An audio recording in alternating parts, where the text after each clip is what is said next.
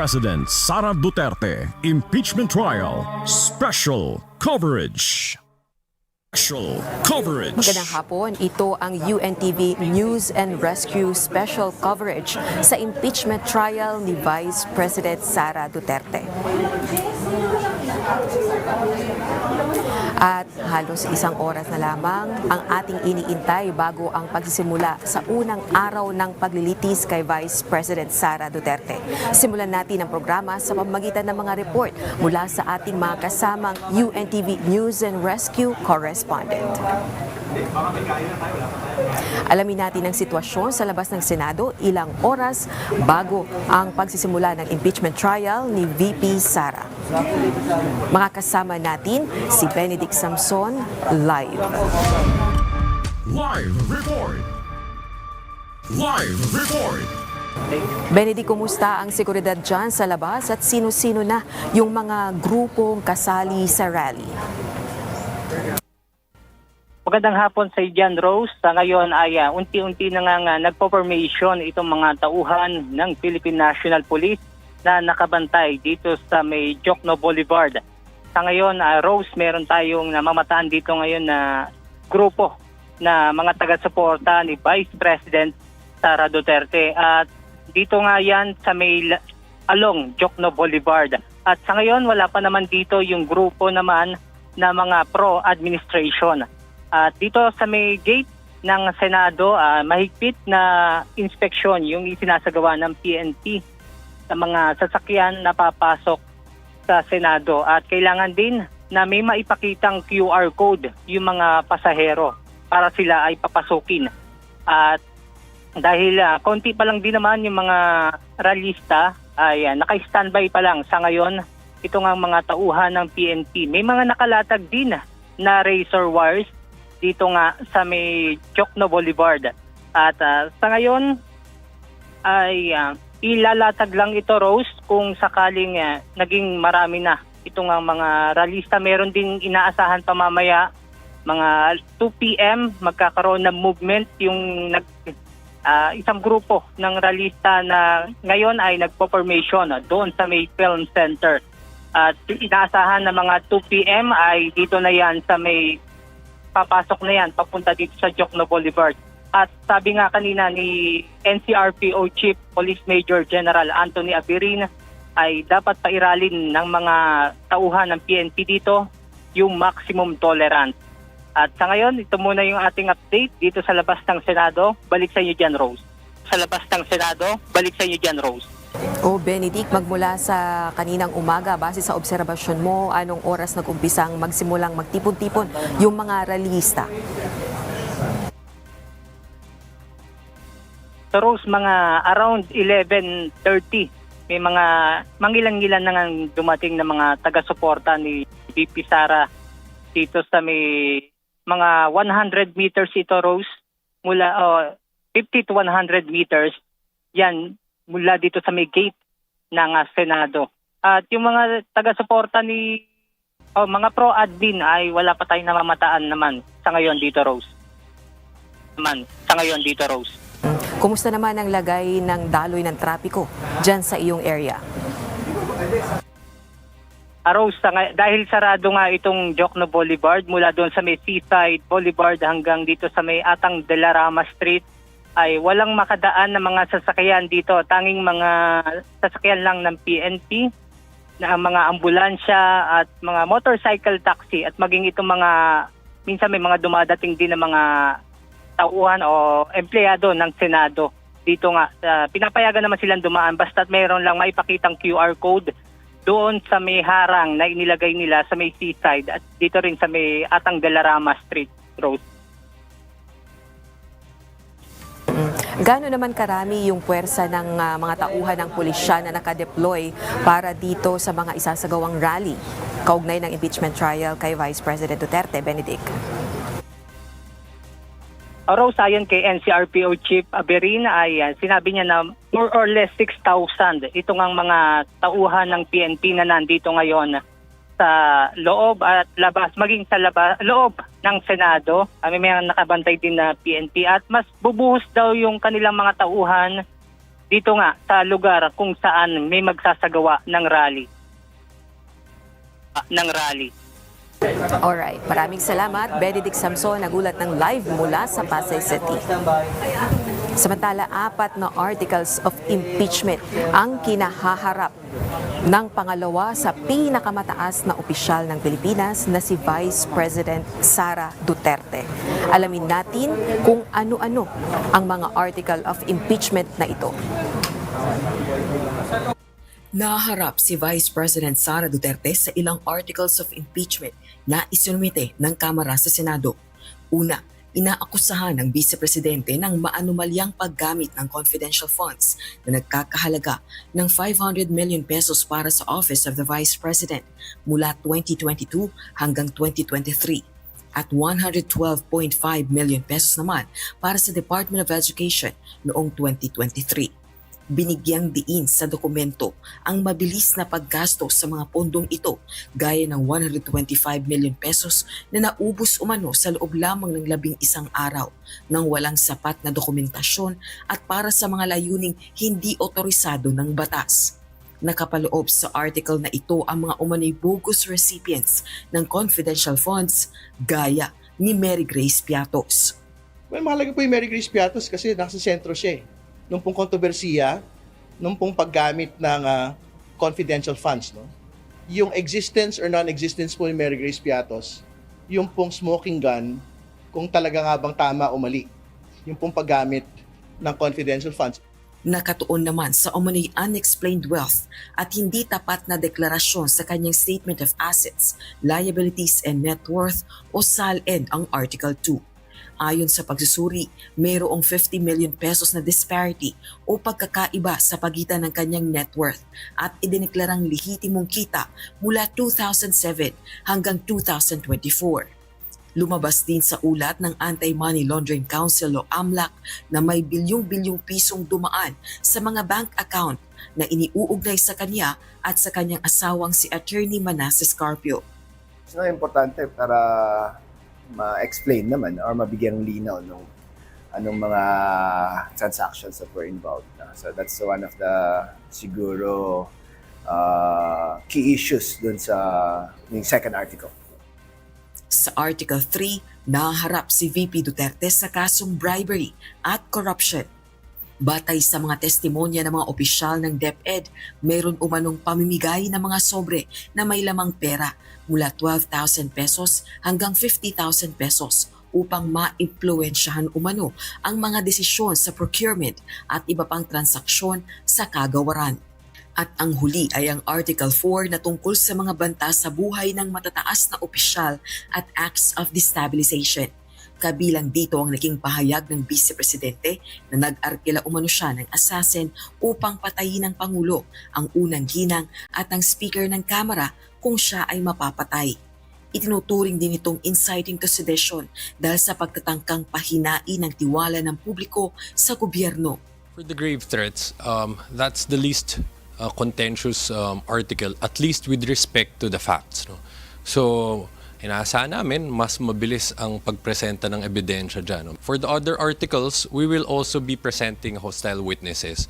So we will have to ask the court to issue subpoena to command those persons to appear before the court. So, but of course, this is still subject to modifications as may be allowed and as may be found to be appropriate by the Impeachment Court. Rosalie Cos, UNTV News and Rescue. Diyos ang aming sandigan, serbisyo publiko ang aming pinahahalagahan. Ang aming pinahahalagahan. Handa na ang Senado ngayong araw para sa inaasahang paglilitis kay Vice President Sara Duterte.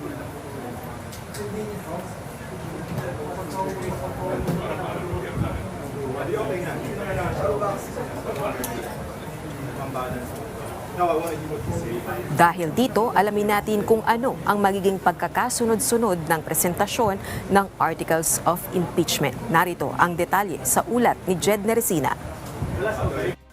Nahaharap sa 4 na articles of impeachment si Vice President Sara Duterte. Ngunit alin ba sa mga ito ang uunahing talakayin kapag nagsimula na ang impeachment trial proper? Batay sa inilabas na pre-trial order ng Senate Impeachment Court noong June 29, 2026, ang Article 4 o ang kontrobersyal na assassination plot, grave threats, at inciting to sedition o ang pag-uudyok ng rebellion laban sa gobyerno ang unang lilitisin. Kabilang dito ang naging pahayag ng Vice Presidente na kumuha na umano siya ng taong papatay kina Pangulong Ferdinand Marcos Jr., First Lady Liza Araneta Marcos, at late First District Representative at dating House Speaker Martin Romualdez oras na may mangyari sa kanyang masama.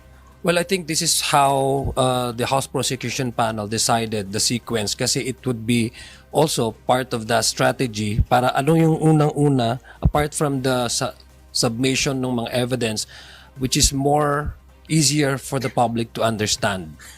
Kasi unang-una, sinasabi naman natin from the very beginning, hindi lang po ang Senado ang nag-evaluate at nag-assess ng ebidensya, pati na rin ng publiko. The public deserves really to know kung ano yung mga pinag-uusapan natin dito. And I think it's easier for the public to understand right away yung nakita nilang video na tinitreten ng Vice Presidente ang nakaupong presidente, ang unang ginang at ng dating Speaker of the House of Representatives.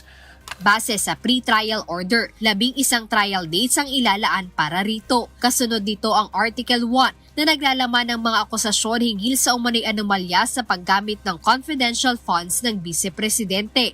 31 araw naman itong tatalakayin sa Impeachment Court. Susundan ito ng Article 3 o ang mga paratang ng panunuhol at korupsyon sa loob ng Department of Education o DepEd. Alinsunod sa schedule, 8 trial dates ang itinakda para sa pagpapakita ng mga ebidensya kaugnay nito. At ang panghuli, ang Article 2 kung saan nakapaloob ang mga alegasyon kaugnay ng hindi maipaliwanag na yaman ni Vice President Duterte. Base sa pre-trial order, may kabuang 12 araw ng paglilitis ang ilalaan para sa akusasyong ito. Kaugnay ng schedule, nauna nang ipinaliwanag ni Attorney Benjamin Tolosa Jr. kung bakit hinuli ng prosecution ang pagtalakay sa unexplained wealth ni VP Duterte. Ito ay kahit pa ang may pinakamaraming ebidensyang lumabas sa ginanap na Committee on Justice hearing sa Kamara. Without going to the strategy too much, as mentioned by Kong Zia, for the grave threats, that's the least contentious article, at least with respect to the facts. So, inaasahan namin, mas mabilis ang pagpresenta ng ebidensya dyan. Because we all know, as Kong Zia mentioned, for the other articles, we will also be presenting hostile witnesses. So, we will have to ask the court to issue subpoena to command those persons to appear before the court. Sa kabuuan, binigyan ng Impeachment Court ang prosecution ng 62 araw para sa paghaharap ng kanilang mga ebidensya at saksi, habang 33 araw naman ang inilaan para sa panig ng respondent o ng defense team ng Vice Presidente. Inaasahang haharap ang mahigit 50 saksi para sa prosecution panel at mahigit 40 naman para sa depensa. Mayroon ding 17 common witnesses na ipapatawag ang magkabilang panig mula sa mga ahensya ng pamahalaan gaya ng Commission on Audit, Department of Budget and Management at National Bureau of Investigation. Kabilang din sa common witness si Ombudsman Crispin Remulla, ang dating senador na si Antonio Trillanes IV at ang nagpapakilalang bagman umano ni Vice President Duterte na si Ramil Madriaga. Nakasaad na rin sa inilabas na pre-trial order na ang trial proper ay gaganapin tuwing Lunes hanggang Miyerkules, alas 2 ng hapon hanggang July 27 o ang araw ng State of the Nation Address ni Pangulong Ferdinand Marcos Jr. Pagkatapos ng nasabing araw, isasagawa na ang paglilitis tuwing Martes hanggang Huwebes alas 3 ng hapon hanggang sa matapos ang kaso. Gagamitin naman ang mga wikang Filipino at Ingles sa buong takbo ng paglilitis gaya na rin ng isinumiteng manifestation ng House Prosecution Panel. Jedne Resina, UNTV News and Rescue. Diyos ang aming sandigan, serbisyo publiko ang aming pinahahalagahan. Isa-isang pinabulaanan ni Vice President Sara Duterte ang mga mabibigat na paratang sa impeachment case laban sa kanya. Sa isinumiti nitong sagot Sa Senate Impeachment Court, isa sa iginiit ng Vice Presidente na walang bisa ang Articles of Impeachment dahil umano sa mga paglabag sa konstitusyon. Narito ang ulat ni Ivan Alvarez. Mismong legalidad ng impeachment proceedings ang hinamon ni Vice President Sara Duterte sa isinumite nitong tugon o reply sa Articles of Impeachment na isinumite ng House of Representatives sa Senate Impeachment Court. Dismissal ng kaso ang pangunahing hining ng pangalawang Pangulo. As I said, ultimately, siyempre, dismissal po ng Articles of Impeachment. Titingnan natin kung ano yung mangyayari sa proceedings and we will participate and definitely we will abide by what is constitutionally permissible in the constitutional processes laid out. Bukod sa pag-iit na labag umano sa konstitusyon ang naging proseso ng impeachment sa Kamara, isa-isa ring sinagot ng Vice Presidente ang 4 na paratang laban sa kanya. Sa unang article na tumutukoy sa umano'y maling paggamit ng confidential funds ng Office of the Vice President at Department of Education, wala umanong ebidensya na personal siyang nakinabang sa confidential funds. Iginiit din ng Vice Presidente na hindi pa pinal ang mga notice of disallowance ng Commission on Audit, kaya hindi pa maaaring gamiting batayan ng impeachable offense. Hindi rin umano credible ang mga testimonya ni Ramil Madriaga at sinabing nakabatay lamang ito sa ilang ulat ng National Bureau of Investigation at Philippine Statistics Authority hinggil sa confidential fund documents. Sa ikalawang article na may kinalaman sa umano'y unexplained wealth, iginiit ni VP Sara na maling isama sa mga ebidensya ang kanyang Statement of Assets, Liabilities and Net Worth o SALN noong siya pa ay mayor at vice mayor ng Davao City dahil hindi pa siya impeachable official noon. Sinabi rin niyang hindi wastong gamitin ang mga ulat ng Anti-Money Laundering Council upang palabasing may anomalya sa kanyang mga transaksyon. Para sa kampo ni VP Sara, hindi pruwebang unexplained wealth ang isang covered o suspicious transaction. Sa pangatlong article, inaakusahan ng bise ng umano'y bribery at corruption. Ayon kay VP Sara, hindi maituturing na panunuhol at walang koneksyon ang mga ipinamigay na envelope na may lamang mga pera sa kung saan napunta ang confidential funds ng Department of Education. Samantala, sa ika-4 na article na may aligasyong grave threats at inciting to sedition, sinabi ni VP Duterte na wala siyang hinikayat na mag-alsa laban sa pamahalaan. Wala ring ebidensyang nagpapatunay na nagbanta siya laban kina Pangulong Ferdinand Marcos Jr., First Lady Liza Marcos at dating House Speaker Martin Romualdez.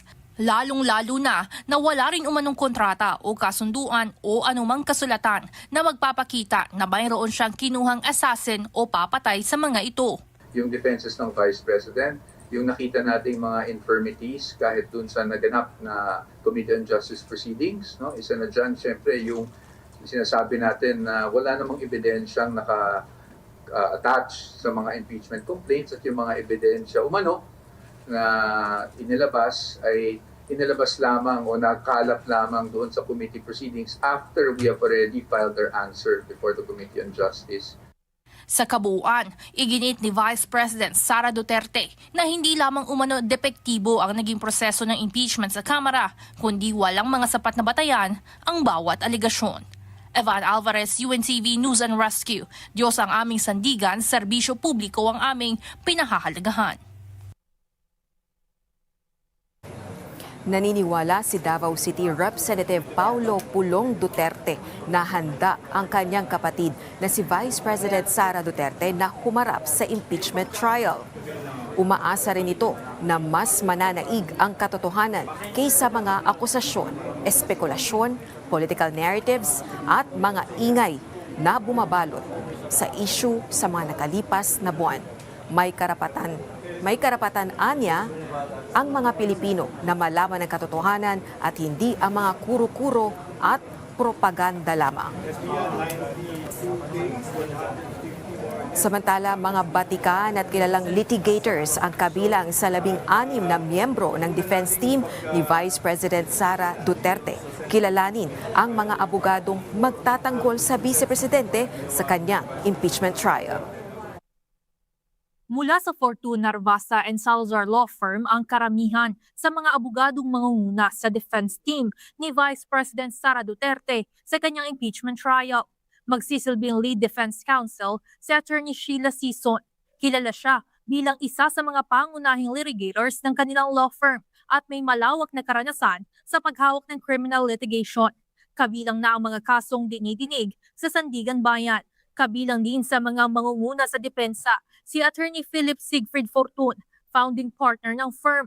Mahigit 3 dekada na siyang nasa legal profession at nakilala sa paghawak ng iba't ibang high-profile cases. Kabilang dito ang criminal at civil litigation, arbitration, environmental law, corporate rehabilitation at maging mga impeachment proceedings. Kinilala rin siya bilang isa sa top 100 lawyers in the Philippines ng Asia Business Law Journal. Kasama rin si Attorney Gregorio Narvasa II na bukod sa pagiging batikang trial lawyer, aktibo itong nakikibahagi sa mga programa para sa judicial at legal reforms. Ilang ulit din siyang kinilala ng Legal 500 Asia Pacific bilang recommended lawyer. Bahagi rin ng defense team sina Attorney Christine Ferrer, isang CPA lawyer na may 15 taong karanasan sa corporate law, taxation at litigation. Attorney Carlo Joaquin Narvasa na nakatuon ang practice sa litigation, arbitration, corporate law at dispute resolution. At Attorney Justin Nicol Gular na may karanasan sa litigation, labor, family law at corporate practice. Kasama rin sa legal team sina Attorney David Ronel Gola II, Attorney Lyndon Miguel Baquel, Attorney Carol Grace Oroseo, Attorney Clarlene Radok, Attorney Francesca Marie Flores at Attorney Miguel Carlos Fernandez na may kani-kaniyang espesyalisasyon sa litigation, corporate law,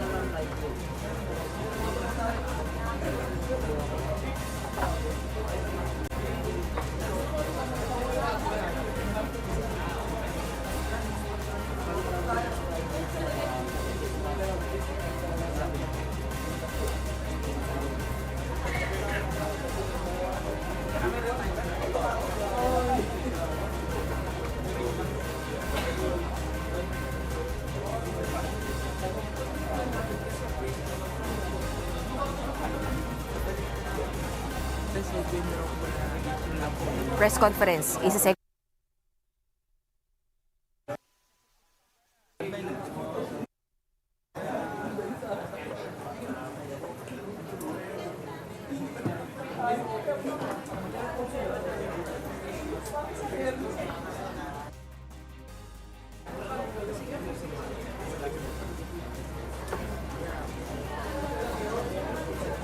Samantala sa pagkakataong ito ay tunghayan naman natin ang isinasagawang press conference ng mga miyembro ng Defense Council ni Vice President Sara Duterte.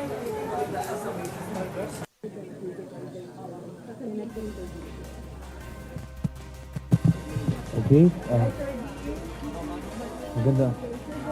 Magandang hapon po sa inyong lahat. I'm sorry, I really don't have much time, no? Because as you know, syempre, I still have our discussions with the defense team before the trial starts. So, siguro let's make this quick. I'll take questions. First question, darating po ba ang pangalawang Pangulo? I think naglabas na po ng statement ang ating Vice Presidente, no? That she has chosen to appear by counsel today in accordance with the impeachment rules. Karapatan naman po niya yun that her appearance be made through counsel. So, sa ngayon po, masabi natin na hindi na siya mag-attend today. No? She's here through counsel. Attorney, sinasabi ng prosecution team na ang hindi raw pagdalo ni Vice President Sara Duterte ay para pag-iwas daw sa kanyang responsibilidad sa bayan. What's your take? Opo, hindi naman po. Unang-una sa lahat, parati kong sinasabi, yung pagharap niya sa kaso ay ginagawa na sa kasalukuyan. Kaya nga matagal na siyang nag-form ng isang defense team dahil alam niyang hahantong tayo sa ganito. At kaya naman kami, mga abogado niya ay nandito para talagang ilitigate itong kaso at sagutin at patunayan na wala pong basihan yung mga paratang laban sa kanya. Pangalawa, actually ang mandato po niya bilang Vice Presidente magtrabaho para sa bayan at yun nga po yung ginagawa niya. In fact, I just spoke to her a few minutes ago. She's actually in a planning session, no, with members of the OVP to prepare for Super Typhoon Bavi. So yun ang ginagawa niya sa kasalukuyan. Confident po na magagrant po yung motion to dismiss ng Sa amin naman, nilalatag lang namin yung aming mga argumento. Now, we leave it up to the wisdom, of course, of the Impeachment Court. And however way it goes, we will always respect the decision of the Impeachment Court. At kami naman, we're ready. Sabi ko nga, sakaling hindi mapagbigyan yung motion, ready naman kami to go through the full length of trial. Sir, how do you reconcile her decision not to appear today from her earlier pronouncement that she is ready and she wants a blood bath? Well, she is ready, and that's why we're here today. We've been preparing for how many, actually more than a year na now, no? So I don't think there's anything to reconcile there. I don't think there's any conflict with that. Does this mean that she will not attend in succeeding hearings? No, we're not saying anything right now. As I've always mentioned, ang kanyang physical presence, we will assess kung kinakailangan, bakit hindi. But that will depend on how the proceedings go, and we will advise her accordingly. Sir, what circumstance would trigger the Vice President na humarap po talaga? We will not say so at this time. No, that's part of legal strategy, and as you know, I hope you can expect us that the defense will never disclose its legal strategy for obvious reasons.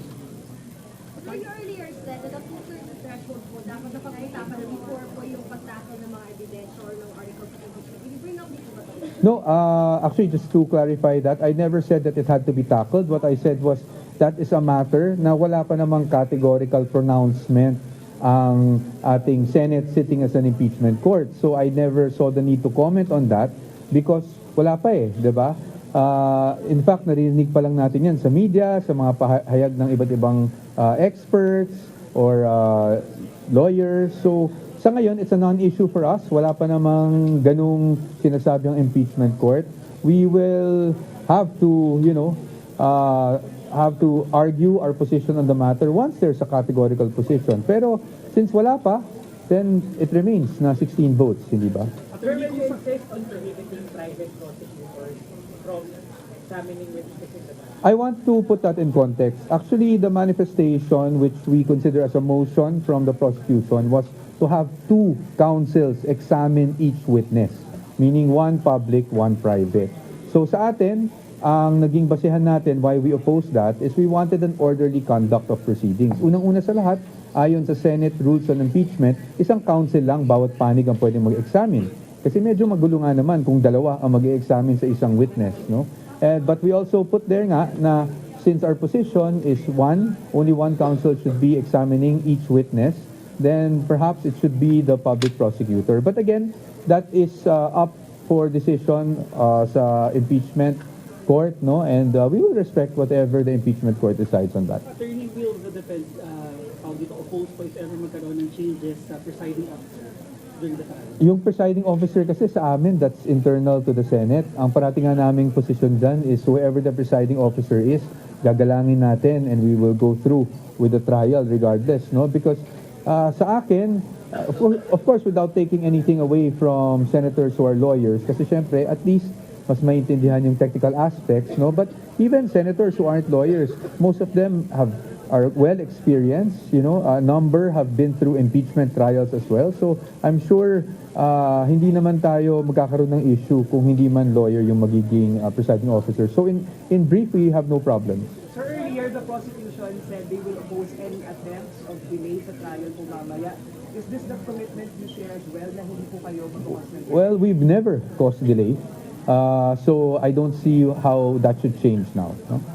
Last po, the defense from very strong opposition of the opening of the BIR box. That's not true, ma'am. That's not true. We never opposed the opening of the BIR box. In fact, our comment says that we are not averse to the pre-marking of the documents inside the box. Just to clarify. Sir, on Rodante Marcoleta, what are your thoughts on the timing of his apprehension hours before the impeachment trial? I don't think it's proper for me to comment on that. Ang focus lang namin, we're here as a defense team of the Vice President. I think it would be inappropriate for me to comment on anything to do with the senators. No? Thank you. Thank you. Sige, last question.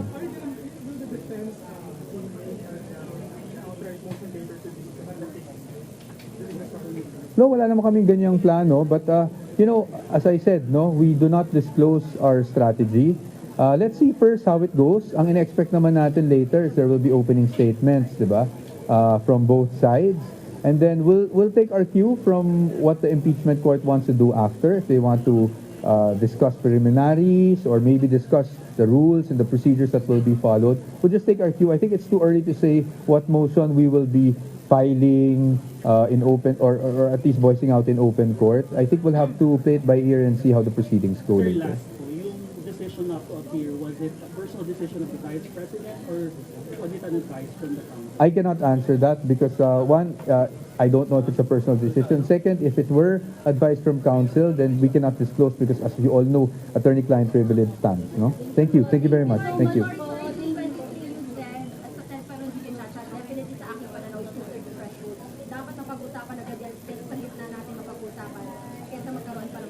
Kung meron ng categorical na pronouncement po, ang Senate sitting as an impeachment court. Pero sa ngayon, as far as I know, wala po. In fact, in the interviews I've seen from Senator Gatchalian, I think they maintain that it's 16. So there's no issue. I don't prefer anything, ma'am, because there is no categorical pronouncement from the Senate as of yet. Ang susundin lang naman natin dito, Senate as an impeachment court. Hindi po opinion ng iba. Thank you.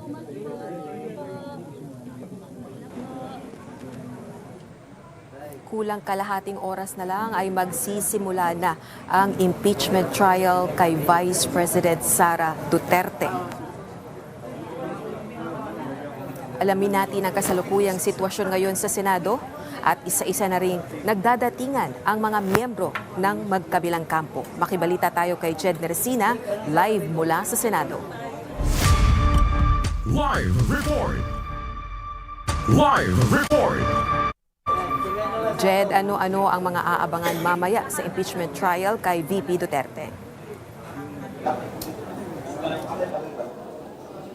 Rose, kabilang doon sa mga abangan pag nagsimula na nga itong impeachment trial ni Vice President Sara Duterte ay kung sino yung tatayong presiding officer dito sa nasabing paglilitis dahil magugunitang nabanggit noon ni Senator Panfilo Lacson na tinitignan nila na ihalal si Senator Francis Chiz Escudero bilang presiding officer dito nga sa impeachment trial ni Vice President Sara Duterte.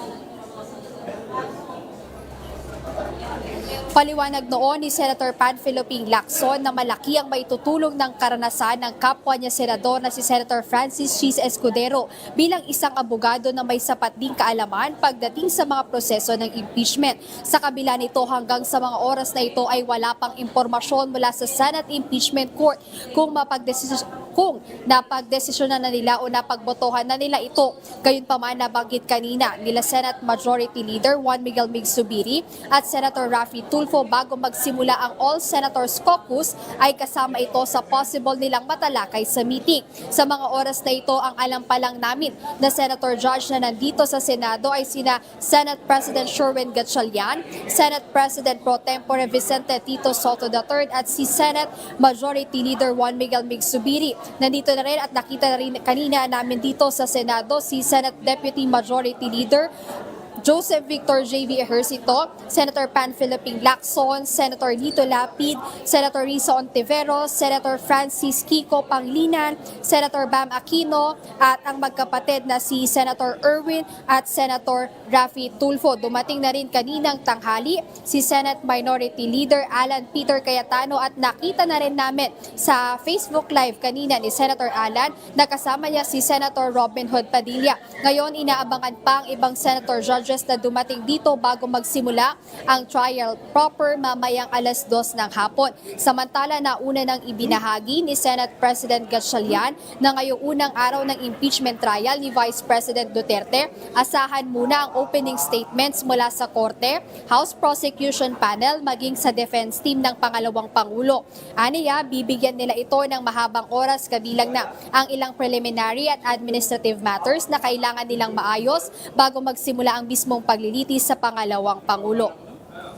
Rose, kanina lang after dumating nga ni Senator Alan Peter Cayetano dito sa Senado ay nagkaroon siya ng live stream sa kanyang Facebook account kung saan ilan sa mga puntong kanyang nabanggit ay yung pagsisimula nga ng trial ni Vice President Sara Duterte ngayong hapon. Aniya, base sa pre-trial order na mayroong 62 trial days ang House Prosecution Panel habang 30 trial days naman para sa defense team para may presenta yung kanilang mga ebidensya at witnesses. At ayon kay Senator Alan, importante naman itong impeachment trial para sa accountability and syempre impartiality. Pero kinwestiyon niya or bakit aniya yung paghahanda ng Senado ay tila nakapokus lang dito sa impeachment trial ng pangalawang Pangulo at tila naisasantabi na yung ilang mga issue dito sa bansa kabilang aniya yung kontrobersyal na flood control projects at yung iba pang issue kaugnay naman sa korupsyon dito sa bansa. So kinwestiyon ni Senator Cayetano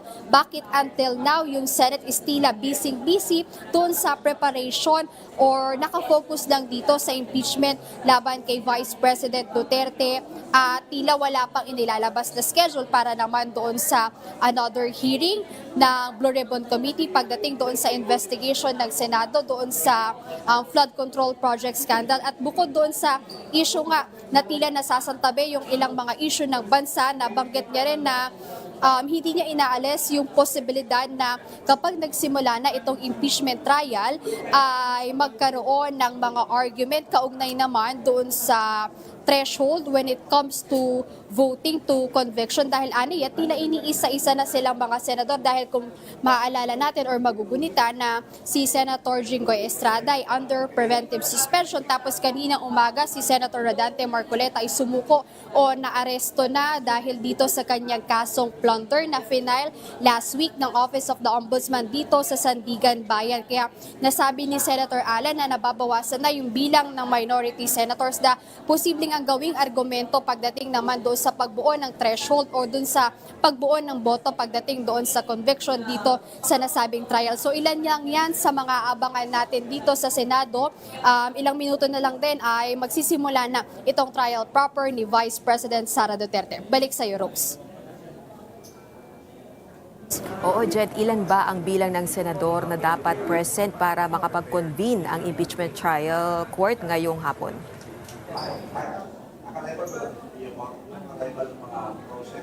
Rose, kung ibabase natin doon sa bilang para makabuo na para makapagsimula itong trial, kinakailangan na kung hindi ako nagkakamali ay 12 or 14 na senador para makapagsimula nga itong convening ng impeachment trial court. Rose. 1:38 p.m. Ilang senador na yung nandito na nakita mo para sa paglilitis?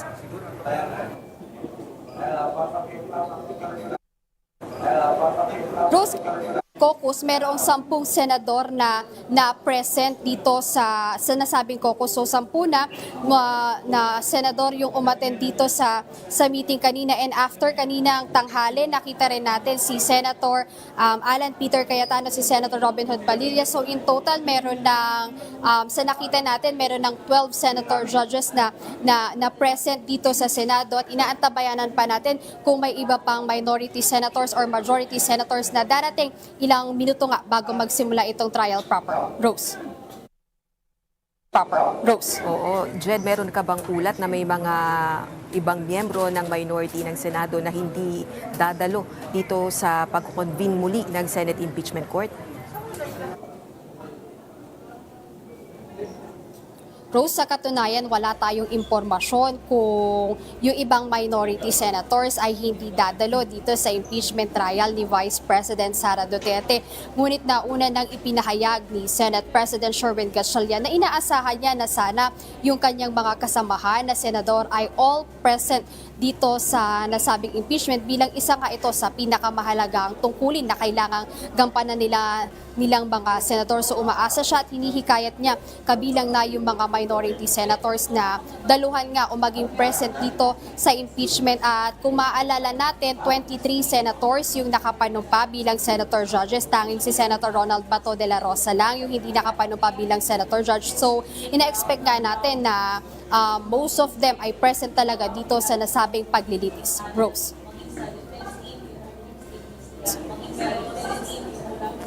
Jed, tukoy na ba o pinal na ba kung sino yung magiging presiding officer ng Senate Impeachment Court? Yan ba ay si Senate President Gatchalian?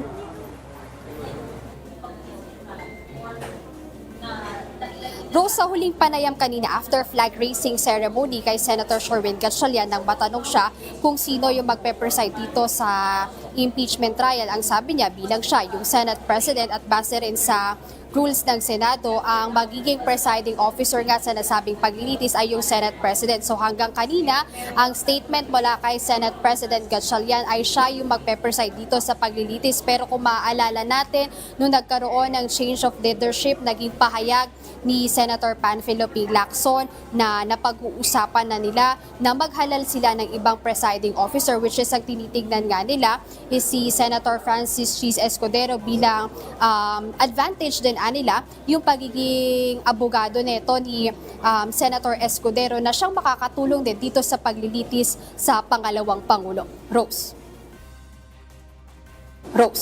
Alright, maraming salamat. Jed Neresina, nagulat ng live mula sa Senate of the Philippines. Samantala, balikan natin ang ulat. Ang mga batikan at kilalang litigators ang kabilang sa 16 na miyembro ng defense team ni Vice President Sara Duterte. Kilalanin ang mga abogadong magtatanggol sa Vice Presidente sa kanyang impeachment trial. Mula sa Fortuna, Narvasa and Salazar Law Firm ang karamihan sa mga abogadong mangunguna sa defense team ni Vice President Sara Duterte sa kanyang impeachment trial. Magsisilbing lead defense counsel si Attorney Sheila Sison. Kilala siya bilang isa sa mga pangunahing litigators ng kanilang law firm at may malawak na karanasan sa paghawak ng criminal litigation. Kabilang na ang mga kasong dinidinig sa Sandigan Bayan. Kabilang din sa mga mangunguna sa depensa si Attorney Philip Siegfried Fortun, founding partner ng firm. Mahigit 3 dekada na siyang nasa legal profession at nakilala sa paghawak ng iba't ibang high-profile cases. Kabilang dito ang criminal at civil litigation, arbitration, environmental law, corporate rehabilitation at maging mga impeachment proceedings. Kinilala rin siya bilang isa sa top 100 lawyers in the Philippines ng Asia Business Law Journal. Kasama rin si Attorney Gregorio Narvasa II na bukod sa pagiging batikang trial lawyer, aktibo itong nakikibahagi sa mga programa para sa judicial at legal reforms. Ilang ulit din siyang kinilala ng Legal 500 Asia Pacific bilang recommended lawyer. Bahagi rin ng defense team sina Attorney Christine Ferrer, isang CPA lawyer na may 15 taong karanasan sa corporate law, taxation at litigation. Attorney Carlo Joaquin Narvasa na nakatuon ang practice sa litigation, arbitration, corporate law at dispute resolution. At Attorney Justin Nicol Gular na may karanasan sa litigation, labor, family law at corporate practice.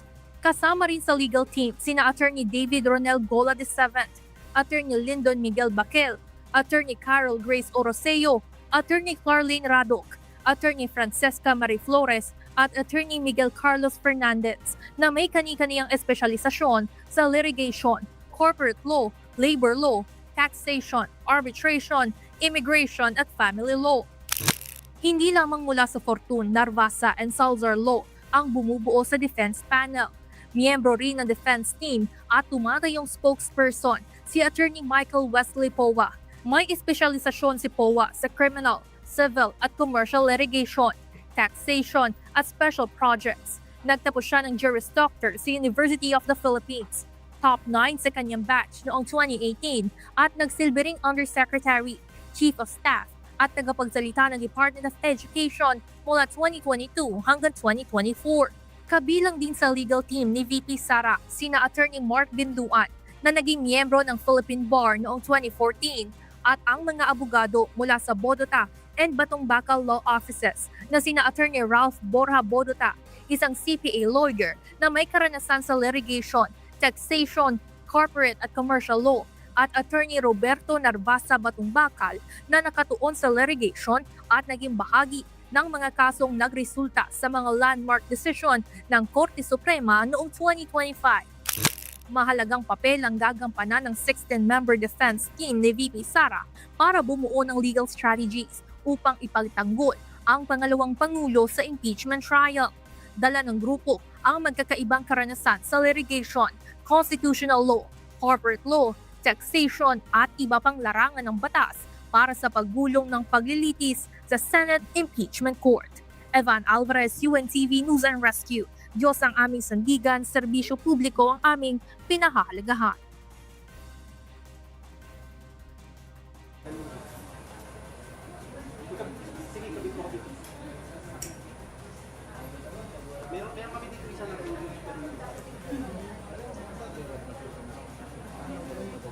Samantala, full force ang depensa sa pagsisimula ng impeachment trial kay Vice President Sara Duterte. Bago ang paglilitis, nagkaroon ng press conference ang mga ito sa pangunguna ng tagapagsalita nito na si Attorney Michael Poa. Ang detalye sa report ni Ivan Alvarez, live. Live report! Live report!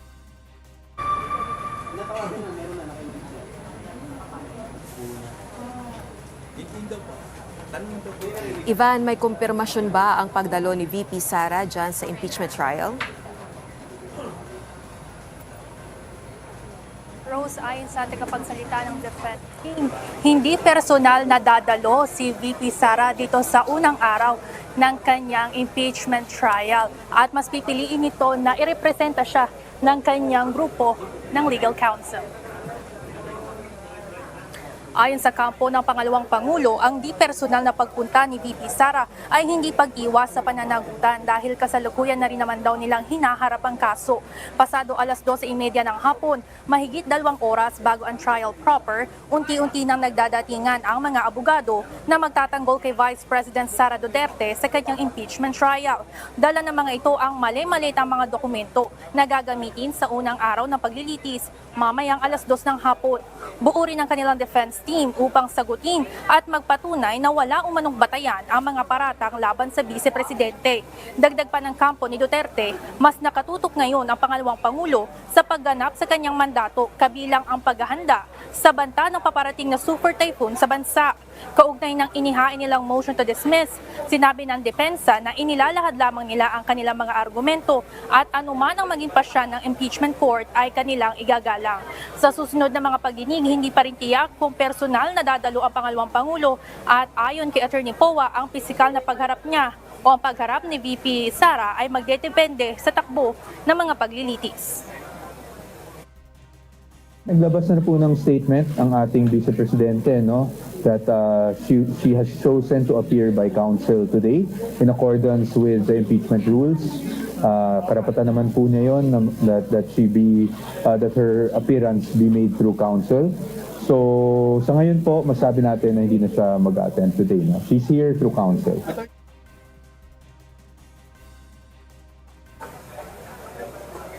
Rose, itinanggi rin ng kampo ng Vice Presidente na gumagawa sila ng mga delaying tactics o aantalain nila itong unang araw ng impeachment trial, ngunit hindi rin nila isiniwalat yung mga iba pang detalye ng kanilang legal strategies at maghihintay raw muna sila ng magiging direksyon ng paglilitis. Hindi rin sinagot ni Attorney Poa kung bakit hindi dadalo si VP Sara kung ito ba ay kanyang personal choice dahil ayon kay Attorney Poa, ito ay saklaw na ng attorney-client privilege. Yan muna ang update. Balik sa inyo dyan, Rosalie.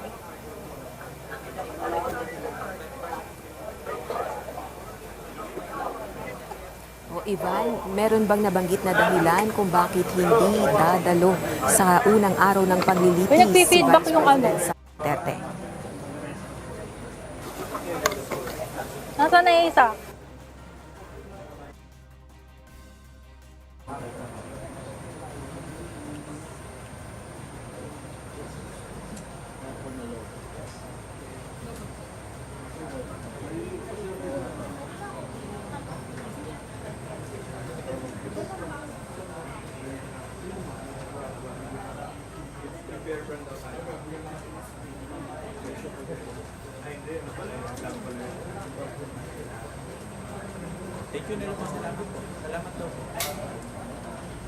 Alright, maraming salamat. Ivan Alvarez, nagulat ng live mula sa Senado. Mga kasangbahay, sabay-sabay nating subaybayan ang paglilitis kay Vice President Sara Duterte na isang makasaysayan. Ihahatid ng buong puwersa ng UNTV News and Rescue Team simula ngayong araw. Tumutok lamang sa aming official YouTube channel upang marinig ang bawat testimonya at argumento sa impeachment trial ni Vice President Sara Duterte.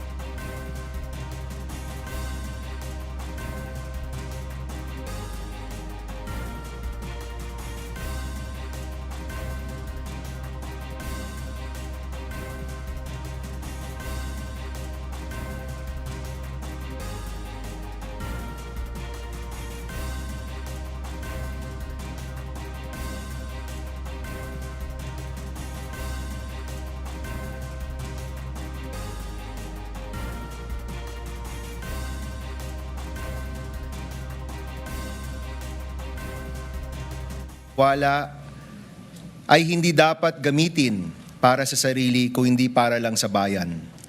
Naway ang prosesong ito ay maging daan upang mapagtibay ang katarungan at tiwala ng mamamayan. Panginoon, sa gitna ng prosesong ito, sa kabila ng mga magkakaibang pananaw at paninindigan, dalangin namin na magkaisa kaming lahat alang-alang sa katotohanan at katarungan. Pagkalooban niyo po kami ng lakas ng loob na ipaglaban ang tama ng karunungang kumilala sa katotohanan at ng pusong laging inuuna ang kapakanan ng inang bayan. Ito po ang aming taimtim na panalangin. Sa ngalan ng Ama, ng Anak at ng Espiritu.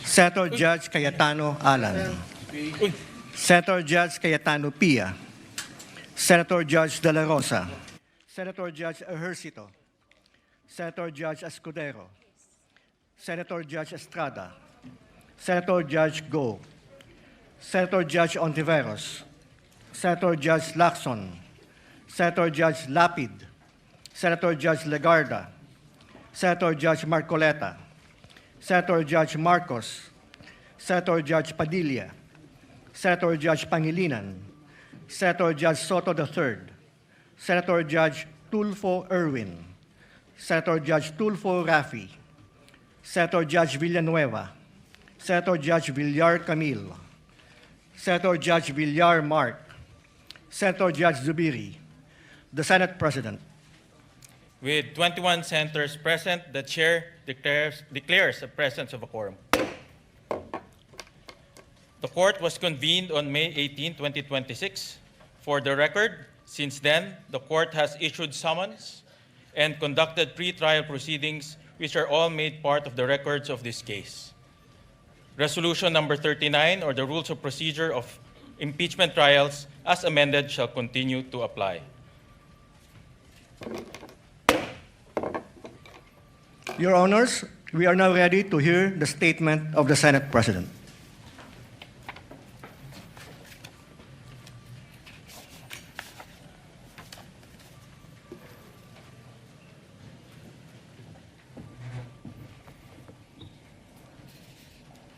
Before we begin, with the court's kind indulgence, I wish to deliver a brief opening statement.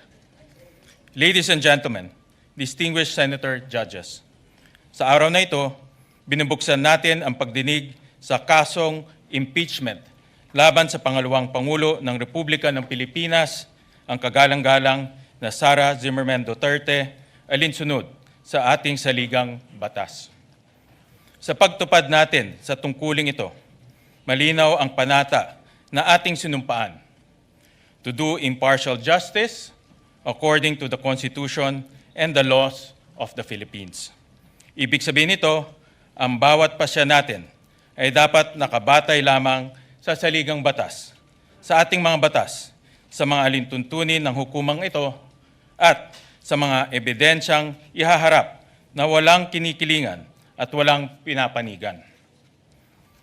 Impeachment is a constitutional mechanism that holds the highest public officials of the Republic accountable to the people. We cannot achieve accountability, nor can we faithfully serve justice without the truth. Karapatan ng sambayanan na malaman kung may katotohanan ang mga paratang laban sa pangalawang Pangulo.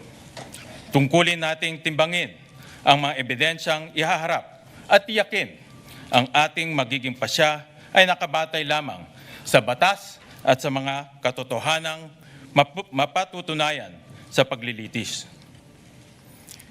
Ipagkakaloob ng saligang batas sa Senado ang natatanging kapangyarihang dinggin, litisin at pagpasyan ang lahat ng kaso ng impeachment. Kakibat ito ang pananugutang tiyakin na ang paglilitis ay isinasagawa ng may integridad, kaayusan at buong paggalang sa proseso. Sisiguraduhin natin na magiging maayos, bukas at madaling maunawaan ng ating mga kababayan ang prosesong ito. Pagkakaloban ang magkabilang panig, ang prosecution at ang depensa ng sapat at makatarungang pagkakataon upang magharap ng ebidensya, magsuri at magtanong sa mga testigo at mailahad ng buo ang kani-kanilang mga argumento. Sa ganitong paraan, mahiharap sa taong bayan ang malinaw na batayan upang maunawaan ang mga isyong nakapaloob sa Articles of Impeachment. Sa kasabayan ng paghahanap sa katotohanan, ang tungkulin natin tiyakin, iginagalang ang mga karapatan ng bawat panig, lalo na ang karapatan ng respondent Vice President sa isang patas at makatarungan paglilitis. Due process and fair play must remain paramount at every stage of this trial. Let us be firm in the search for truth. Let us remain faithful to the rules of this court, the rule of law, and above all, the Constitution. Nakatutok ang buong sambayanan. Bawat kilos, salita, at pagpapasyang ating gagawin ay huhubog sa kasaysayan. At ang kasaysayan ang huling huhusga kung tayo ay kumilos ng tapat at nararapat. Nais kong bigyan ng katiyakan ng lahat, lalo na ang ating mga kababayan. Gagampanan ko ang aking tungkulin ng patas at may katapatan. Magalang kong hinihikayat ang bawat Senator-Judge, naway ito pa rin natin ang ating tungkulin ng may dangal at pananugatan sa ating konstitusyon upang maging karapat-dapat tayo sa tiwalang ipinagkaloob sa atin ng sambayanang Pilipino. Thank you, distinguished Senator-Judges.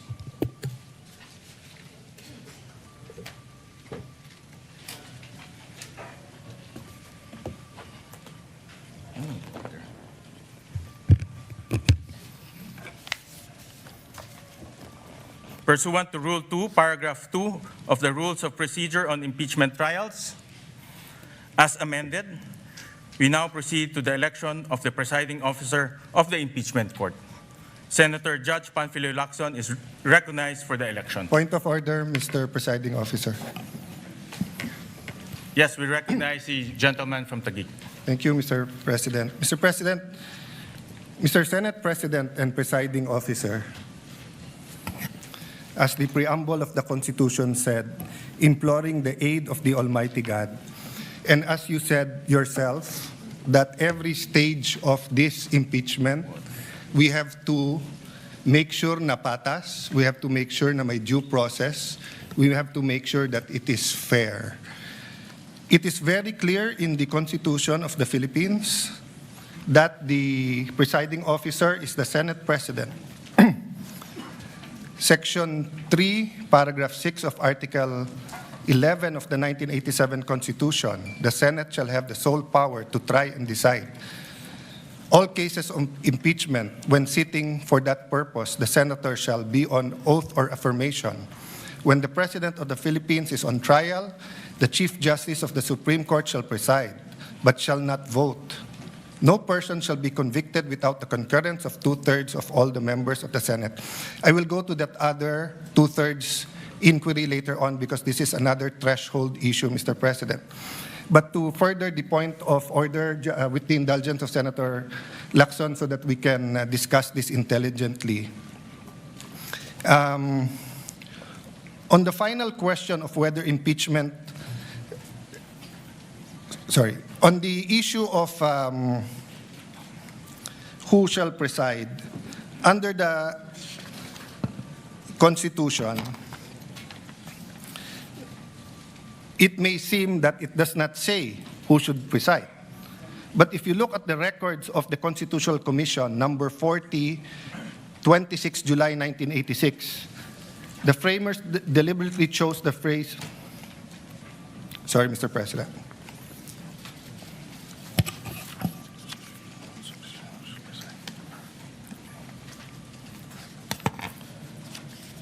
I am referring to Section 6, Article 11, and then Constitutional Commission number 41, 27 July 1986. The presiding officer, Mr. Treñas, Commissioner Davide is recognized. Thank you, Mr. Presiding Officer. I have some proposed amendments on Section 3, subparagraph 5. The Presiding Officer, Mr. Treñas, the gentleman may proceed. Mr. Davide, who later became Chief Justice, this is without prejudice to whatever amendments may be accepted by the committee when the Aquino amendments will be taken up. It would consist in adding a new sentence on line 20 before the phrase "no person shall be convicted," inserted the following: all other cases, the President of the Senate shall preside. The presiding officer, what does the committee say? Mr. Munsod, it is not understood that when the President of the Philippines is on trial, it is only time when the Chief Justice of the Supreme Court will preside. It is necessary to say that the Senate President shall decide during all the time. Presiding Officer, Mr. Davide, Mr. Presiding Officer, I precisely presented this because we had a distinction when it comes to the Chief Justice Supreme Court. But with that clarification, that in all other cases, it should be the President of the Senate who shall preside, I withdraw my amendment. So it is but elementary, Mr. President, in statutory, especially construction of the Constitution, that the spirit as well as the letter is followed. The spirit of the Constitution is that it is the Senate President who will preside. This is not an ordinary statement, dictum, or it was not a capricious statement in the discussion, precisely because the Senate President is elected by the majority. As an example, when Senator Pimentel did not like the vote and did not vote with the majority, he offered to resign. So the point, Mr. President, is this. Number one, institutional integrity. We need to protect the legitimacy of these proceedings. Even with the substitute presiding officer acts fairly, a conviction or acquittal reached under constitutionally defective process would invite judicial challenge and cast doubt on the validity of the entire trial. Do we want to go 30 weeks? If we follow the number of days submitted in the pre-trial, 62 and 30, and 3 days every week, so 30 weeks yon. Then after the 30 weeks, we'll end up in the Supreme Court kasi kune-question natin kung tama ba kung sinong nag-preside. Why is it important? Why can't any of the 24 preside? Remember, under our very rules, hindi ko nababasahin para mas umikli. In our very rules, the presiding officer can decide on the spot, or he can throw it to the body, or he can call a caucus or whatever you call it, to be able to decide. And we experienced that during the Corona trial. And that's one reason why everyone acclaimed the late Senate President Enrile, not only because of how he carried it himself, but how the consensus and how he carried it with the minority. Secondly, jurisdiction and regularity. The Senate's jurisdiction over an impeachment trial is constitutional. The exercise of jurisdiction must conform to the Constitution. And the Senate's validity adopted impeachment rules. We cannot say we're following the Constitution, then we will not follow the Constitution. If the Constitution and its framers prescribe who shall preside, who are we to change the Constitution here today? We cannot enlarge or diminish the Constitution arrangement through internal rules or through ad hoc resolution. Lastly, due process. Kailangan malinaw po sa lahat ng partido, both to the prosecution and the defense, kung ano yung korte, kung ano ang two-thirds, kung ano ang charges, kung sino magpre-preside. So kung now, during the first day, we're going to change who's going to preside, and it's against the Constitution, what more changes are we going to do in the next few days? Ano ang limit ng pwede natin palitan sa Constitution at hindi? The authority must come from the Constitution or the governing law, not from the vote of a tribunal. A litigant is entitled to have the case heard by the decision maker, designation by law. The law cannot say that ang mag-hear kay Senator Marcoleta ay Sandigan Bayan, tapos sa Court of Appeals natin siya dadalhin. Hindi pwedeng sabihin sa RTC dapat i-hearing si Juan de la Cruz, tapos sa Sandigan Bayan natin dadalhin. Hindi pwedeng sabihin, tatlo sila sa CA, pero in this case, nagbotohan kami, isa lang kaming mag-hearing. Proceedings before a judge or hearing officer who lacks the legal authority are invalid, regardless of fairness of the proceedings. A judgment rendered by court without jurisdiction is null and void and may be attacked anytime. It creates no right and produces no effect. It remains basic fact that in law, the choice of the proper forum is crucial, as the decision of a court or tribunal without jurisdiction is a total nullity. A void judgment for want of jurisdiction is no judgment at all. All performed pursuant to it and claims emanating from it have no legal effect. Tan versus Cinco, GR number 213054, June 15, 2016, penned by Justice Perlas Benabe, First Division. The constitutional authority, Mr. President, is very clear. Now, let's put that aside for a moment. But we're not allowed to do that. But for a moment, let's put that aside. The Constitution is not clear and does not tell us what to do. The rules of the Senate says that any amendment should be presented a day before. And that's why the then minority, when I was Senate President, walked out, because your contention was, when we gave it to the Committee on Rules, kahit mahigit isang araw na at binabalik ng rules, we did not follow the rules. So on the rump session or alleged rump session on June 3, first of all, you did not have a quorum of 13. But let's assume for the sake of argument, I'm not giving you that point. As far as I'm concerned, it's in the Supreme Court, walang quorum on 12. Assuming may quorum on 12, you did not follow the rules.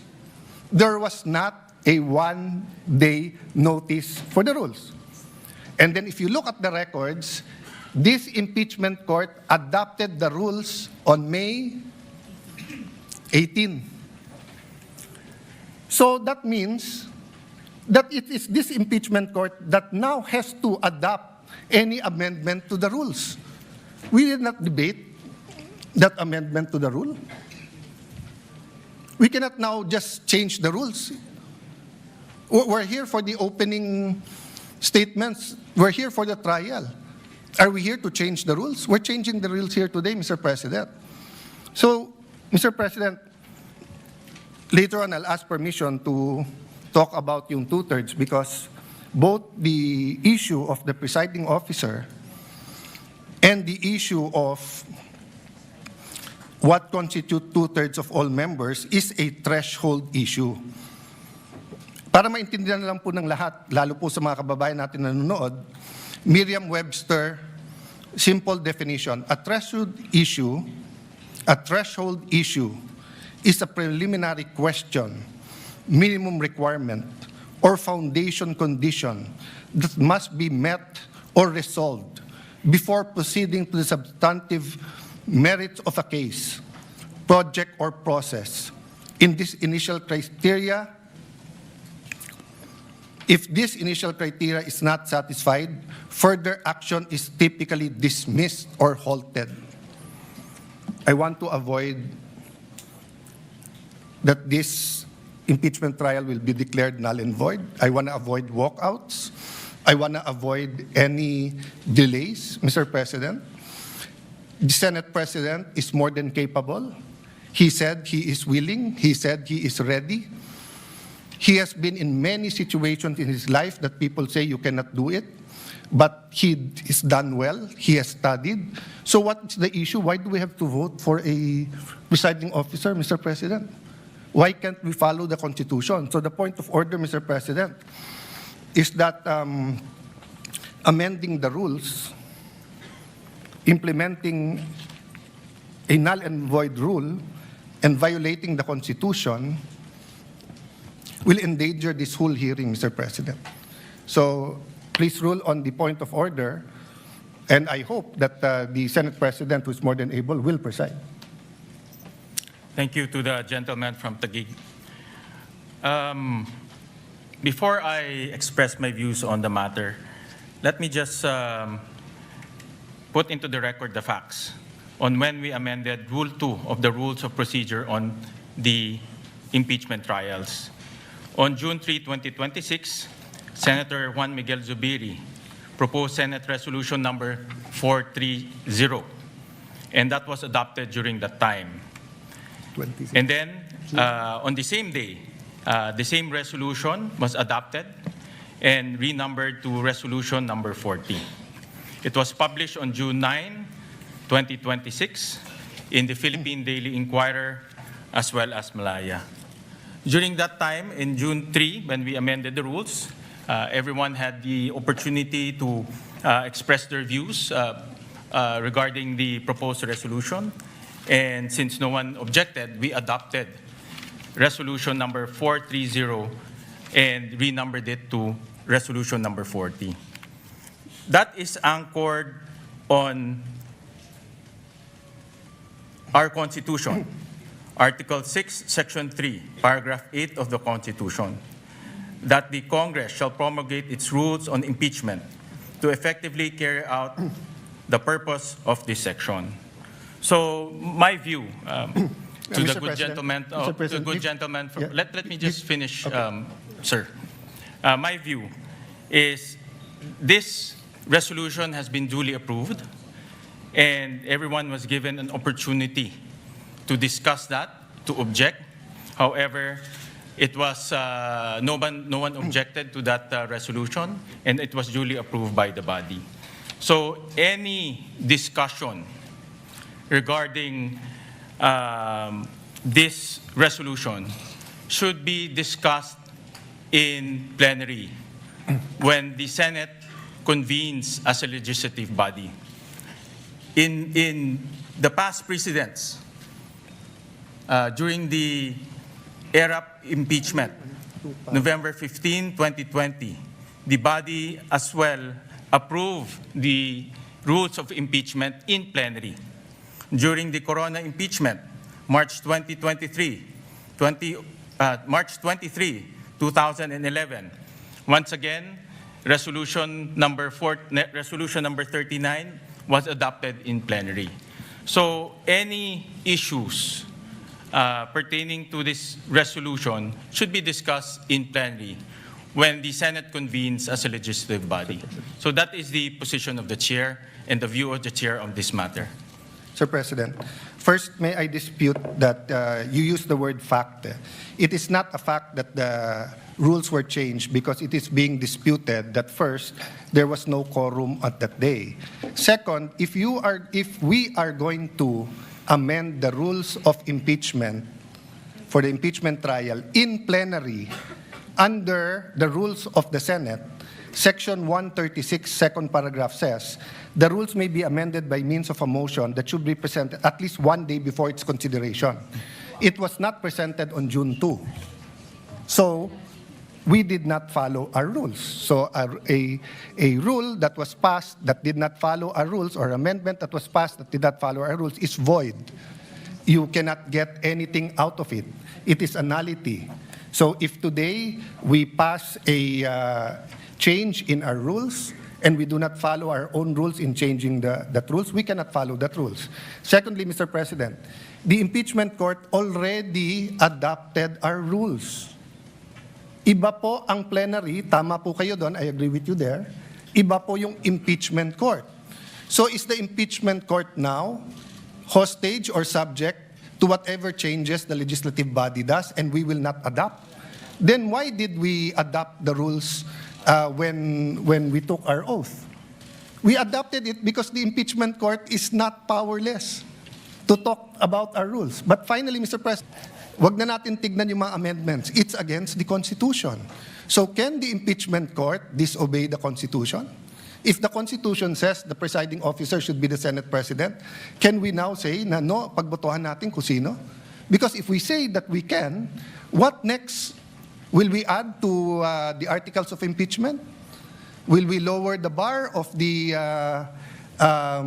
quantum of evidence needed? Will we say that baliwala na yung pre-trial brief at bahala na si Batman? So, Mr. President, I thought that's why we have the rules. Because when we have the rules, it dictates fair play. And the rule says it is the Senate President who will preside.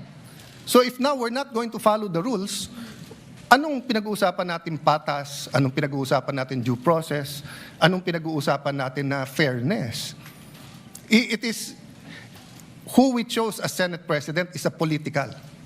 So we made our case doon. na we would have a more fair. You made your case, you got the majority. Now you got the majority, we will give you all the support, Mr. President. But we have to follow the Constitution. We cannot have a trial where we do not follow the Constitution, Mr. President. I think pinaka-basic po yun. Saan sa Constitution po nakalagay, Mr. President, that ang nakalagay dito po, only in case the President. Let me give you a hypothetical. God forbid, God forbid. God forbid may mangyari sa Pangulong Marcos, maging Pangulo ngayon po, si Sara Duterte. My view is tuloy yung impeachment. Pero, ang magpre-preside na yung Chief Justice. O pwede ba tayong magbotohan na wag yung Chief Justice ang wag yung Chief Justice ang mag-preside? So how is it possible that today, we're starting out on the wrong foot by arguing who will preside when the Constitution already settled it, Mr. President? So I appeal to my colleagues. There are a lot of accommodations, there are a lot of things, may bigayan talaga dito. May botohan, may caucus, may in-camera discussions. Pero pagdating kung sino mag-preside na malinaw sa Constitution, wag na natin pag-awayan yon. The prosecution is here. I think they're ready. The defense is here. I think they're ready.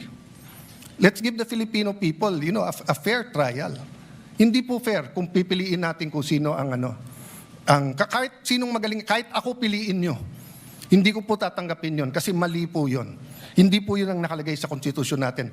Very, very clear po sa records ng Constitutional Commission. Walang makaka-amend doon. We are not given any latitude on this matter, Mr. President. I appeal to you, Mr. President.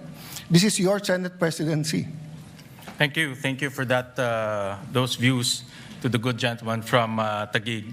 Kanina po, nabanggit ko ho na in my manifestation as the Senate President, that resolution number 39, or the rules of procedure on impeachment trial, as amended, shall continue to apply. So in other words po, rin-recognize ho nitong impeachment court yung amendments na ginawa ho natin noong June 3. At kagaya ho ng nasabi ko ho kanina, the humble view of this presiding officer is if there are any discussion on resolution number 43, as adopted as resolution number 40, it should be done in plenary. Because doon ho natin doon ho natin inadapt yung impeachment, rules of impeachment, doon rin ho natin inamendahan. At nabigyan naman po ng oportunidad ang bawat isa para magkomento, magbigay ng pahayag, magbigay ho ng kanilang legal opinion. Pero at that time, wala naman po ang nag-object at inadapt po ng Senado in a legislative body.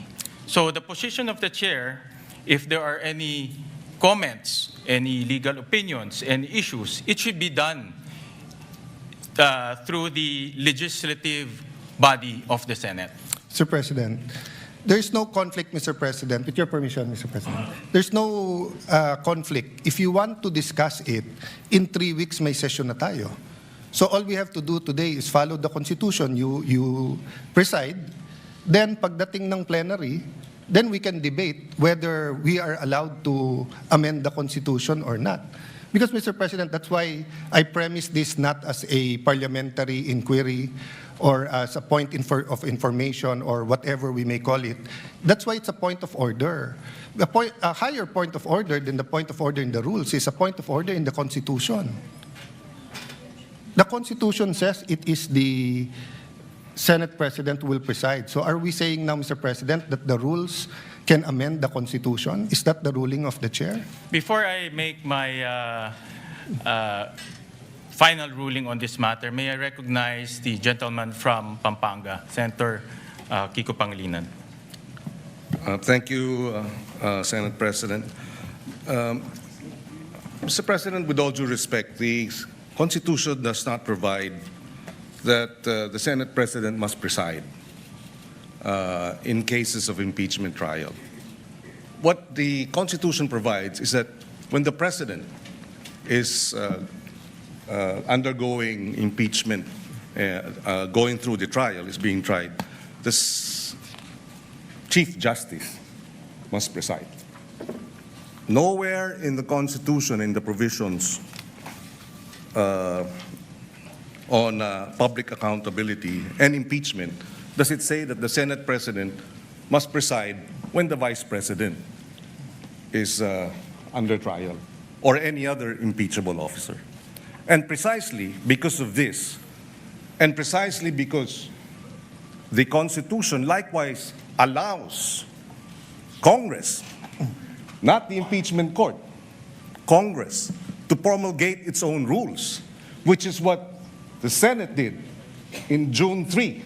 We proposed amendments to the rules under our rulemaking power, which, by the way, was subsequently ratified when we convened in a special session on June 17. The June 3 journal was ratified unanimously on June 17 when we had our special session. And in the June 3 minutes and the journal, precisely, we approved the amendments to the rules. This was further ratified on June 17. Therefore, it is considered regular. The presumption of regularity now comes into force. But having said that, Mr. President, the good gentleman from Taguig has brought this matter before the Supreme Court. And we agree with the point earlier raised by the Senate President. This matter should be either discussed in the Senate in plenary as a legislative body, or if he has questions which may in fact turn out to be valid, he has brought this matter before the Supreme Court. And therefore, this impeachment court is not the venue for this debate, Mr. President. If there is anyone who is out of order, with due respect, I think the proper process is the matter is pending before the Supreme Court. There is no temporary restraining order. There was a request for a status quo ante order. It was not granted. And therefore, the presumption of regularity behooves us as an impeachment court to proceed. And finally, Mr. President, allow me to reiterate, the point of order is improper. In fact, the debate on this matter here in the impeachment court is out of order, Mr. President. Sir President, before you decide, Mr. President, the chair has already ruled. Sir President, before you rule, the chair has already wants ruled. to ask for the floor. Just 2 minutes. And may I respond to Senator Pangilinan? Well, allow the gentleman from Taguig to rebut for 2 minutes, and then we will make the final ruling. Before I rebut, I'm from Ateneo Law School, and what they taught us there is that you look at the records of the Constitutional Commission, and then pag klaro, klaro. But let's call someone from UP Law to see whether they were taught the same thing. Senator Pia, may I ask that Senator Pia be We recognized recognize the before I get my gentlelady 2 from minutes? Taguig, Senator Pia Cayetano. Thank you, Mr. President. It's not an Ateneo UP issue, but always happy to stand before our colleagues and share our experience in the UP College of Law. I was prepared to address this to all our members of the bar in the Senate, but since it is Senator Kiko, my schoolmate, my teammate actually in the UP volleyball varsity team who stood up, I'll also specifically address it to Senator Kiko. So dear Senator Kiko and our colleagues in the majority, knowing that you have members in the majority that are lawyers, and for those who are not lawyers, you definitely have consultants who are lawyers. Wala naman siguro ni isang senador dito na walang consultant na abogado. Kahit ako abogado, ang dami ko hong staff na abogado din. Why? Because these are legal issues. We need to talk to the experts. Kung pag-uusapan natin ang mental health, physical health ng Vice President, then of course we will not listen to lawyers. We will listen to doctors, di ba? So this is a legal issue. Let's hear what the lawyers have to say. But let me just quote, because I know the Senate President doesn't have time to call on all the lawyers. So if you ask your lawyers in your staff, I'm sure nag-abala sila to look at the constitutional records, to look at the journal. I'm sure. And if they did not, please take your cell phone now and text your staff. What does the constitutional journal, the records of the debate show? Sinabi na po ni Senator Alan Cayetano, you can question him, you can doubt him, ask your staff. May I ask you, dear colleagues, let's do our job well. The same way when you stand up and you tell me to do my job well and you disagree, I disagree with your point of view, I will listen intently to your point of view. And I'm looking at each one of you because this is our solemn duty. What does the Constitution say? Nakalagay doon, the Chief Justice, pag the President. Silent nga po sa iba. So sabi ng iba, at yan ang sinasabi ng Senate President natin na mukhang pwedeng iba. So we looked at what the constitutional framers said. What did they say? Nagdebate na po sila, colleagues. Nagdidebate tayo dito. Pag sinabi ng sponsor, ito na yung paliwanag, yung nag-i-interpolate at nagbibigay ng amendment, sinasabi niya, okay, yung pala paliwanag mo, okay na ako. No need to amend. Yun at yun din ang sinabi. Let's place ourselves in that position. Because that happens to us every day. Every day, somebody stands up and says, ano ibig sabihin nito? And the sponsor will explain. Pag hindi maliwanag, sasabihin nung nag-i-interpolate or nag-a-amend, ay, papa-amend ko kasi hindi maliwanag or I want to improve it. Pero kung nagkaintindihan naman, okay na. Eh, yun nga yung binasa, tanungin nyo naman po yung staff nyo. Or let's pause, let's all get a copy. Let's show it. Because this is the foundation of this trial na tama yung nakaupong presiding officer. So that's my first point. Mag-abala naman tayo. Read it yourself, ask your staff to print a copy. In fact, on that note, may I ask Senator Alan's staff to print a copy and give it to all our colleagues. Mabilis lang yan, hindi na yan mapapatagalan. Show it. We can take judicial notice naman po siguro of it. Siguro naman, alam na natin ang ibig sabihin ng judicial notice. You can go to the actual records. Nandito na makakuha naman natin yun kung pagdududahan nyo yung ipapaprint ko. So that's my first point. My second point, Mr. President, is addressed to His Honor. If His Honor will insist that we have to call a regular session, we have to be in session to amend the impeachment rules, eh di tawagan niyo po ang Malacanang. Nagpa-special session naman po siya, di ba, with all due respect, to pass the National Orchid Law. To pass, what else? Anong tatlo yun eh? Oo nga, yun nga, yung waling-waling as National Orchid, ano pa yung dalawa? No, I know, I'm not questioning it. I'm saying that there was a special session called to pass 3 laws. Naalala ko yung waling-waling because I love it. This is important. O ano pa yung dalawa? Unfortunately, hindi ko na maalala. Dalawang naturalization. Sports-minded po tayo.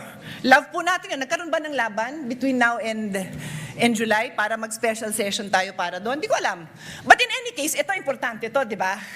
E di kung pa-i-insist nyo na yung impeachment amendment na yan kailangan gawin ng special session, eh di ba papatawag tayo ng special session? Mukha namang very supportive naman ang Malacanang sa majority. Di ho ba?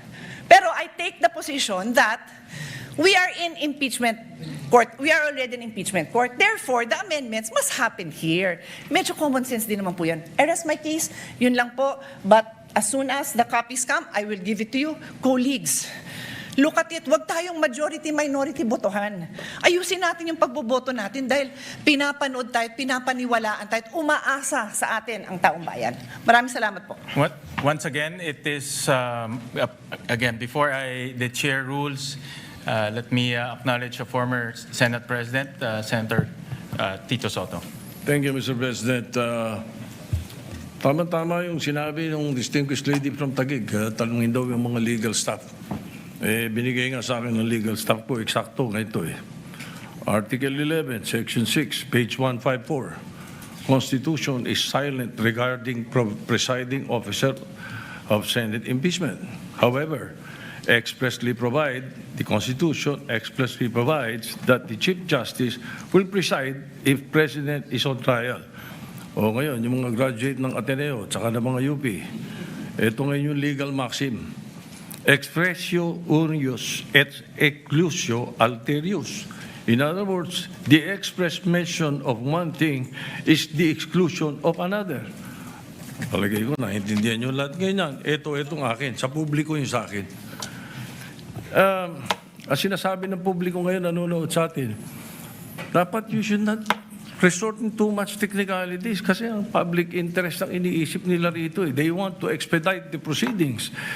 They want the trial, not rules. They're interested in the trial, not rules.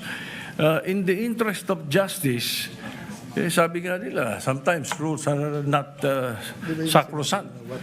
But itong nangyayari ngayon dito, ang publiko ang importante rito. Where does the Constitution emanate from? From the public, from the people of the Republic. So, desisyonan nyo na to, Mr. President, para matapos na. Sir President, can I have my 2 minutes? Once again, let me reiterate the position of the chair. My humble position is that this matter should be discussed during plenary when the Senate is convened as a legislative body. And may I ask the gentleman from Taguig if he is objecting to this position? Yes. I'm objecting that position and will call for a vote. May I explain? I think under the rules I can explain why I'm asking We'll for a vote. call for a vote first. Mr. And then President, we'll allow... Mr. President, under the rules I can explain why I'm calling for a vote first so that I can convince them to vote for me. No, under the rules, there's an objection. The vote will proceed without any explanation. No, Mr. President, and after that, we will allow the gentleman from Taguig to explain his vote. Mr. President, we call for a division of the House. So those who are... Mr. President, when you object, you're allowed to explain your objection and state your objection. Senator Lacson is recognized. Thank you. Your Honors, pursuant to Rule 2 of the Rules of Procedures on Impeachment Trials, as amended, I move to elect Senator-Judge Francis Joseph Guevara Escudero as the presiding officer of this impeachment court. Objection, Mr. President, and may I allow to... We proceed objection, to... Mr. President, I'm allowed to object and I'm allowed to explain my objection. You are allowed to object, but we will proceed with the division of the House. Point of so order. Those who are, point of order, Mr. in President. favor of the Mr. President, of you're allowed Lacson, to explain para ma-convince mo nga yung please iba. raise your hand. We will vote by raising of hands.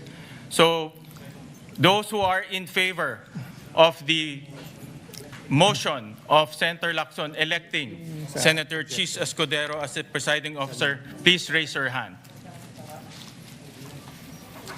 The clerk of court is directed to count the votes. No, in our rules parliamentary procedure.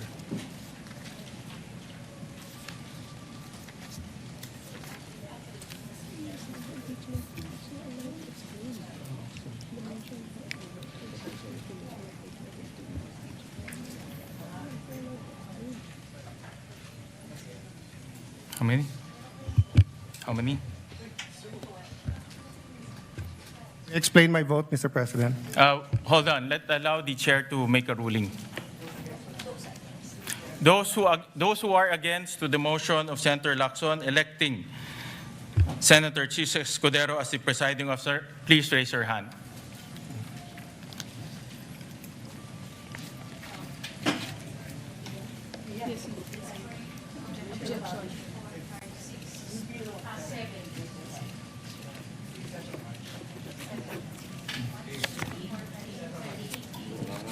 Ilan?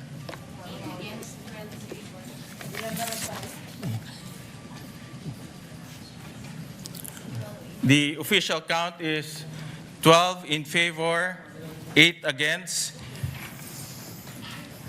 The majority, those who are in favor, has it. Mr. President, the court resolves to elect Senator Chiz Escudero as presiding officer of the impeachment court. The duly elected presiding officer shall, under the same oath taken on May 18, 2026, immediately assume and exercise all powers functions, duties, and prerogatives pertaining to or vested in a person presiding over the impeachment trial under the rules of procedure on impeachment trials, as amended, and shall give full effect to the powers inherent to the courts under Rule 135, Section 5 of the Rules of the Court. Mr. President, may I now explain my vote? You are allowed to explain your vote. You Mr. have 2 President, minutes. first of all, we cannot violate the Constitution. We put the whole impeachment trial at risk here. What Senator Tito Soto, former Senate President, what his staff did not tell him is that there is such a thing as procedural due process, and that who presides goes into due process and fairness. The Latin term that he mentioned was for enumerations. That when there are enumerations at hindi kasali doon, in this case, there was a statement that in only one case it would be the Chief Justice, because member of the Constitutional Commission who became Chief Justice, Davide, was going to amend precisely the Constitution to state the Senate President shall preside. But upon explanation by the sponsor that it is understood that it is the Senate President, then it should be the Senate President. And dun sa sinabi ni Senate President Soto that ang gusto ng tao ay mag-umpisa na, precisely, kanina pa dapat tayo nag-umpisa kung nag-preside ang Senate President.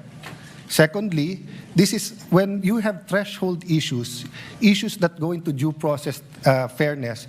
If we're going to say that ang gusto ng tao i-convict na lang, then let's just blurt it out. Now, if we're going to say we want a fair trial, let's make sure that every aspect of this trial is fair. So that's why, Mr. President, if you read the rules, the presiding officer shall have the power to make an issue by himself or by the Secretary of the Senate all orders, mandates, writs, authorized by these rules of the Senate, and make and enforce such other regulations, orders, premises that the Senate may authorize or provide. Nandito din, Mr. President, that the Senate President may by himself or bottom line, Mr. President, pwedeng mag-decide ang Senate President o sa atin. And Mr. President, there are issues that goes into fairness. You know, the AMLA will be a witness here. And I have information that the 20 years AMLA records of Senator Escudero and his credit cards and bank accounts were all opened up in the office of the Senate President, where members of the Blue Ribbon Committee was here. Then we're going to ask him to preside. So there's a problem. This is my explanation. This is my explanation. To the gentleman This is from factual, Taguig. and this is my explanation. So I will stop there. With all due respect, your statement's already out of order. It has nothing to do with the topic on hand. No, Mr. And President. the presiding officer will strike off. It has all to do with this. Will strike off. It has all to do. The I do not, statements Mr. President, pertaining to Senator Escudero. Mr. President, kaibigan ko si I Senator direct the Escudero. stenographers to I strike don't off doubt these him. statements. He is the victim here. I'm not doubting him. I'm not doubting he will be fair. I am saying, do we want a fair suspend trial the or not, session Mr. for a few President? minutes to request the presiding officer, Senator Chiz Escudero, to ascend the rostrum. Session Mr. suspended. President, on this issue, still on this issue,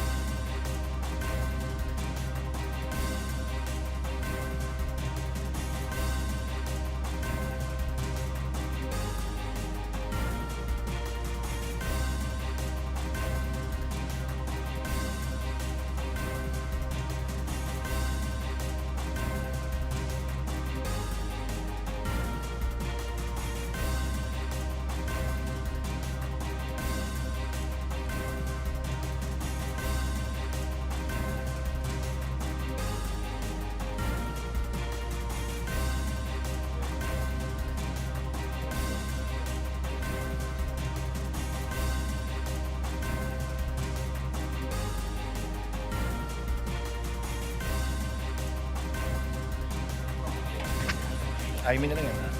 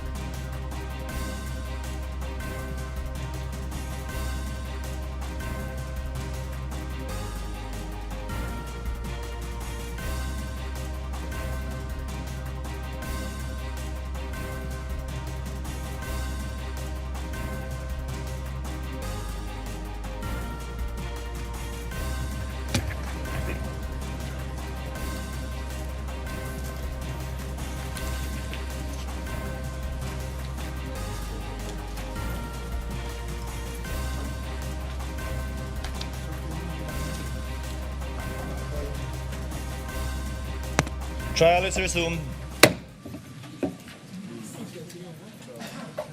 Mr. President, What is the pleasure of Senator-Judge Cayetano? Mr. President, I'm explaining my vote. The lady has 2 minutes. Thank you.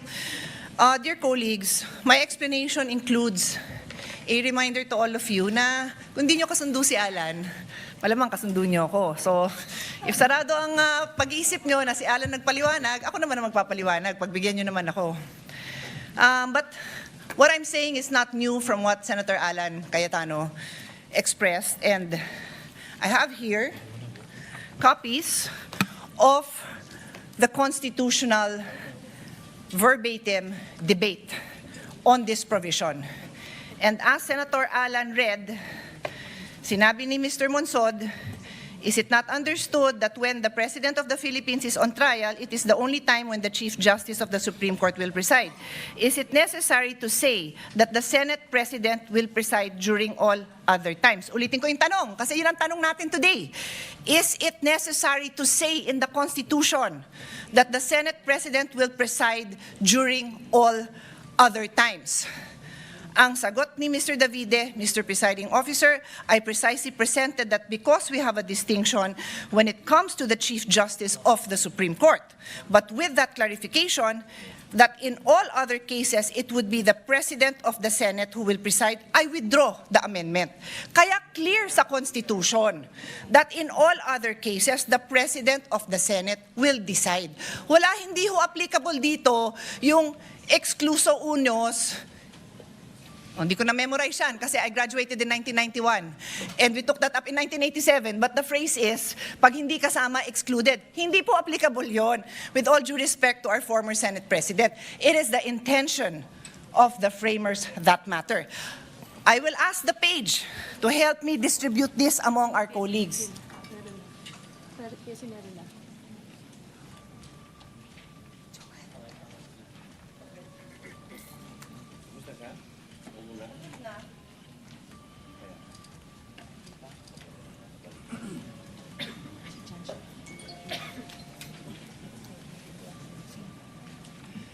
I have also asked our staff to actually copy. I am environmentally friendly, so ayoko sana ng papel. Pero alam ko na hindi po lahat sa atin gumagamit ng digital, ng electronic gadgets, kaya pinapil ko na lang. Pero kailangan ko pakita sa inyo yung mismong nasa journal, yan din yon, my dear colleagues. Yun lang hiling ko sa inyo. Intindihan naman natin yung nandito. Bumoto na. Pero intindihan naman natin kasi this is just the first day.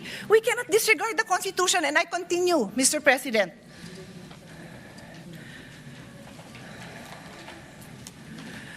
We have enough jurisprudence, more than enough, to explain to us, even in layman's term, what basic legal principles are. And one of the most fundamental principles of constitutional construction states that we give effect to the intents of the framers of the Constitution.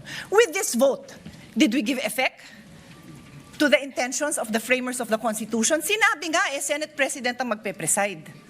Hindi na siguro napakalaking bagay yon dahil kahit sinong ipalit nyo, maayos naman ang mga kasama natin sa colleagues. Sa colleagues natin, maayos naman. Di ho yun ang point. The point is, what are we required to follow? That's why may Constitution.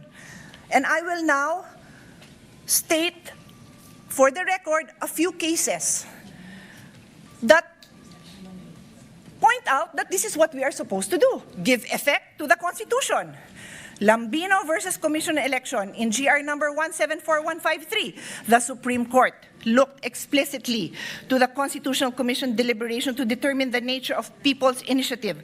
Because the text was debated, the court used the framers' explicit intention. I repeat, the court used the framers' explicit intention revealed in the plenary debates to prevent deceptive or misleading petition processes and establish a stringent full text requirement. So anong ginawa sa kaso? Tiningnan ang intent ng framers of the Constitution. Another case, Calderon versus Carale, GR number 9163. God bless his soul. Si Dean Carale was my dean. And Senator Imis as well. Senator Kikos as well. He was with my father in the University of Michigan. So, pagbigyan nyo na ako a moment of remembering him. In GR number 91636, the court resolved a dispute regarding the President's power to make appointments without confirmation by the Commission appointment. The court examined the historical and textual context of Article 7, Section 16 of the 1987 Constitution, noting that the clear and express intent of its framers was to exclude presidential appointments from confirmation except for those expressly mentioned. So, balik ko sa kasong to. What was the clear intention? That the Senate President presides. That is the clear intention. Dear colleagues, umpisa pa lang. I beg all of you, makinig naman tayo. Masumunod naman tayo kung ano yung sinasabing trabaho natin. The Constitution, the intention of the framers, and then the clear construct. O another case, Gold Creek Mining Corporation versus Rodriguez. This is a very old case. So yung mga binanggit sa inyo, bago-bago pa yun dahil si Dean Carale, buhay pa naman as of the pandemic. So 2000 plus. Ito, 66 Philippines, 259. So for lawyers and law students, pag sinabing Philippines, pag yan yung ni-record, alam mo ng 50s, 1940s, something like that. Justice Jose Abad Santos articulated the definitive rule. The fundamental principle of construction is to give effect to the intent of the framers of the organic law and of the people adopting it. Dear colleagues, I can stand here and read more cases to all of us. We have law students. We have freshmen law students, we have fresh graduate, we have bar reviewees listening to us. Tapos tayo pa lang, hindi natin mabigyan pahalaga ang very clear legal principles. Pati yung prosecution and defense, nakikinig. Sana po, huwag niyong abalahin yung oras namin. Bigyan niyo naman kami ng maliwanag na mga arguments ninyo because we are willing to listen. Pero colleagues, patunayan naman natin that we are willing to listen. Hindi yung pagpasok natin, nag-prejudge na tayo. Kasi sad to say, mukhang ganon. I tell you, there will be times I probably will not vote with the minority because I believe tama yung sinasabi ng majority. Sana po, yun ang pakita natin sa taong bayan. So, hindi ko naabalahin yung time dahil kakaupo pa lang ng bagong presiding officer, pero ang dami pang kaso that says, look at the intent of the framers of the Constitution. And today, we disregarded the intent of the framers ng Constitution. Magandang hapon po, gaya ng pag-uumpisa ng hearing na ito. We know the remarks of Senator P in connection with their explanation of vote. What is the pleasure of Senator-Judge Soto? I'd like to explain my vote also, Mr. The President. gentleman may proceed and he has 2 minutes. I have Kindly be one line. mindful of the timer. I have one line to say. That's the reason I voted in favor. Because the minutes of the Constitutional Commission are merely research source. What is the pleasure of the Honorable Padilla?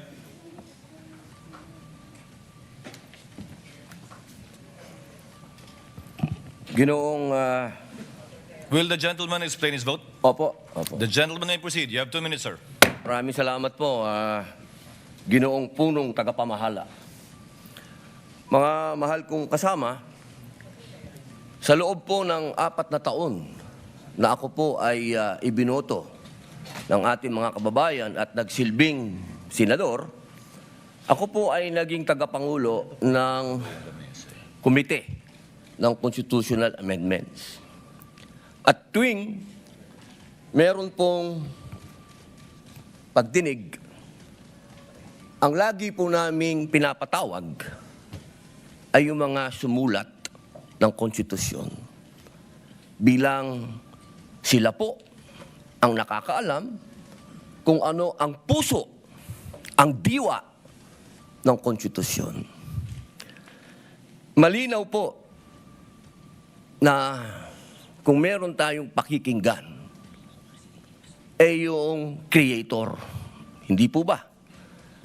Tayo naman po lahat ay naniniwala sa Panginoong Diyos, kaya tayo po ay naniniwala sa salitang creator, tagapaglikha. At ang lumikha po ng konstitusyon ay itong mga taong nabanggit sa ipinamahagi ng ating mahal na Senadora Cayetano. Malinaw po dito. Nasabi na po sa English ito. Mainam po ay sabihin po natin sa Tagalog upang mas maintindihan po ng ating mga kababayan. Humingi po ako ng tulong sa Google kasi legal terms po ito. Hindi naman po ako nagtapos sa UP, hindi rin po ako nagtapos sa Ateneo, nagtapos po ako ng criminology at UP rin sa University of Prison.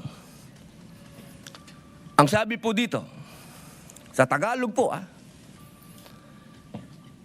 Ginoong Presiding Officer, eksakto ko itong hinihain dahil nagkaroon tayo ng pagkakaiba pagdating sa punong maestrado ng Korte Suprema. Ngunit sa paglilinaw na iyon, na sa lahat ng ibang mga kaso ay ang Pangulo ng Senado ang mamumuno. Kaya binabawi ko ang nasabing susug. Ang nagsabi po nito ay ang dating Justice Davide. Ngayon, mga mahal kong kasama, at sa ating po mga taga-subaybay, ang batas po ay precise. Hindi po ito pwedeng iba-ibahin o baluktutin. Kung ano ang sinabi lalo ng saligang batas, ay sana po ay panghawakan natin. Ngayon, sa loob po ng 4 na taong ko dito, lagi pong sinasabi yung tradisyon. Minsan, yung rules na yan, nawawala yan Ilang beses na ako naguluhan dito dahil, teka, sundin natin yung tradisyon kaysa yung rules. 2 beses na po nagkaroon ng impeachment. Yung unang impeachment, ang nag-preside ay yung Chief Justice, yung kay Pangulong Estrada. Yung sumunod po, nandito na po ako nun. Ang nag-preside ay ang mahal na Bicolanong kaibigan ko, Senador Chiz Escudero. Yun po kasi yung nasasabi sa saligang batas at tradisyon. Yun na po yung nangyari. Ngayon, gusto ko pong tanungin yung mga kasama ko sa majority. Personal na tanong po ito. Nung hinihikayat po akong sumama sa majority, isa lang ang sinabi ko. Kung si Senator Chiz Escudero, ang kababayan kong Bicolano, ang gagawin yung Senate President, lilipat ako sa inyo. Ang hindi ko maintindihan, bakit ngayon pinipilit natin ng ating presiding officer, si Chiz Escudero. Ba't hindi natin siya ginawang Senate President nun? Yun lang po ang tanong ko. Maraming salamat. The remarks of the gentleman is noted. Senator Marcos, what is your pleasure, ma'am? The lady may do so. You have 2 minutes, ma'am. Kindly be mindful of the clock. Yes, thank you very much. Ang sabi sa atin ng bata tayo, kapag mali ang umpisa, mali na ang lahat na susunod. Ayoko naman magkamali sa umpisa pa lamang na napakahalagang paglilitis na ito. Unang-una, paulit-ulit na nating sinaad na ang ating saligang batas ay hindi maaring baluktutin. At napakaklaro nito. At ang sinasabi ng ating Constitution of 1987, Article 11, Section 3, Number 6, all other impeachable officers ang sinasabi, carving out therefore the exception that proves that rule, that the Chief Justice is the single exception, and otherwise the presiding officer should be the Senate President. It is the exception that proves the rule. Palibasa na uso ang Latin, may kabaliktaran din sa kinote ni Senator Soto, expressio unius es exclusio alterius. Palibhasa, hindi naman in-exempt, ibig sabihin na laging dapat ang Senate President ang presiding officer. Ikalawa, nakita naman natin ang mga debate, ang listahan ng mga sinabi at paliwanag nung dating Chief Justice natin, si Mr. Davide, nung panahon, nung convention. Contextual reading and the thorough debate do not allow for any interpretation whatsoever. And we should abide by that. Ikatlo, yung kaduda-dudang quorum nung June 3 na pinapaliwanag ng aming minority leader na hanggang ngayon nakatenga pa rin. Kung tutuusin, nung sinasabing na amyenda, yung Supreme Court petition ay pending pa. Kaya hindi karapat-dapat na yun ang sundan. Ikalima, it's not the Impeachment Court but the Senate that amended the rules.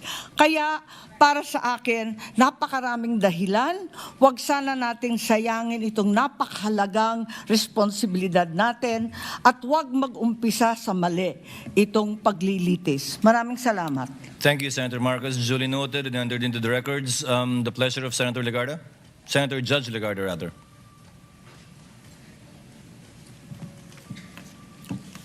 Thank you, Mr. Presiding Officer. Where the Constitution is The lady silent, will explain her vote or make a manifestation. it's a manifestation. Which, The lady may proceed with which her seems like an manifestation. She has 2 explanation of minutes. vote. Thank you. Where the Constitution is silent, the intent of the framers should guide the choice of the presiding officer. Any departure from the traditional arrangement must be approached with caution, as it may place the validity and the legitimacy of the entire impeachment in doubt. Mr. Presiding Officer, I also respectfully place on record that there is a pending challenge before the Supreme Court involving the June 3rd Senate proceedings, including the authority of the body then that adopted Senate Resolution number 430. This manifestation is made to place on record that we are not yielding our position in the pending case and is without prejudice to the final determination of the Supreme Court. Thank you, Mr. Presiding Officer. Thank you, Senator Legarda. The presiding officer would like to make a statement.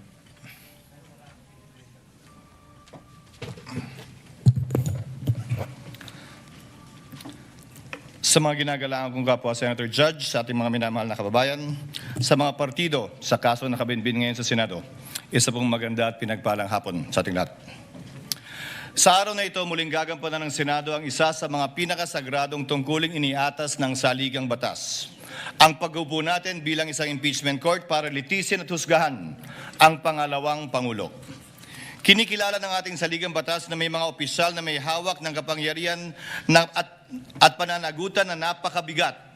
Para sa kanila lamang itinakda ang impeachment bilang tanging paraan para sila ay panagutin. Article 11, Section 2 of the Constitution enumerates these officials: the President, the Vice President, the members of the Supreme Court, members of the Constitutional Commissions, and the Ombudsman. They are not ordinary public officers. According to the late former Senate President Juan Ponce Enrile, they hold, quote, the highest and most sensitive offices of government. They may be removed from office only upon conviction for offenses of the highest constitutional gravity: culpable violation of the Constitution, treason, bribery, graft and corruption, other high crimes, or betrayal of the public trust. Impeachment is a means to preserve constitutional government through the removal and disqualification, if so warranted, of an unfit official from a position of public trust. 5 opisyal pa lamang ang na-impeach ng Kamara de Representantes sa ating kasaysayan sa ilalim ng 1987 Constitution. Una, si dating Pangulong Joseph Estrada noong 2001 na ang paglilitis ay naungusan ng mga pangyayaring humantong sa EDSA 2. Ikalawa, si Ombudsman Mercy Gutierrez noong 2011 na nagbitiw bago pa man mabuksan ang kanyang paglilitis ng Senado.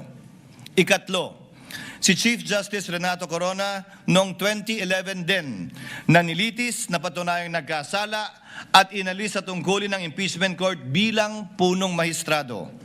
Ikaapat, si dating COMELEC Chairman Andres Bautista noong 2017, bagamat nagbitiw siya sa pwesto bago pa man mapadala ang Articles of Impeachment sa Senado. At ikalima, si Vice President Sara Duterte noong 2025, subalit ang nasabing Articles of Impeachment ay dineklara ng Korte Supremang null and void ab initio, kung kaya't ito ay inarchive ng Senado. Siya ay muling na-impeach sa kasalukuyang taon at ngayon nahaharap sa paglilitis na ito. Ipinakikita lamang na maikling talaan ito na ang impeachment ay hindi isang pangkaraniwang kaganapan. Turing nga ng Korte Suprema, quote, it is the most difficult and cumbersome mode of removing a public officer from office. Subalit, ang paglilitis na ito hindi lamang hindi pangkaraniwan, ito ay tunay na bukod tangi. Bakit? Una, si Vice Presidente Sara Duterte ang kauna-unahang opisyal na 2 beses na na-impeach ng mababang kapulungan.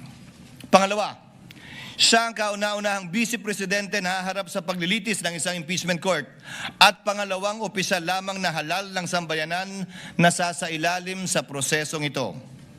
Pangatlo, siya ay hinahalal ng may pinakamalaking mandatong pinagkaloob ng sambayanang Pilipino sa sinumang kandidato sa ating kasaysayan. Mahigit 32 milyon o 61% ng kabuuang boto para sa ikalawang Pangulo. Pang-apat, ang Articles of Impeachment laban sa kanya ay inendorso ng 277 na miyembro na kumakatawan sa ating mga mamamayan mula sa iba't ibang distrito at sektor at ng ating bansa. Nakatumbas ay mahigit 80% ng kabuuan ng Kamara de Representantes. Terminating an elected mandate before the end of its term is among the most drastic acts our constitutional democracy can undertake. This is why the trial must be guided with prudence, tempered by caution, and marked with unquestionable impartiality. We must avoid even the appearance of impropriety and observe the cold neutrality of an impartial judge at all times. May I therefore caution my fellow senator judges, the prosecutors, the respondent, and their respective counsels and witnesses to refrain from making any comments and disclosures to the public pertaining to the merits of this trial as mandated by the impeachment rules itself. Let us heed the words of the Supreme Court that said, impeachment is not a chance to settle political scores. It is not a stage for political theater or personal attacks, Because when the focus shifts to the person rather than the alleged wrongdoing, the process loses its integrity. As presiding officer, I shall do my part to uphold the fairness and integrity of this process and shall see it through to its proper conclusion. At this point, I would like to thank my colleagues for their trust and confidence. I did not seek nor did I ask for this responsibility, but neither will I shirk from fulfilling this duty without fear or favor.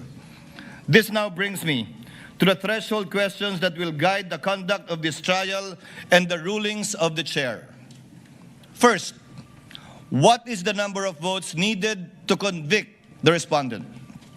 Second, what is the quantum of proof required to sustain a judgment of conviction or acquittal in these proceedings? Third, how strictly or liberally will this court apply the rules in resolving questions of procedure and evidence? On the first issue, the Constitution provides that no person shall be convicted without the concurrence of 2/3 of all the members of the Senate. With 24 members of the Senate, a literal interpretation of this means that conviction requires the affirmative vote of at least 16 senator-judges.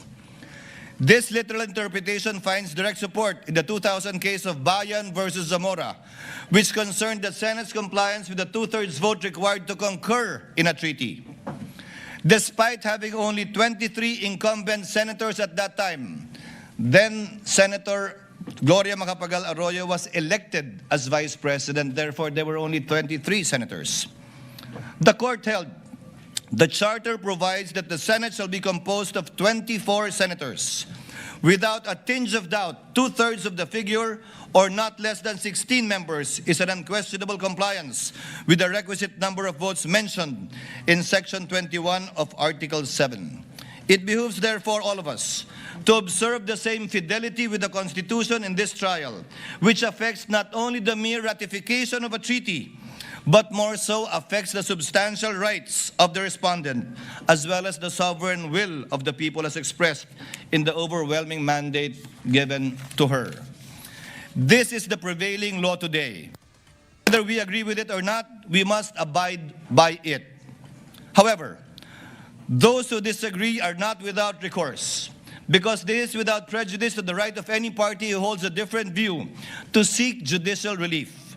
And should the Supreme Court, who possesses the sole authority to interpret the Constitution by virtue of its power of judicial review, render a different ruling on this question other than what the chair has stated, this court and this representation shall faithfully abide by that ruling of the Supreme Court.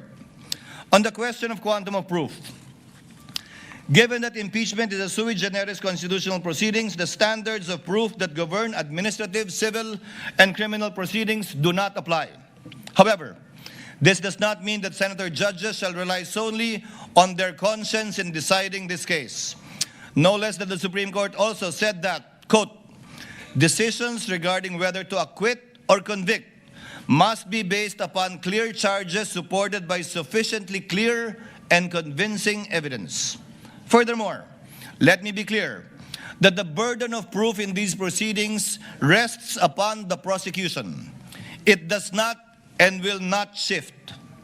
The respondent is afforded the presumption of innocence and has no obligation to disprove the charges against her. Finally, we turn to the application of the rules of court in these proceedings. Rule 1, Section 6 of the Rules of Courts provide that the rules shall be liberally construed in order to promote their objective of securing a just, speedy, and inexpensive disposition of every action and proceeding. We are also guided by the Supreme Court's Bench Book for Trial Judges, which reflects a long-standing principle of adjudication.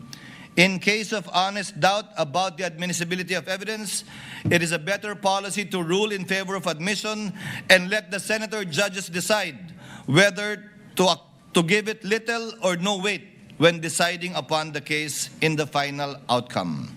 But let me be clear. A liberal construction of the rules is not a license to ambush the opposing party, bypass due process, or introduce unverified evidence that would prejudice the fair and orderly conduct of this trial. Accordingly, consistent with the demands of due process, fair play, and the orderly administration of justice, the chair will construe the rules liberally so that, number one, the prosecutors may be able to adequately present their case, that the respondent may be able to rigorously test it. Number 3, that the senator judges may be able to weigh the evidence for themselves. And 4th, so that the Filipino people may hear the whole and impartial truth regarding the allegations against the Vice President. Let us remember what our oath requires us, to do impartial justice according to the Constitution and the laws. Hindi po tayo nandito upang itaguyod ang anumang pampolitikal na adyenda. Hindi tayo narito upang paglingkuran ang kagustuhan ng alinmang panig. Narito tayo upang alamin ang katotohanan at sa pamamagitan nito, mapairal ang hustisyang walang kinikilingan. Ang tungkulin natin bilang mga hukom ay hindi maaaring talikuran. Sa gitna nito, batid ko ang mga problemang kinakaharap ng ating bayan na patuloy natin dapat pa rin pagtuunan ng buong pansin at hanapan ng solusyon. Tayo ay mga senador bago tayo umupo bilang mga hukom at mananatili tayong mga senador na patuloy na magsusumikap na tugunan ang mga pangailangan ng ating mga kababayan bilang Senado at hindi mababago ito. Kaya't aking hiling at dalangin na huwag sana malunod ang diwa ng pagkakaisang nagpigil sa atin, gaano mang katindi ang mga debate at pagtatalo sa hukumang ito. Dahil anuman ang magiging kalabasan ng paglilitis na ito, laging kinakailangan ang Senadong nagkakaisa. Dalangin ko po na sana pagkalubad tayo ng katatagan, karunungan, pagpapakumbaba at pag-unawa upang magampanan nating lahat ang ating tungkulin bilang mga hukom. Pagpalain na po lahat sana tayo ng poong may kapal. Maraming salamat at magandang hapon po.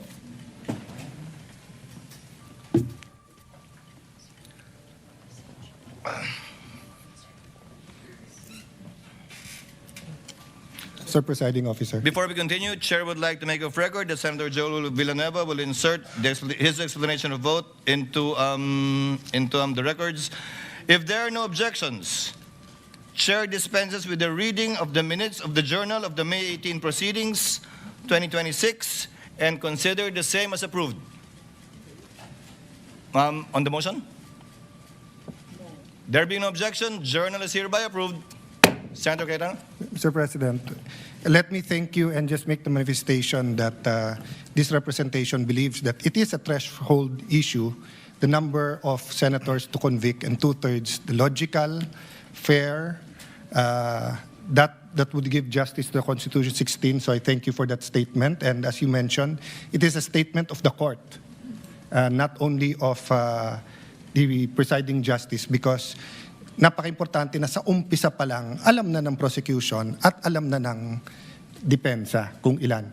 Having said that, Mr. President, as to the issue of the presiding officer, not to take up more time, I'd like to register a continuing objection, but instead of giving my arguments, may I submit it in writing, with basically saying that violation of the Constitution is not a technicality.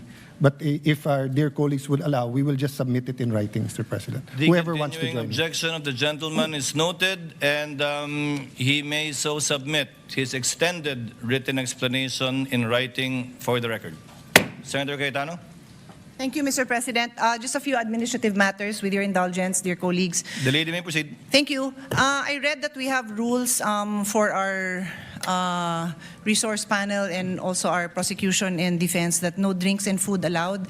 May I respectfully request that they be allowed to have water. It's a basic human right naman siguro na makainom ng tubig.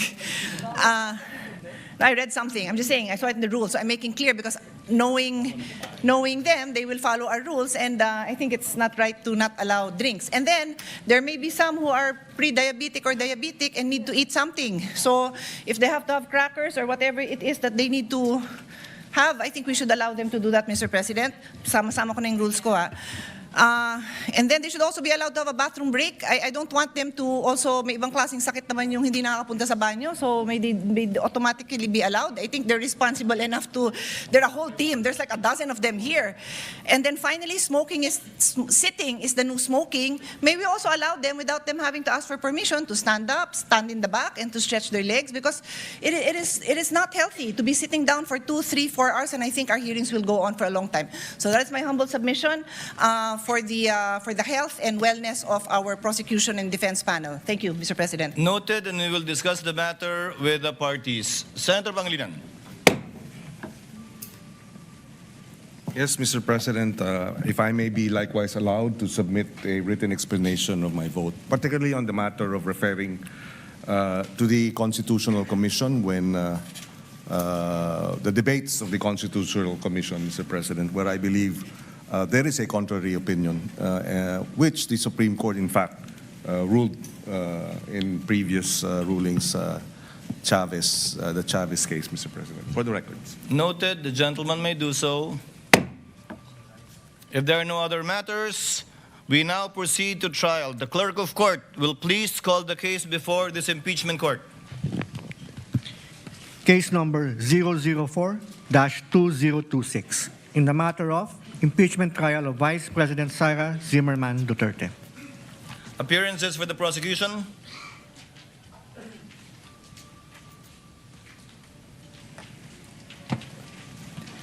Good afternoon, Your Honors. We are 11 House prosecutors and 15 private prosecutors. I am Representative Gerville Luistro, appealing for the prosecution. We are ready, Your Honor. May we get the names of the other panel of prosecutors as well as the counsel for prosecutors one by one for the record.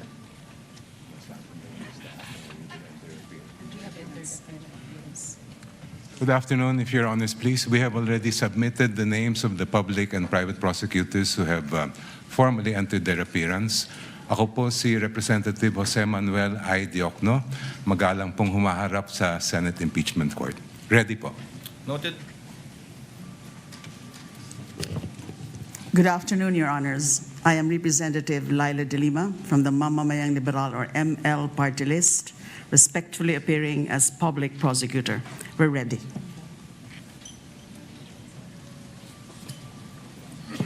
Good afternoon, Your Honor. I am Congressman Joel Chua, respectfully appearing for the public prosecutor representing the 3rd District of Manila.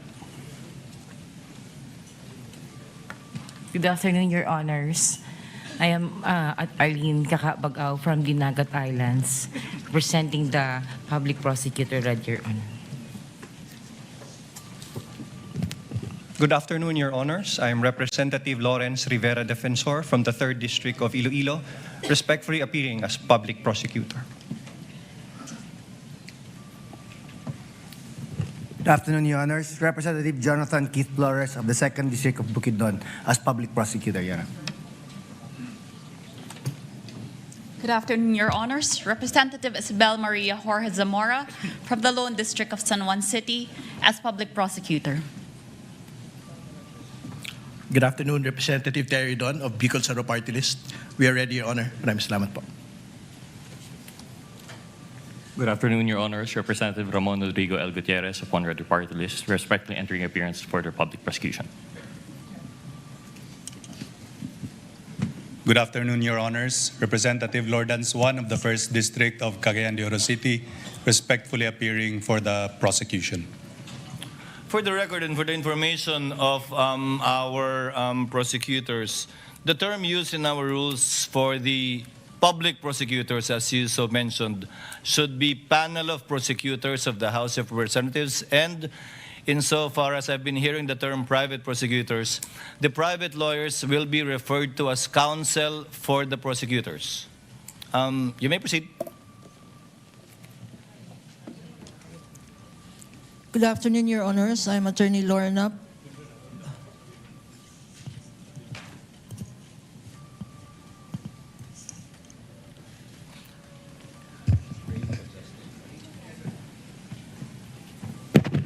Good afternoon, Your Honors. I'm Attorney Lorna Patawa Kapunan, counsel for the prosecutors, under the control and supervision of the panel of prosecutors from the House.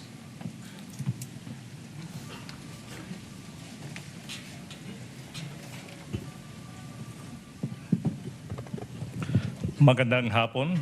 Ako po si Attorney Amando Virgil D. Ligutan ng Sapayan Lim Alvarez and Ligutan Law Offices or sa Legal Law from Cebu City. We are under the direct control and supervision of our honorable prosecutors from the House of Representatives. Ready, Your Honor.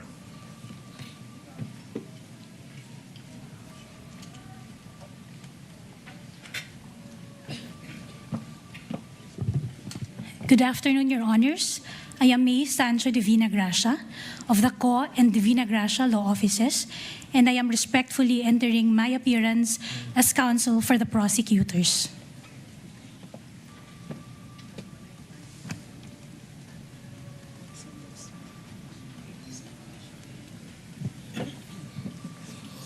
Your Honors, good afternoon. I'm Attorney Lino Chris Patao Kapunan, respectfully appearing as counsel for the prosecutors, acting under the direct control and supervision of the panel of prosecutors of the House of Representatives.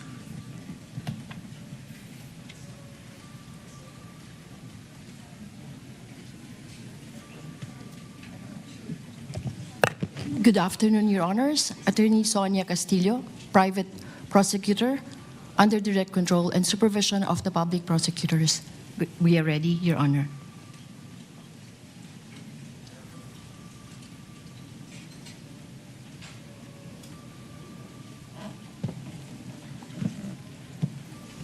Good afternoon, Your Honors. Attorney Dina Melissa Lorenzo Singyan, for counsel for the prosecutors. We are ready, Your Honor.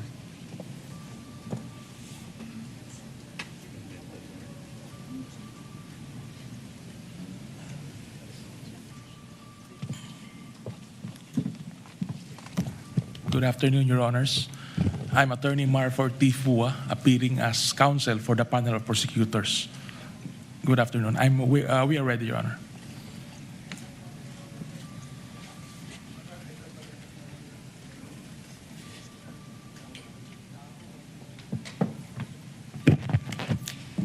Good afternoon, Your Honors. I am Attorney Erwin G. Matib, respectfully appearing as counsel for the prosecutors. We are ready.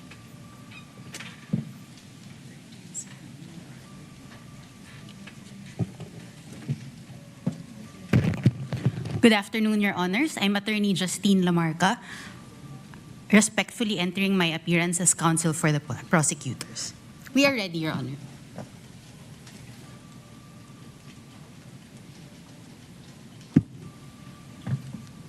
Good afternoon, Your Honors. With respect, James Brian Ibrahim Ali of Pecca Barlow, formerly Ponce Enrile Reyes and Manalastas, appearing as counsel for the prosecutors. We're ready to proceed today, Your Honor.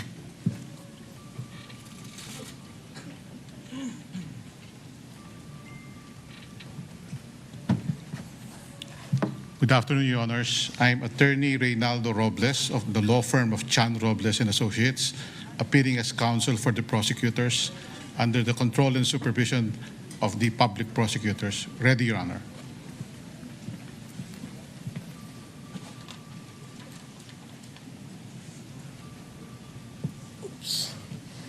Good afternoon, Your Honors. Bettina Nepomuceno Zamora, respectfully appearing as counsel for prosecutors. We are ready.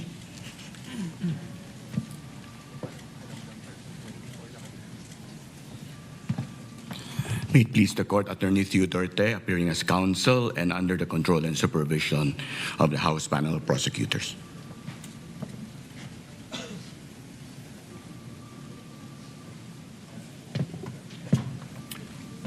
Good afternoon, Your Honors. Attorney Benjamin Siguatoloso Jr., respectfully appearing as counsel for the prosecutors, acting under the direct control and supervision. The prosecution is ready, Your Honors. No other entry of appearances? That's it? How many in all, Representative Luistro? 11 on the part of the House insofar as the panel of prosecutors is concerned, and? We understand, Your Honor, that only 13 private prosecutors entered their appearance today. Nevertheless, Your Honor, as manifested by the Honorable Jokno, a written entry of appearance has been filed already with the Honorable Impeachment Court. Nevertheless, as they appear or will be participating in the trial, kindly inform them to enter their formal appearance during the trial. Your Honor, the entire 15 private prosecutors have filed already their written entry of appearance with the Impeachment Court. The articles of impeachment will be presented by 4 separate teams, Your Honor, and that explains why the House prosecutors or the panel of prosecutors are joined by 15 private prosecutors, Your Honor. Noted. Thank you, ma'am. Senator Cayetano, what is the pleasure of the lady from Taguig? Yes, Mr. President, I just have a question for the prosecution panel. I understand that there is no requirement for the members of the House who form part of the prosecution to be lawyers. But may I know if... Your Honor, all the 11 House prosecutors are members of the legal profession. Does that satisfy the Senator-Judge? Yes, I was just curious, Mr. President, because it's not a requirement, so I was just curious if, in fact, they are lawyers. Thank you. Duly noted. The response of the lead prosecutor is duly noted. Your Honor, may I just enter a correction to the earlier manifestation? The lady may proceed. Instead of 13, 14 private prosecutors are able to enter their appearance today. Nonetheless, all the 15 have filed their written entry of appearance with the Impeachment Court, Your Honor. Noted. Appearances for the respondent.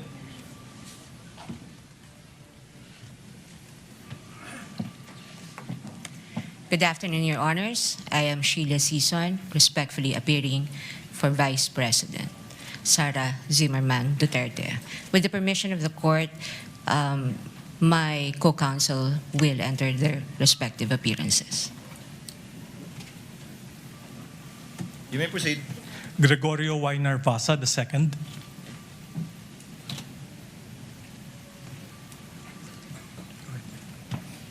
Christine R. Ferrer for the Vice President. Good afternoon, Your Honors. Michael Wesley Poa for the Vice President. Good afternoon, Your Honors. Carlo Joaquin T. Narvasa for the Vice President. Good afternoon, Your Honors. I am Mark C. Vinluan for the Vice President. Good afternoon, Your Honors. Justin Nicole B. Gular for the Vice President. Good afternoon, Your Honors. Lyndon Miguel C. Bacuel for the Vice President. Good afternoon, Your Honors. I am Ralph Borja Bodota for the Vice President. Good afternoon, Your Honors. Roberto Narvasa Batungbakal for the Vice President. Good afternoon, Your Honors. David Runel M. Goli VII for the Vice President. Good afternoon, Your Honors. Carl Grace G. Oroseo for the Vice President. Good afternoon, Your Honors. Clarlene Radok for the Vice President. Good afternoon, Your Honors. Francesca Marie V. Flores for the Vice President. Good afternoon, Your Honors. Miguel Carlos Albar Fernandez for the Vice President. Chair notes the entry of appearance of the counsels for respondent Vice President Sara Zimmerman Duterte, and Chair likewise notes that the Vice President is not physically present but represented more than adequately by her counsels who entered their appearance. On May 19, 2026, the Court, pursuant to Rule 7 of our rules, issued the summons to Vice President Sara Zimmerman Duterte to answer to the articles of impeachment. On May 20, 2026, the Sergeant at Arms served the summons on the Vice President and made a return of service under oath before the Secretary of the Senate. Let the return be entered at large into the records pursuant to Rule 8 of the Rules of Procedure on Impeachment Trials. So ordered. Likewise, the Court received pleadings, comments, manifestations filed by the parties. All such pleadings, comments, manifestations, and requests filed by the parties, as well as all issuances and orders of the clerk, as well as the clerk of court, made through the presiding officer, are hereby deemed read into the records of the case. So ordered.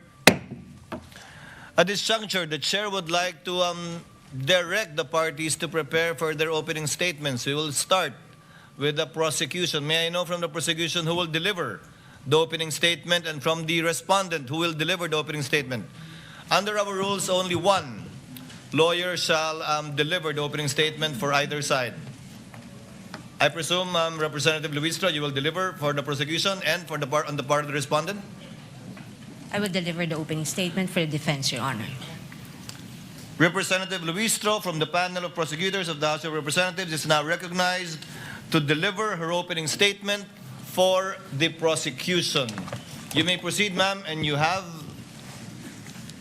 15 minutes. Your Honor, before I proceed, the prosecution respectfully moves for the reading of the 4 articles of impeachment and the entry of the corresponding answer or plea for each article of impeachment, Your Honor. Your Honor, this is consistent to the Senate rules on impeachment, particularly Rule 7, Your Honor, the last paragraph of which mentions about failure to appear, failure of the lawyer to appear, and failure to file answer. There should be an entry of plea of not guilty. Likewise, Your Honor, under Rule 9 of the Senate Rule of an Impeachment, which says that the person impeached shall then be called to appear and answer the articles of impeachment against him or her. In this rule, Your Honor, it was likewise provided that the name of the person appearing in behalf of the respondent should be entered into the record. And by the answer, Your Honor, it is humbly believed that it pertains to the particular plea of whether guilty or not guilty of the respondent, Your Honor. Likewise, Your Honor, under Rule 21, Your Honor, the trial of all the articles of impeachment shall be completed before the senators vote on the final question of whether or not the impeachment is sustained. It is gleaned from these rules, Your Honor, that the senators will be voting on a per-article basis, Your Honor. And that is why it is the humble submission of the prosecution that there should be reading of the article and entry of the particular plea per article, Your Honor. This likewise, Your Honor, manifests our complete adherence to the mandate of the Constitution sa pagbasa po ng mga artikulo ng impeachment at pagpapasok ng sagot ng respondent, maipakita po natin sa sambayanang Pilipino ang ating pagsunod sa mandato ng Konstitusyon. Likewise, Your Honor, it upholds due process not only of the respondent but also of the Filipino people. Sa pagbasa po ng mga artikulo ng impeachment, she will be informed of the nature of the accusation against her bago pa po siya sumagot whether she is guilty or not guilty, Your Honor.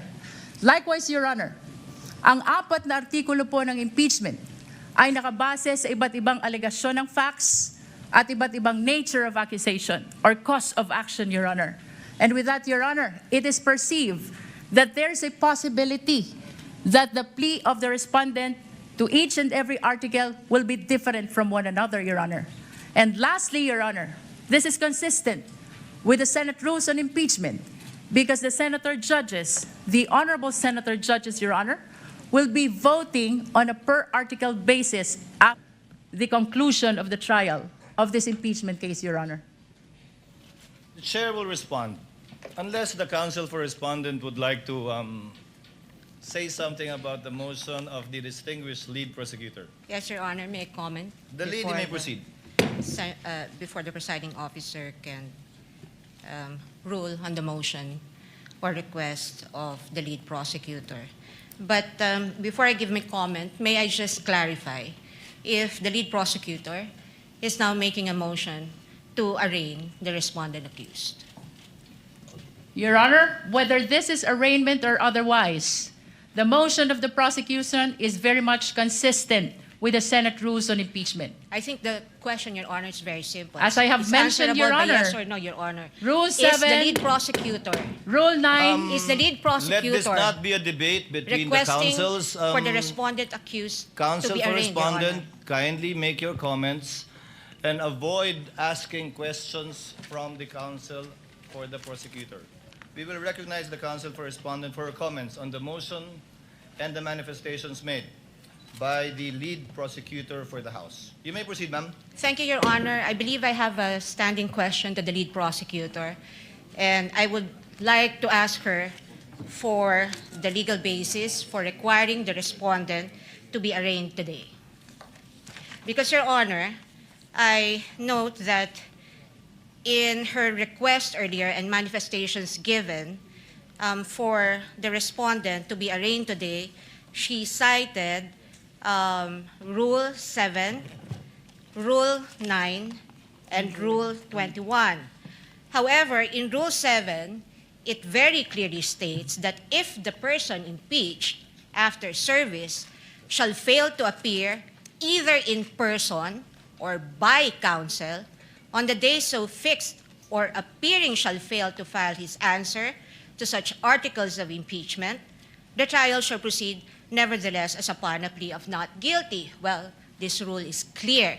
It does not talk about any arraignment. And if we take a look at this sentence, everything here has been satisfied. The respondent accused is here, has attended through counsel. She may not be in person, but the notice given to the defense is that she may appear through counsel. Second thing is that the respondent accused was also able to file her answer. And so Rule 7 does not support the request of the lead prosecutor that the respondent accused be arraigned today. Now, on the matter of Article 9, counsel also say that the person impeached shall then be called to appear and answer the articles of impeachment against him or her.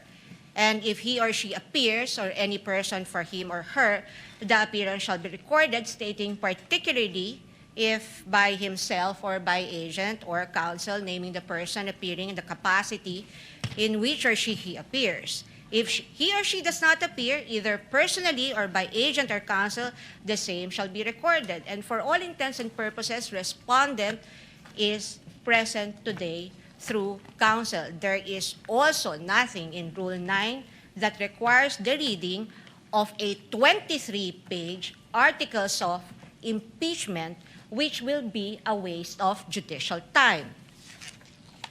Now, finally, under Rule 21, Your Honor,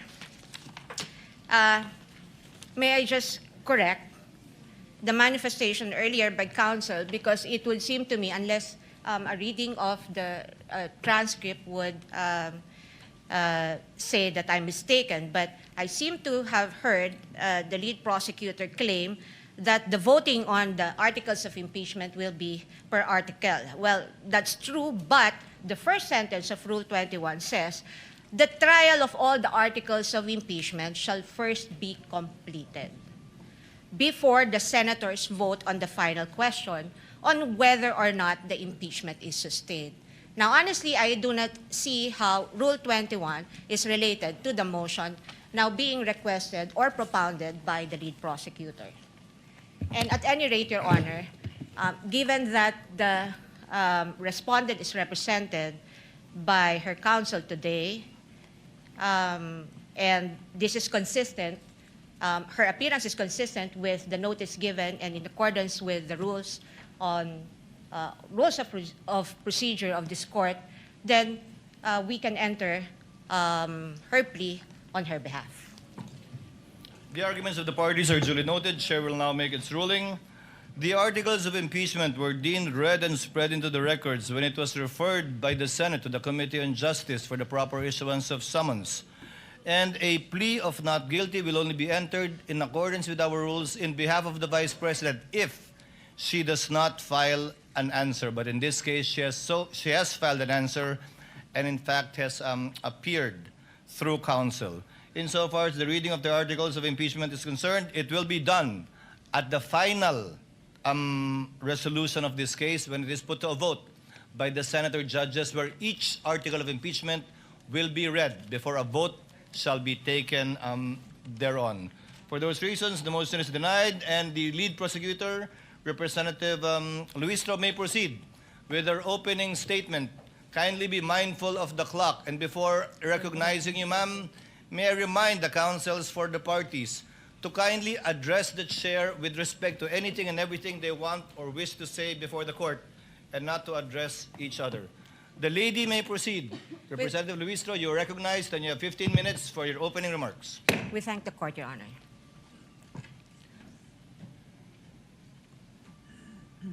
Mr. Presiding Officer, the Honorable Chiz Escudero, the Honorable Senate President, Honorable Gatchalian, sa atin pong mga kagalang-galang na Senator-Judges, mga minamahal na kababayan, sa loob ng bulwagan o sa labas man, mga nakatutok sa telebisyon, sa cellphone o sa radyo, saang sulok man ng mundo, kayo naroroon. Maraming Pilipino ang nagtatanong ngayon, bakit mahalaga ang paglilitis na ito? Ano ang kaugnayan nito sa buhay ng ordinaryong Pilipino? Lubos po naming nauunawaan ang mga tanong na yan. Sa katunayan, may isang driver na nagtatanong, paano sasapat ang kita sa pasada upang mapakain niya ang kanyang pamilya? May isang OFW na nagtatanong, hanggang kailan kailangan lumayo upang mapaaral niya ang kanyang mga anak? May isang guro na nagtatanong, paano pagkakasyahin ang kanyang sahod sa dami ng utang na hinuhulugan? May isang manggagawa na nagtatanong, hanggang kailan magtitiis sa pansamantalang trabaho at kakarampot na sweldo? Sa unang tingin, maaring sabihin na malayo sa buhay nila ang paglilitis na ito. Ngunit hindi. Hindi po. Sapagkat ang usapin ngayon ay patungkol sa isang bagay na pag-aari nilang lahat. Ang kanilang pera, ang kanilang tiwala, ang kanilang karapatan na maningil ng pananagutan mula sa mga pinuno na kanilang pinagkatiwalaan. Kapag ang isang empleyado ay nagkamali ng paggamit ng pera ng kumpanya, siya ay pinagpapaliwanag. Kapag ang isang barangay treasurer hindi maipaliwanag ang nawawalang pondo, siya ay iniimbestigahan. Kapag ang isang principal ay naglustay ng pera ng bayan, kahit 5,000 lang yan, siya ay pinaparusahan. Natural lamang na magtanong ang sambayanan, kung ang ordinaryong Pilipino ay pinapanagot, bakit hindi ang pinakamakapangyarihan na opisyal ng pamahalaan? Ito ang dahilan kung bakit mahalaga ang paglilitis na ito. Hindi upang usigin ang isang tao, hindi upang maghiganti sa kalaban, hindi upang manalo sa politika, kundi upang sagutin ang isang tanong na napakahalaga sa kinabukasan ng ating republika. May saysay pa ba ang pananagutan sa ating bansa? Sapagkat ang kasong ito ay higit at lampas sa sino mang opisyal. Higit at lampas sa anumang partido. Higit at lampas sa alinmang administrasyon. Your Honors, the framers of the Constitution understood that there may come a day when extraordinary power would be entrusted to extraordinary office. They also understood that there may come a day when trust would be broken. And that is why they gave the House of Representatives the power to impeach and the Senate the duty to judge, not to punish political opponents, not to settle political scores, but to protect the republic itself. That is why the Constitution declares public office is a public trust. Ang kapangyarihan ay hindi pag-aari ng sino mang opisyal. Hiram lamang ito sa taong bayan. At ito ang dahilan kung bakit naririto tayo ngayon.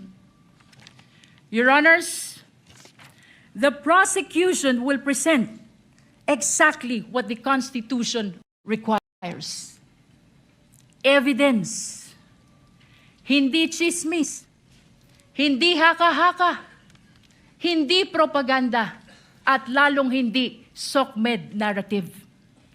Evidence, official records, financial documents, government reports, video recording, statements under oath, independent findings of institutions created by law. Mga dokumento na hindi bumoboto. Mga records na walang partido. Mga katotohanan na walang kulay pampolitika. Sa unang tingin, maaring magmukhang magkakahiwalay ang 4 articles of impeachment. Confidential fund, unexplained wealth, bribery and corruption, threat against constitutional order. But these are not 4 separate stories. These are 4 chapters of the same story. Story about power exercised without accountability. Story about public trust betrayed. Story about public office that stopped answering to the public. On the first article of impeachment, the evidence will show that more than 612 million pesos in confidential fund entrusted to the Office of the Vice President and the Department of Education were disbursed, transferred, and liquidated under circumstances that cannot withstand scrutiny. 612 million pesos. Hindi ito pera ng gobyerno. Pera ito ng sambayanan. Pera ng manggagawa. Pera ng magsasaka. Pera ng OFW. Pera ng guro. Pera ng bawat Pilipino na nagbabayad ng buwis at nagtitiwala na gagamitin ito ng tama. The evidence will show liquidation reports supported by questionable documents. The evidence will show acknowledgement receipts bearing names government records could not verify. Names that transformed accountability into a mockery. Pananagutan na naging kalokohan. Names that insulted the intelligence of the Filipino people. Mary Grace Piatos, Milky Sikuya, Kokoy Villamin. On the second article of impeachment, the evidence will show financial transactions involving billions of pesos associated with the respondent and her husband. Billions. Hindi milyon, bilyon. At habang milyon-milyong Pilipino ang nagtratrabaho at nag-iipon buong buhay upang magkaroon ng sariling bahay, makapagpaaral ng mga anak, magkaroon ng kaunting seguridad para sa pamilya. Aba, bilyon-bilyong piso ang dumaan sa mga bank accounts na hindi maipaliwanag ng maayos. This article is not about wealth. This is about accountability. This is about explanation. If wealth was lawfully acquired, where is the lawful explanation? If transactions were proper, where is the complete accounting? If numbers truly add up, then why do they refuse to reconcile? On the third article of impeachment, the evidence will show bribery, graft and corruption through the distribution of cash payments and monetary gifts to officials under the supervision of the respondent. This article is not simply about envelopes. This is about institution. This is about whether loyalty was purchased rather than earned. Government cannot function if loyalty is purchased instead of earned. Kapag nabibili ang katapatan, nawawala ang integridad. At kapag nabibili ang opisyal, nabubudol ang bayan. Perhaps the greatest tragedy is where the conduct allegedly occurred. In the Department of Education. Tama po sa DepEd. The institution entrusted with teaching future generations honesty, responsibility, integrity. On the fourth article of impeachment, the evidence will show culpable violation of the Constitution, high crime, betrayal of public trust through conduct that threatens constitutional order. Among all allegations before this court, none strikes more directly at the heart of constitutional order than this one. Ito na po ang pinakamatindi. And unlike in many cases, which depends upon competing accounts, this evidence comes substantially from the respondent's own recorded public statements. The court will see them. The court will hear them. The court will judge them. Public officials may disagree. We may criticize one another. They may compete fiercely for power. That is democracy. But democracy ends when violence begins. Sa kasaysayan ng ating republika, walang vice presidente na may kaibigan na hitman. Ngayon lang. Walang vice presidente na nagpapapatay ng Pangulo. Ngayon lang. Walang vice presidente na handang magpapatay para lamang makaupo sa pwesto. Ngayon lang. The Constitution provides many means on how to resolve political conflict. Election, legislation, public debate, judicial review, and even impeachment. But it does not permit threats. It does not permit violence. It does not permit people entrusted with power to place themselves above constitutional restraints. Your Honors, at the center of this case lies a simple question, perhaps the most important to any republic. When the people entrust power to a public official, does the public official remain accountable to the people, or do the people become accountable to the public official? The Constitution's answer is very clear. Power belongs to the people. Public office is merely borrowed. And every borrowed power carries with it the obligation to account for its use. If a barangay treasurer must account for public fund, then so must the vice president. If an ordinary public servant can be investigated, then so can the highest officials of the government. If ordinary citizen is expected to obey the rules, then surely those who govern them must obey them first. Otherwise, what lessons do we teach our children? That there is law for the powerful and another for everyone else? That accountability exists only for the weak? That public office grants immunity against accountability? Your Honors, this is not the republic envisioned by the Constitution. This is not the republic deserved by the Filipino people. Therefore, the prosecution asks only this: look at the evidence. Listen to the witnesses. Examine the records.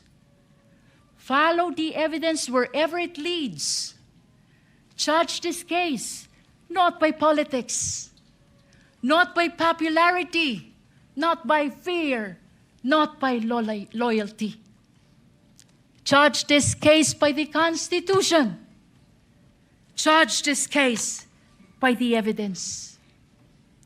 Years from now, future generations will not remember today's political alliances. They will not remember today's headlines. They will not remember today's slogans. What they will remember is when accountability was tested, the institutions of the Republic stood firm. They will remember only one thing: what this court did when the Constitution called. Future generations will not ask how powerful the respondent was. They will not ask how loud the political debate became. But they will ask one thing: when the Constitution called, did the Republic answer? Your Honors, this is that moment. This is the moment the Constitution anticipated. This is the moment when accountability must mean exactly what it says. This is the moment when public office must truly remain a public trust. This is the moment when the Republic must demonstrate that laws are applied equally to the powerful and the powerless alike. At matapos marinig ang mga saksi, matapos masuri ang mga dokumento, matapos matimbang lahat ng ebidensya, ang prosekusyon ay naniniwala at naninindigan. Isa lamang ang maliwanag na konklusyon: ang tiwalang ipinagkaloob ay nilabag. Ang kapangyarihang ipinahiram ay inabuso. At ang konstitusyon mismo ang humihingi ng pananagutan. Amid the clarity of the mandate of the Constitution, political noise continues. Political squabbles continues. Political division continues. Please, let me conclude. Salus populi est suprema lex. The welfare of the people is the supreme law. Thank you, Your Honor.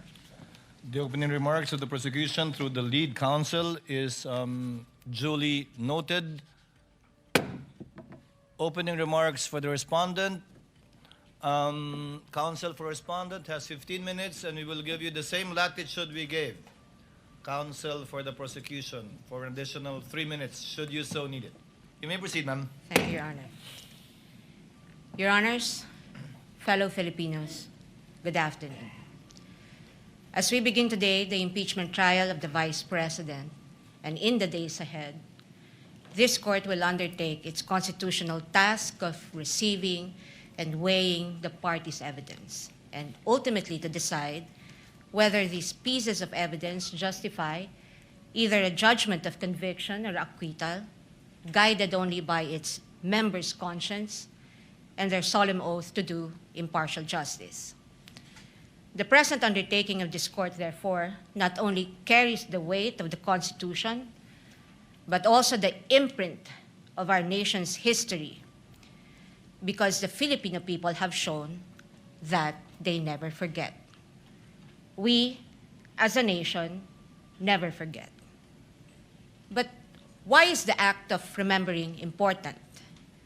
What does it matter to our history and to ordinary Filipinos? Because in this trial, the prosecution proposes that we unseat the Vice President elected to office by more than 32 million Filipino people, more than the number of votes cast for the sitting President, and much greater than any of the votes secured by each of the members of the House of Representatives who now are here to prosecute her and seek to undo this people's choice. Sa makatwid, ang malinaw na layunin sa likod ng mga paratang na ito ay ang pagpapatalsik sa isang vice-presidenteng inihalal ng mahigit 32 milyong Pilipino at bunga ng kanilang malayang pagpapasya. Whatever one's political persuasion is, the reality is that the prosecution now comes before this court to remove a vice president chosen by an overwhelming number of the electorate.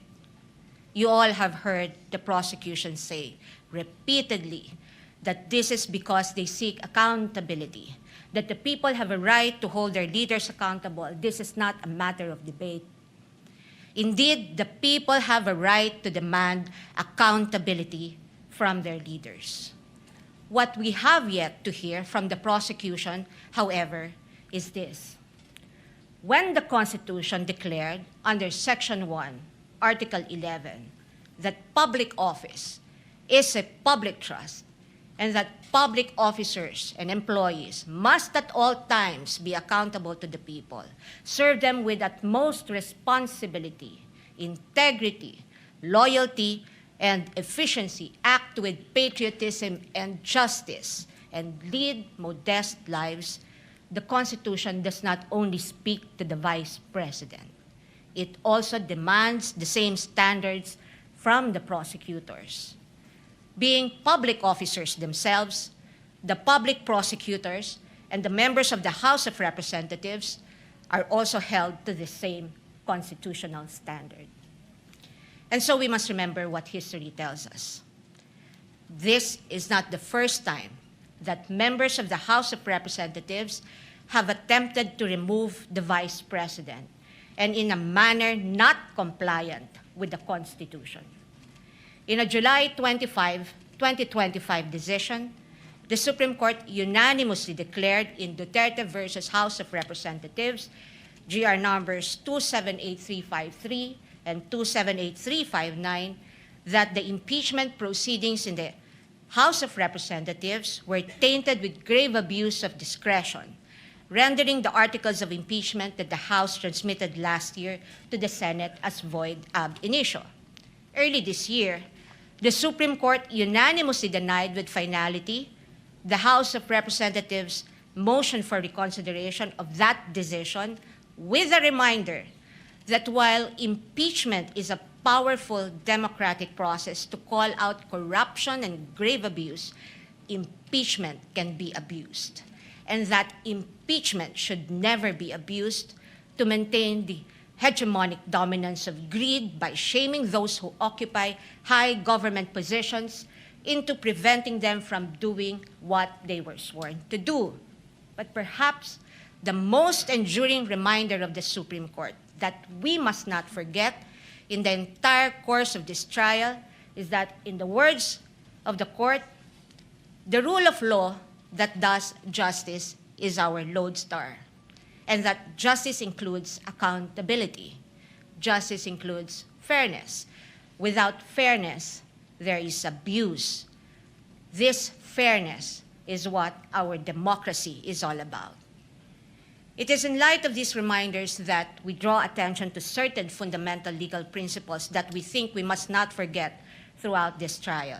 Mga batayang prinsipyo na dapat nating tandaan sa buong panahon ng paglilitis na ito, anuman ang ating kulay o politika. If we are to be true and honest to our proclaimed values, such as the pursuit of accountability, justice, and integrity in our system of government, then we must remain possessed of an unyielding resolve to ensure that the trial and judgment in this case are done in accordance with the command of the Constitution, the majesty of the law, and the discipline required by the rules. Otherwise, those who stand in sanctimonious judgment of the Vice President will send a clear message that the law can be bent when it suits the convenience of the powerful, and that justice can be sacrificed at the altar of partisan interests. Mahalagang tandaan ang mahigpit na paalala ng ating Korte Suprema. Impeachment is not a purely political proceeding. It is primarily a legal, political, and constitutional mechanism. Ibig sabihin, kailangang naayon sa batas at konstitusyon ang anumang proseso nito. According to the Constitution, it is the Senate that shall have the sole power to try and decide all cases of impeachment. This power is not shared. The Constitution gives no other body, department, tribunal, agency, or a mere committee of any of these institutions the power to try an impeachment case. The House merely initiates, the Senate tries. Yet, we have seen the Committee on Justice conduct what its chairperson, the lead prosecutor in this case, described as a mini trial, which, as we all had witnessed, became a vast fishing expedition of alleged evidence that were not even part of the impeachment complaints under its consideration and which the respondent accused was made to answer. In that mini trial, we saw how the purported pieces of evidence were curated to construct a narrative against the Vice President even before this case reaches trial. The articles of impeachment presented before this court as an exercise of the House's power to initiate impeachment cases are therefore, in sober truth, the product of an impermissible intrusion of clear constitutional boundaries. Over the course of the impeachment trial, the prosecution will attempt to convince this court and the court of public opinion that the allegations in the articles of impeachment are supported by materials they obtained during their mini trial and that evidence exists to sustain a judgment of conviction. They will claim that the notices of suspension and disallowance issued by the COA and the COA decision denying the Vice President's appeal of that disallowance support their accusations, with the release of that decision by the COA conveniently timed and coinciding with the committee hearings. They will claim that the certifications of the PSA confirm their allegation that recipients of the confidential funds do not exist, even though they listed one Mary Grace Piatos in their pre-trial brief as among their witnesses, or that the liquidation of the confidential funds in a span of 11 days was allegedly swift as to invite suspicion. The prosecution will assert that the supposed NBI findings of similar signatures across a number of acknowledgement receipts submitted to the COA are supportive of their conclusion that the disbursements of the confidential funds were irregular. What the prosecution avoided informing the public so far are these: that it was the then Secretary of the Department of Budget and Management, Amena Pangandaman, who issued a memorandum for the President through Executive Secretary Lucas Bersamin on October 18, 2022, recommending the approval of the Office of the Vice President's request for confidential funds. That the Office of the President did in fact approve that recommendation of the DBM through a memorandum from the Executive Secretary dated November 28, 2022, and signed by the former Executive Secretary Lucas Bersamin by order of the President.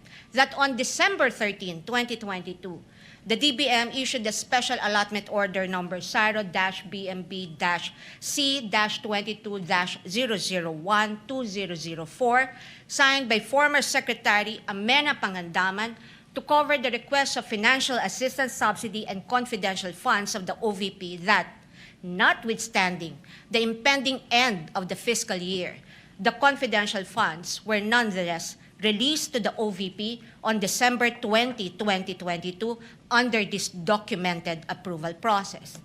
That the COA decision is far from being final, that there is a pending motion for reconsideration of that decision, that, assuming arguendo, the COA denies that MR today, or while this trial is ongoing, as could plausibly happen under the circumstances, the respondent accused still has legal remedies available under the law and rules and can file a petition to question the validity of any forthcoming resolution of the COA on the MR under Rule 64 via petition for certiorari under Rule 65 of the Rules of Court, and more importantly, that nothing in the notice of disallowance or COA decision states any findings of supposed misuse of confidential funds as confirmed by Attorney Gloria Camora when she was asked on this point during the committee hearing on April 14, 2026.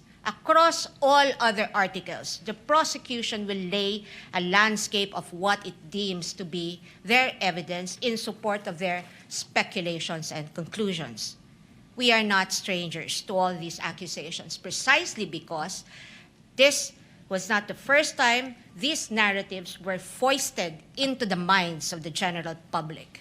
we have heard the same tales and stories of these accusations since 2024, when the House conducted its Quadcom hearings and most recently the mini trial of its Committee on Justice. But what we must not forget amid all these accusations is the fundamental legal principle that the burden of proof never shifts. The burden of proof never shifts. He who accuses must prove his allegations with evidence that meets not only the degree of proof required, but also meets the evidentiary standards of admissibility, credibility, relevance, materiality, and competence.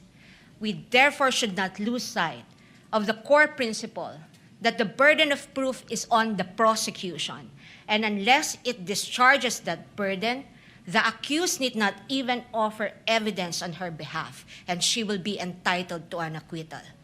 This is the law then. This is the law now. And the underlying principle for this burden of proof is simple. Under our Constitution, every accused is presumed innocent until proven otherwise. An accused has in her favor the presumption of innocence, which the Bill of Rights guarantees. This also brings to fore the reality that, in the words of the Supreme Court in People versus Pagal, the individual citizen is but a speck of particular molecule vis-a-vis the vast and overwhelming powers of government, and his only guarantee against oppression and tyranny are his fundamental liberties under the Bill of Rights, which shield him in times of need. Sa madaling salita, kinikilala ng ating saligang batas na sa bawat paglilitis, ang isang individual ay nahaharap sa malalim at napakalaking makinarya ng buong Estado.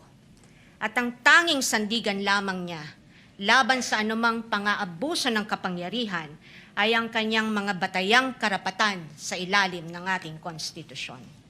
Kaya't mahalagang linawin na sa gitna ng pagtatangkang ikondisyon ang kaisipan ng mamamayang Pilipino at sa gitna ng walang humpay na komentaryo sa mga pampublikong espasyo, wala pang maituturing na anumang ebidensya o alegasyon na napapatunayan ng prosekusyon sa simpleng dahilan na ang bawat ebidensya ay kailangang dumaan muna sa paglilitis at pagsusuri ng korteng may tanging kapangyarihan sa ilalim ng ating saligang batas.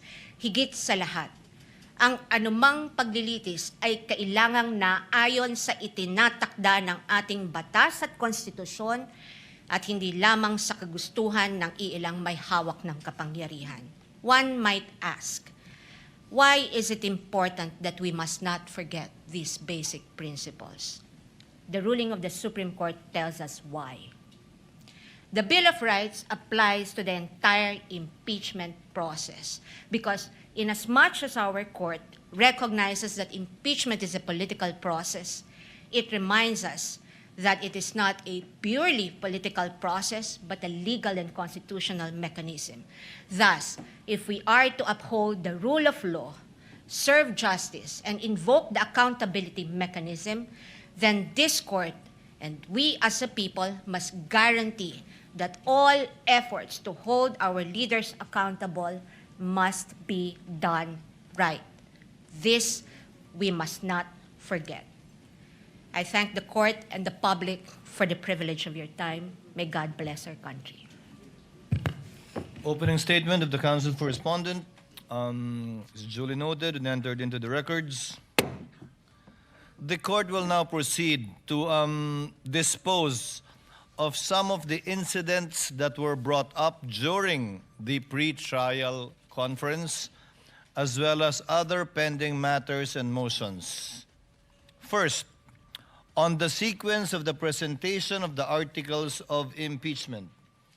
The pre-trial order stated that the prosecution has a free hand to determine the sequence of the presentation of the articles of impeachment. However, respondent will be similarly accorded the same right insofar as the presentation of their evidence and witnesses in chief is concerned.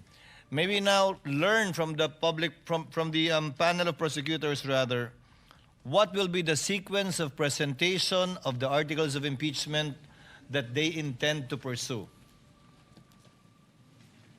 Attorney Jokno is recognized. You may proceed, sir. Thank you, Your Honor. The first article we will be presenting will be Article 4 on grave threats. Second will be confidential funds, Article 1. Third, bribery, that is Article 3. And the fourth is unexplained wealth, Your Honors. That's Article 4. No, 2. I'm sorry, Article 2. I stand corrected. So the sequence of presentation shall be Article 4, Article 1, Article 3, and then Article 2. Yes, that is correct, Your Honor. So I presume that beginning tomorrow, once we issue the subpoena for your first set of witnesses, you shall begin with Article 4. Yes, Your Honor. Again, Chair rules that the respondents have the same and equal privilege of presenting its case as it so desires when it's time to present its evidence in chief shall come. What is the pleasure of the counsel for respondent? Thank you, Your Honor. May I ask if the prosecution is ready to present its first witness today because the defense is ready today, Your Honor? Duly noted. We will get to that later. If Next Your item Honor, in the please. If If Your Honor, please. Yes, I Representative have just Jokno. noticed that Your Honor had already directed the counsel for the defense not to propound questions to the prosecution. This is already the second time that she's doing that.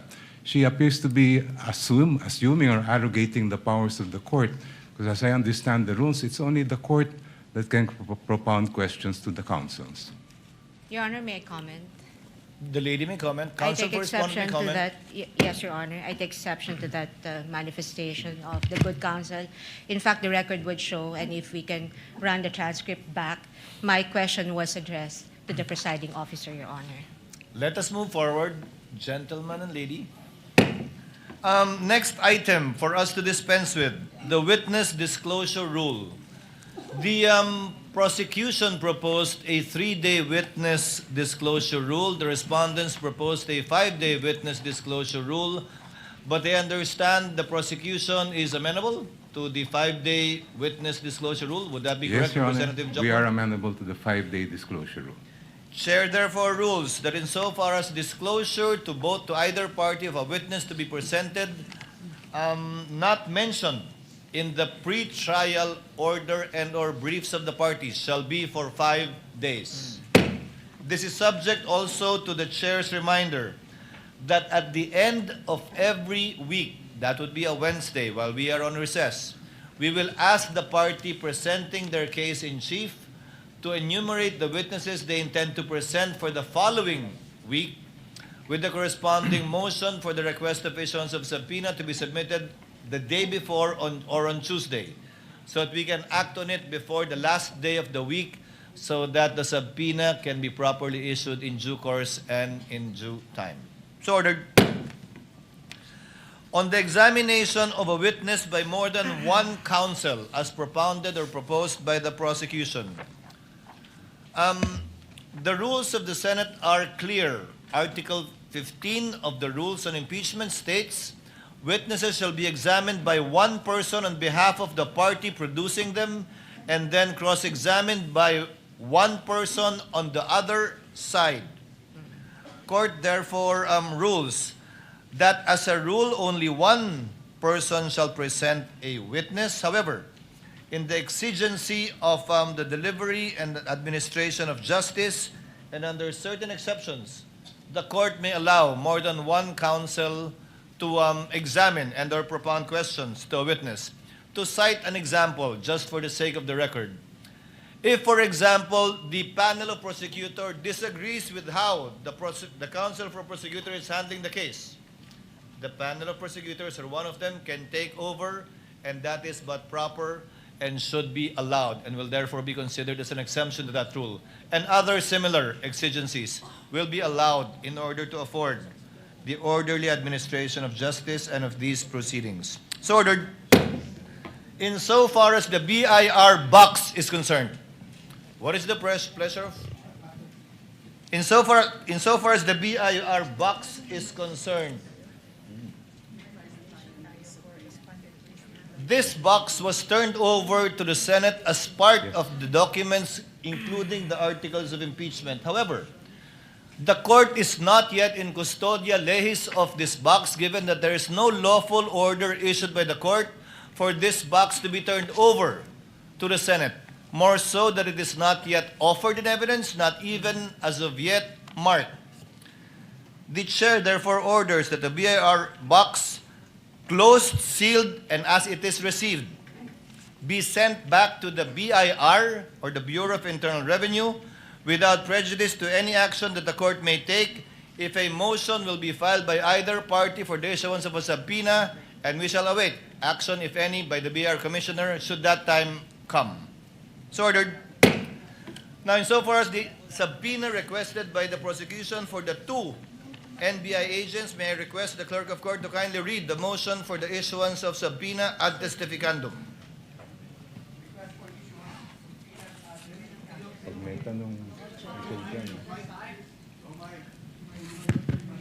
The prosecution, through the undersigned public prosecutors, respectfully requests the issuance of subpoenas ad testificandum, directing the following witnesses to appear and testify before the Honorable Impeachment Court on July 6, July 7, and July 8, 2026 at 2 p.m.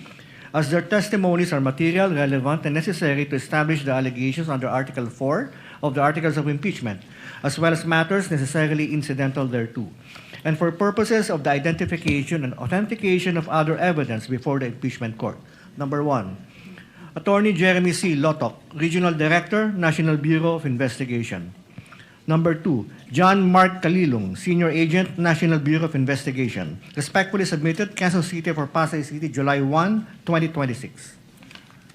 We are not in receipt of any reservation or objection on the part of the respondent, counsel for respondent rather. However, Chair would like to ask the prosecutors, do you only request for a subpoena ad testificandum or a subpoena duces tecum as well?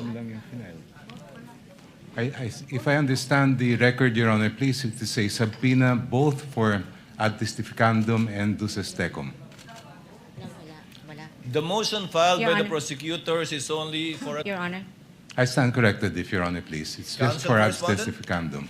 Counsel for respondent? If I may, Your Honor, just to set Please the record proceed. straight, the presiding officer earlier inquired mentioned that the court is not in receipt of any objection from the respondent, but just to set the record straight, the respondent has not received any copy of the request for subpoena being mentioned today, Your Honor. Naserve natin, di ba? What we received, Your Honor, was a manifestation containing the list of the witnesses of the prosecution for July 6, 7, and 8, Your Honor. And so it would be impossible for the defense or the respondent to object or to even comment on a request that we were not served with any copy with.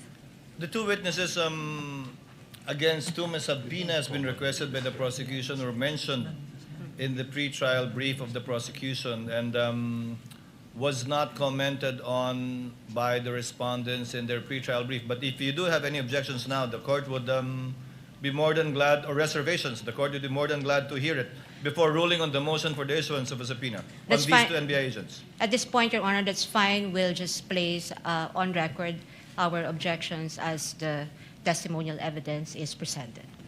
Duly noted. Chair hereby orders that the subpoena ad testificandum and duces tecum be issued to the aforementioned two NBI agents contained in the motion filed by the counsel for the prosecutors. Although by nature subpoena is ex parte, we would Chair would instruct the clerk of court to kindly upload all of the filings of all of the parties to the website for the information not only of the Senator-Judges, but also of the parties and their counsels. The Chair earlier, counsel for respondent said that witnesses for the succeeding week shall be manifested in open court on the last day of the trial, in this case by Wednesday, insofar as the next week's trial is concerned. So ordered. Now, insofar as the request for subpoena for bank records and AMLC records. Chair recognizes the clerk of court to kindly read and spread into the records the request for the issuance of subpoena, both, I believe, ad testificandum and duces tecum, or just duces tecum, for the aforementioned documents. The clerk of court may proceed. Request for issuance of subpoena duces tecum. The prosecution respectfully requests the issuance of a subpoena duces tecum to the branch manager of the following banks: BPI Julia Vargas Branch, BPI Green Hills EDSA Branch, Philippine Savings Bank Wilson Branch, BDO Unibank Inc. Davao CM Recto Branch, Metrobank Davao Ecoland Branch, BDO Unibank Davao Rizal Branch, Security Bank Bicutan Branch, Land Bank San Pedro Branch, Philippine Savings Bank Davao MADR Branch,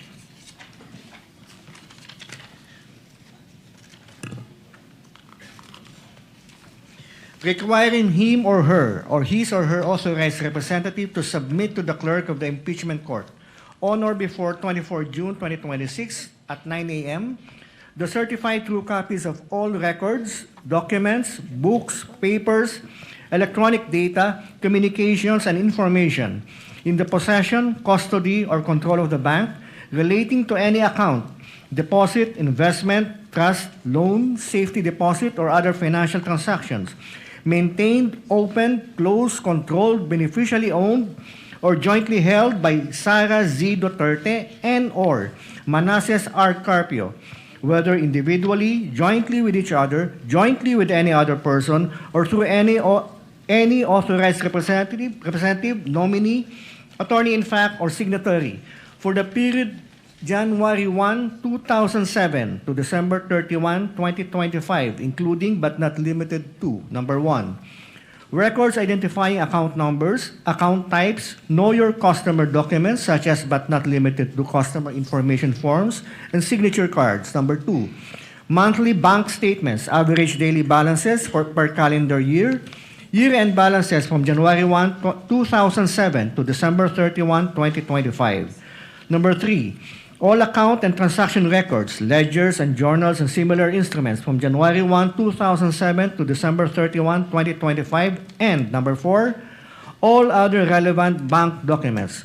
Request for subpoena duces tecum to the Anti-Money Laundering Council, to Honorable Eli M. Remolona Jr., Chairman, AMLC, to Attorney Ronel U. Benaventura, Executive Director, AMLC, requiring him or her or his or her authorized representative to submit to the clerk of the impeachment court on or before 24 June 2026 at 9 a.m. original or certified true copies of the following: number 1, all reports of covert transactions and suspicious transactions filed by banks and all other financial institutions and covered persons required to submit covert transaction reports and suspicious transaction reports to the AMLC involving Sara Duterte Carpio and or Manasseh R. Carpio covering the period of 2006 to 2025. Number 2, any and all investigation reports or related reports or documents prepared by the AMLC, covert transactions or suspicious transactions, electronic copies including Microsoft Excel files, database extracts, or machine-readable formats of AMLC, CTRs, and STRs for the period 2007 to 2025 involving Sara Duterte Carpio and or Manasseh R. Carpio. Respectfully submitted, Quezon City for Pasay City, June 18, 2026. Your Honor, may I comment? If Your Honor, please, before the defense makes a comment, just to obviate the proceedings and to facilitate the hearing today, if I may. The chair has not recognized anyone yet. May I be recognized, Your Honor?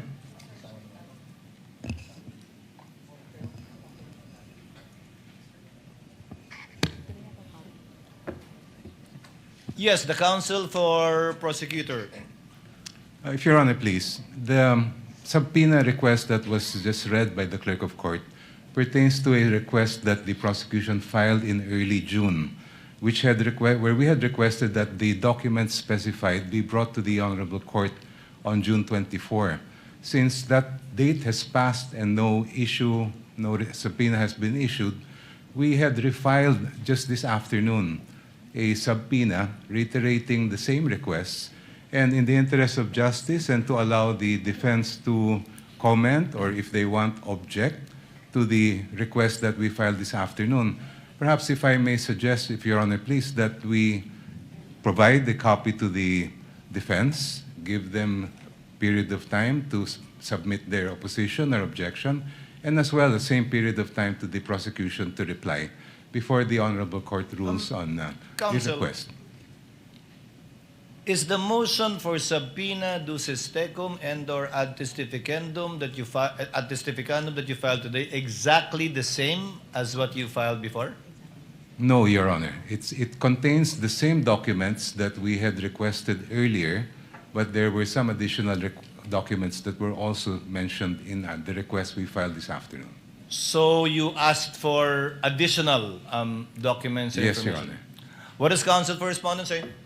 Your Honor, before I give my comment on the request for subpoena, I thank the good counsel for offering to provide us a copy of the request for subpoena, but we would also ask that we be provided with the June 2026 copies of the request for subpoena as well as the new one that the counsel mentioned today. But just for the record, it would seem to me that the request for subpoena covers documents involving years from 2006 up to 2025. And again, just for the record, this would seem to violate the Duterte versus HOR ruling, which very clearly states that the impeachment must be only for those acts or omissions within the impeachable years and terms and office of the official. But nonetheless, Your Honor, just so we're able to fully ventilate whatever objections or comments that we may have on this request, and considering that for today and in the disclosure made by the prosecution, they will begin with Article 4, and all these documents seem to pertain to Article 2, then we will ask for 10 days to file our comment on this request for subpoena, Your Honor.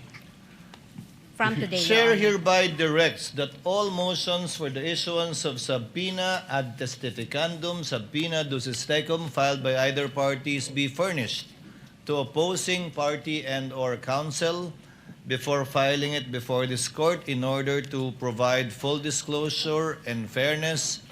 But instead of 5 days, counsel, Chair is giving both parties 5 days to submit their respective memoranda and/or position insofar as it is concerned. We will afford the parties time to argue their position before the court so that the senator judges can hear your position in addition to your extended written memoranda insofar as this crucial issue of issuance of a subpoena duces tecum ad testificandum on certain bank records and AMLC records, which the chair will schedule, giving ample notice to the parties in due time.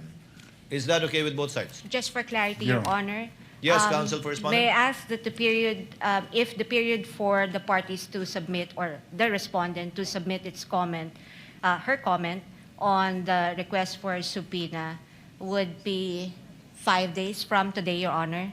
From today, but you can submit it on Monday since it lands on a Saturday. Second, Your Honor, the presiding officer mentioned that we also must submit a memorandum or position paper on this, Your Honor? If you so desire, or you simply can argue it in open court, Okay, but Your you may want to submit an extended written memorandum on the matter for the easy reading of the senator judges pertaining to this issue. Last, Your Honor, will the court also schedule an oral argument on the respective positions of the parties? Yes, Chair will do that. Thank you, Your Honor. And this would not be on Monday, Your Honor. No, that will not be on Monday. Thank you, Your Honor. If Your Honor, Counsel please. for prosecutor? Yes. May I be allowed to make a counter manifestation, just a brief one with respect to the statement of the defense counsel regarding the application of the case of Duterte versus House of Representatives. The gentleman may proceed briefly.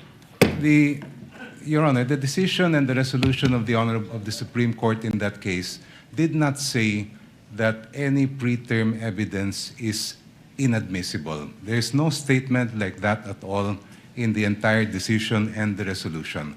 What the Supreme Court said, and I quote, was very simple. The basis of any charge must be for impeachable acts or omissions committed in relation to their office and during the current term of the impeachable officer. All of the articles in this particular case pertain to impeachable acts committed by the Vice President during her term as an impeachable officer, including unexplained wealth. If I may just be allowed 1 minute, Your Honor, to explain that. The 1 minute.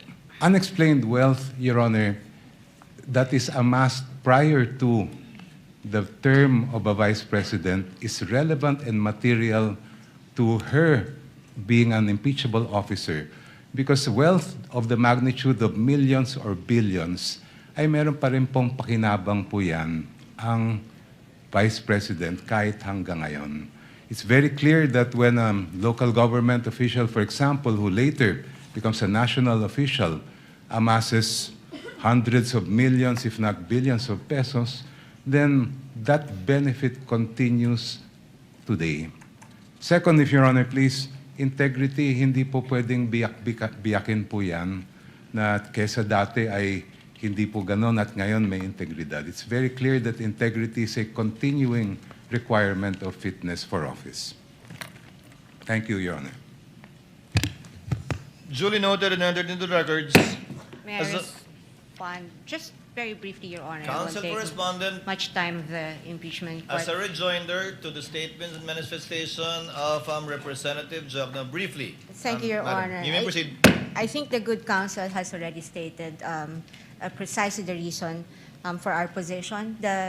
We maintain our belief that the Duterte versus HOR ruling precludes any of these trawling incursion, again, on private records of so many individuals and so many entities when nothing in the articles of impeachment point to any specific allegations as to the relevancy of all these documents, Your Honor. But nonetheless, we will include all our position and as well as our objections on the request made today with respect to these documents, and what it would seem to the defense would be another 2.0 version of a fishing expedition. May I also, Your Honor, just to clarify also the period given to us to comment on the request for subpoena, may we ask that the 5-day period run from our receipt of the copies of the documents, Your Honor. We will make sure that the counsel for respondent will get that today. Thank you, Your Honor. The comments of both counsels of the parties are duly noted and entered into the records. Chair would like to apologize to Senator Cayetano, who has been waiting for quite some time. Thank you for your patience and indulgence. Senator Cayetano is recognized. What is your pleasure, sir? Presiding Senator-Judge. Since we already stated as a court that we will take literally Section 3, subparagraph 6 of Article 11 of the 1987 Constitution, that no person shall be convicted without the concurrence of 2/3 of all members of the Senate, may I ask the members of this court, through the presiding justice, to consider, not today, I have a proposal, but not today, but to consider communication with the Sandigan Bayan for the attendance of Senator Rodante Marcoleta and Senator Jinggoy Estrada, considering that the presiding officer may correct me if I'm wrong, but if we get to Section 21, as discussed a while ago by the defense, the prosecution and defense, and we do not know what will happen. Their case may be dismissed. They can be out on bail. So we want them to be able to participate and observe the witnesses as senator judges here. I do know that Senator Jinggoy is under suspension, but there's an argument to be made that the impeachment court is sui generis. In ordinary committee hearings, we do coordinate with courts to ask that persons under their custody be delivered to the Senate or the House of Representatives under certain conditions. So I'd like to formally ask, Mr. President, that this court consider that. I will submit whether you'd rather have a caucus or a in-camera discussion, or if you want us all to submit our legal opinion. I wouldn't also mind the prosecution and defense weighing in, but considering that if they do not attend and they are here, sorry, Mr. President, considering that if they do not attend at all and cannot vote, their vote will be equal to a acquittal. And as we said from the start, we want a fair and we want justice, we want a fair impeachment trial.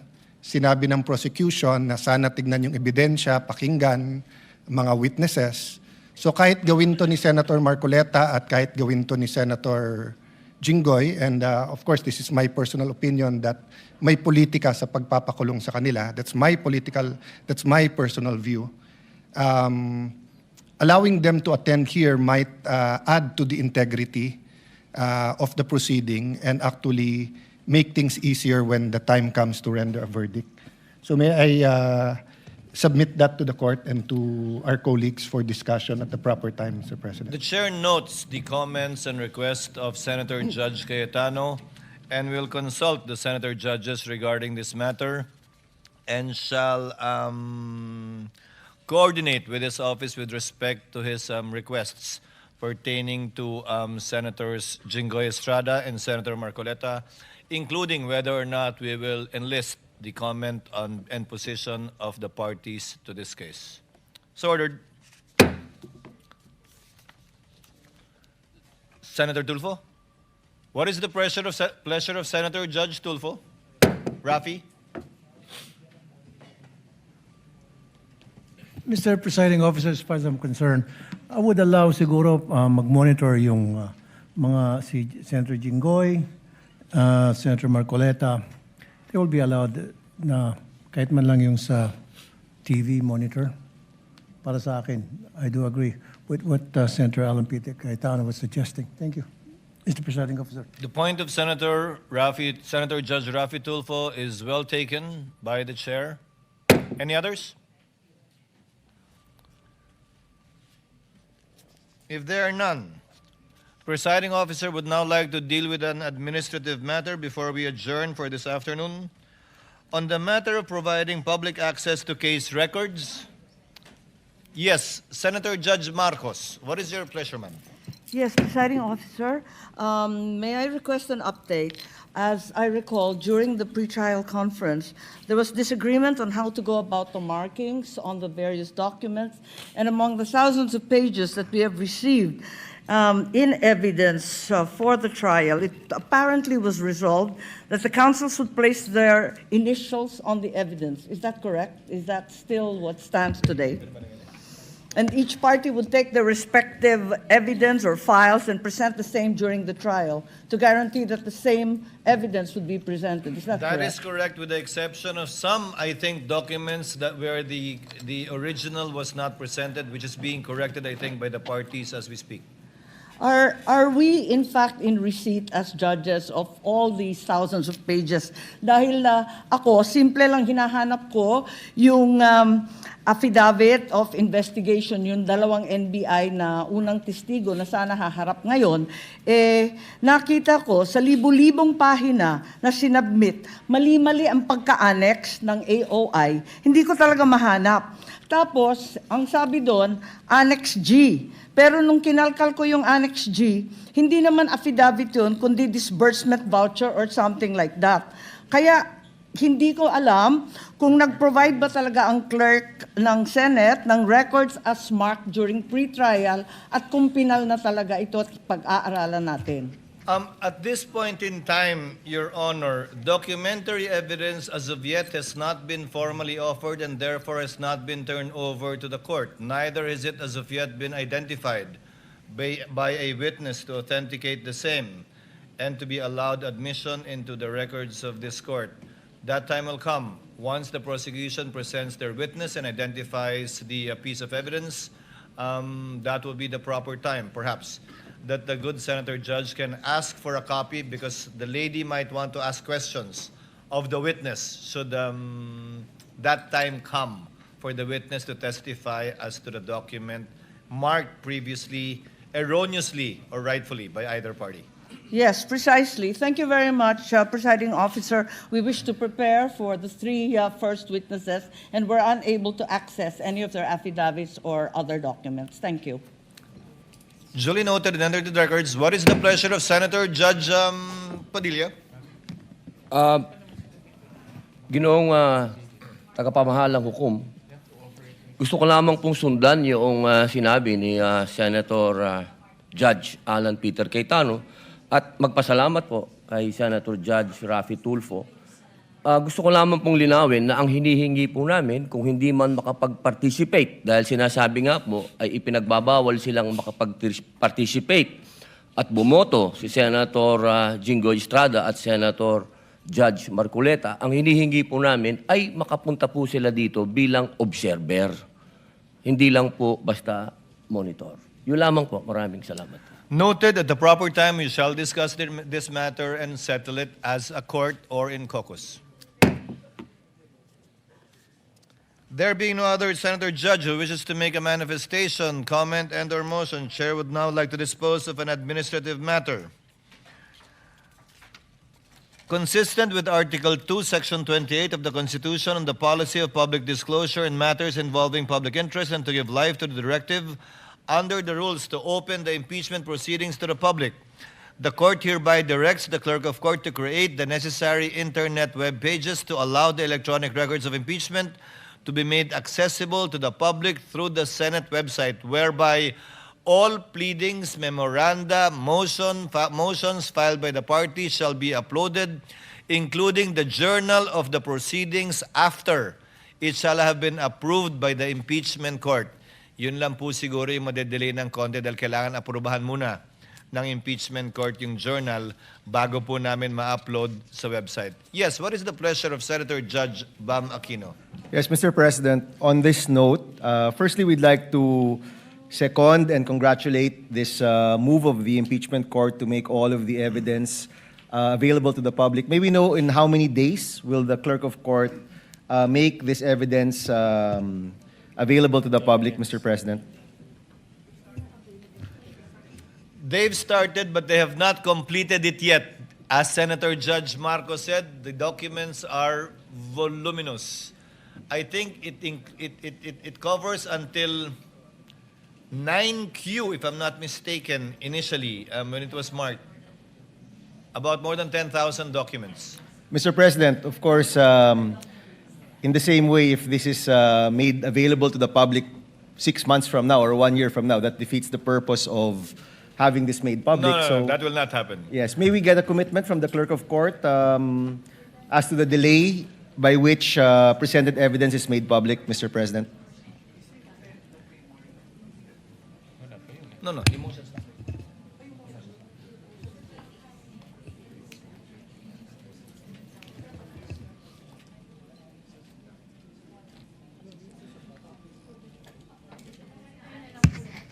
Let me clarify, Your Honor.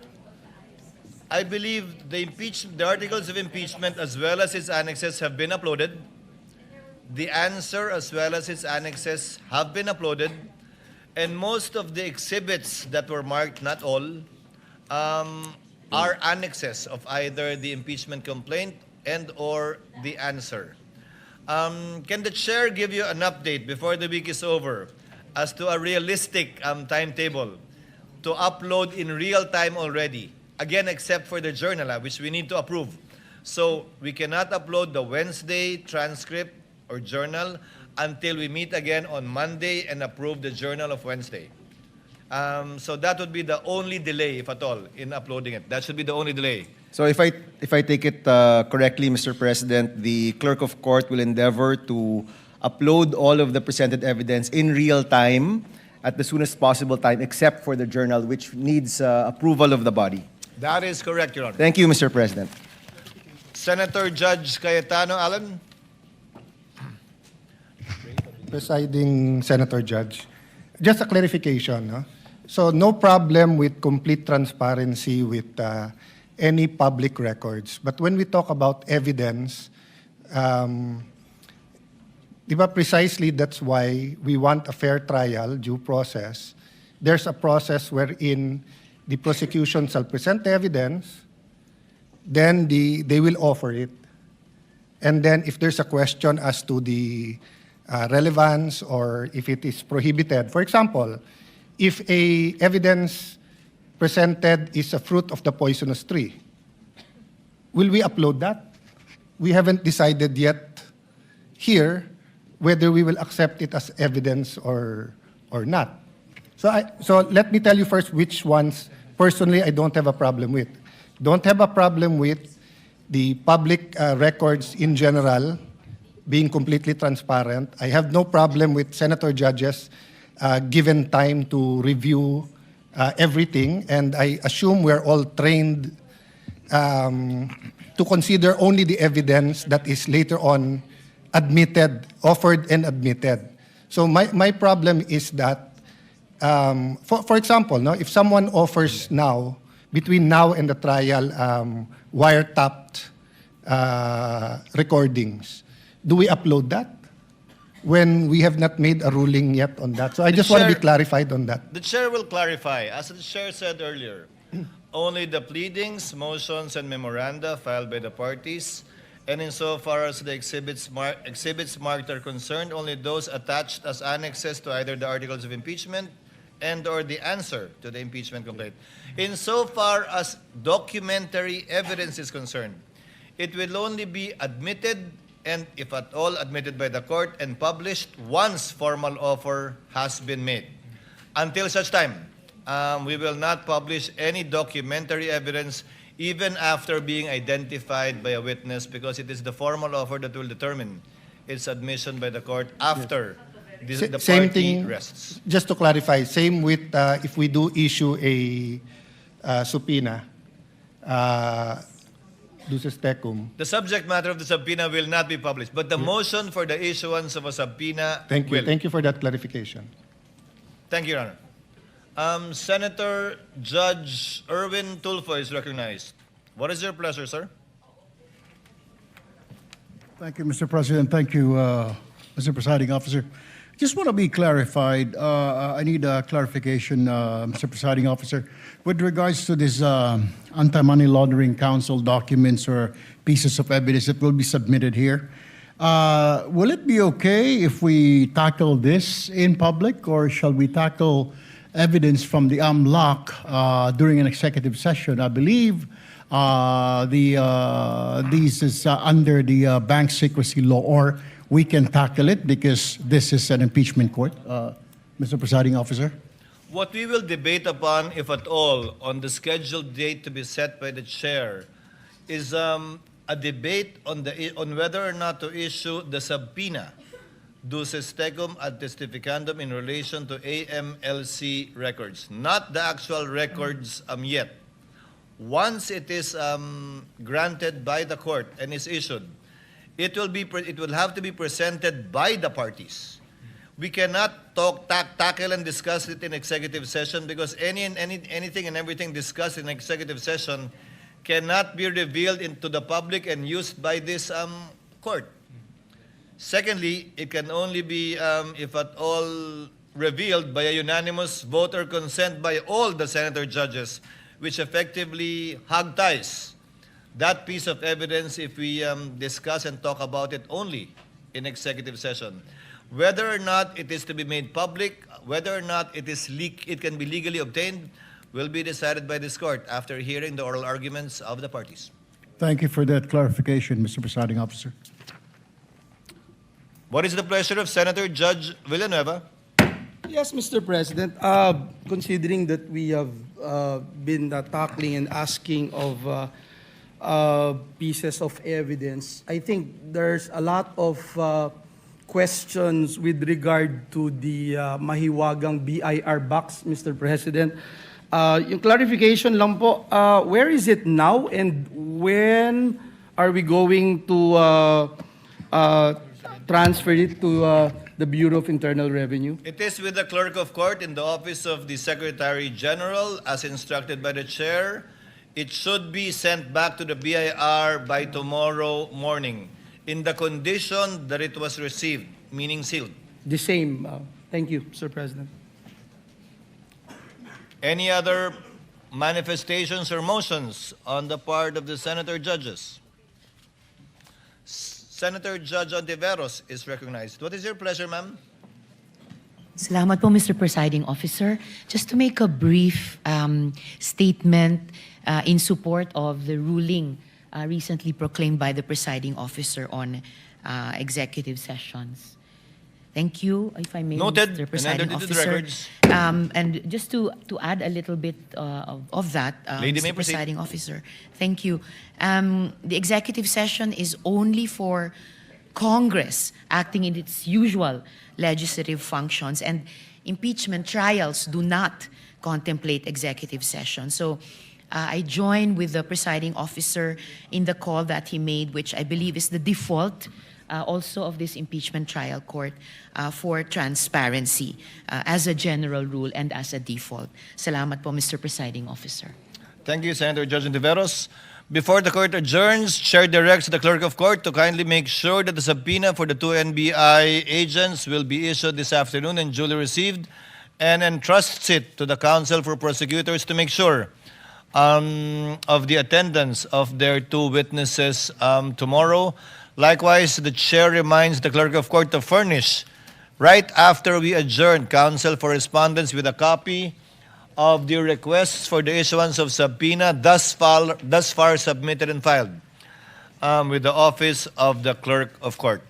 So ordered. There being no other business to discuss, the trial is hereby adjourned until 2 p.m. of Tuesday, tomorrow, July 7, 2026.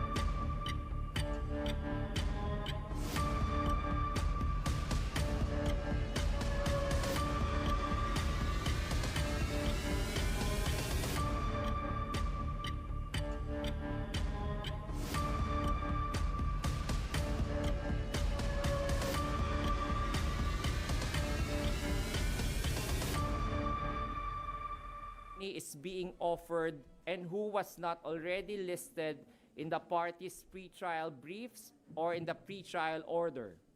Every Wednesday or last trial date of the week, the parties will be requested to list the names of witnesses to be presented for each day for the following week. As to the participation in witness examination by the panel of prosecutors and the counsel for the panel of prosecutors, on the prosecution's request for the multiple lawyer examination of a single witness, the court denied the prosecution's request and reaffirmed the strict one counsel, one witness rule under the Senate impeachment rules. However, the court partially granted the request by allowing a maximum of 2 lawyers to examine a witness only in highly exceptional circumstances to prevent redundant questioning, explicitly specifying that this exception applies equally to both the prosecution and the defense. As to the BIR box, the court denied the prosecution's request to open and mark the contents of the sealed BIR box of tax documents transmitted by the Bureau of Internal Revenue. Applying the Supreme Court ruling in Land Bank versus Pagayatan, the court stated that it cannot take legal custody of items not officially deposited through proper judicial processes. The court ordered the immediate return of the box to the BIR by tomorrow morning. However, this does not preclude the prosecution or any party, for that matter, to ask the court for the issuance of any subpoena duces tecum, for which the BIR shall also be bound to comply. As to the issuance of subpoenas, the prosecution secured approvals for several compulsory processes subject to specific boundaries set by the court to satisfy the legal test of definiteness and relevancy. As to the NBI subpoena, the court granted the issuance of subpoena ad testificandum compelling 2 active National Bureau of Investigation agents to testify tomorrow and on Wednesday. As to the AMLC and bank records, the court was already ready to issue the subpoena, but the panel of prosecutors amended their request, so the issuance of the subpoena was deferred. Upon agreement of the parties, the court ordered that all requests for subpoena be given the other party so they can file their comment or opposition, to which oral arguments will be scheduled in the future. For the pretrial order and evidentiary objections, addressing the respondents' comments on the pretrial order, the court finalized the order and granted the prosecution's proposed sequence of evidence presentation, which is Article 4, Article 4, Article 1, Article 3, and Article 2. The presiding officer clarified that the pretrial order simplification of ultimate issues does not preclude the defense from discussing its affirmative defenses or raising evidentiary objections during the trial proper when the relevant questions become ripe for resolution. The trial was adjourned and will resume tomorrow at July 7, 2026 at 2 p.m. in the afternoon. Any questions? Is there any protocol for the Senator-Judges to enter the courtroom in a sequence, or anytime na pwede silang pumasok ay pwede silang pumasok kahit hindi sabay-sabay, hindi nakakasunod? Yes, the only requirement po para sa mga Senator-Judges is kapag po magro-roll call so that they can note their attendance na nandun po sila for the existence of the quorum. Other than that po, they can enter and exit the plenary just like in any plenary session.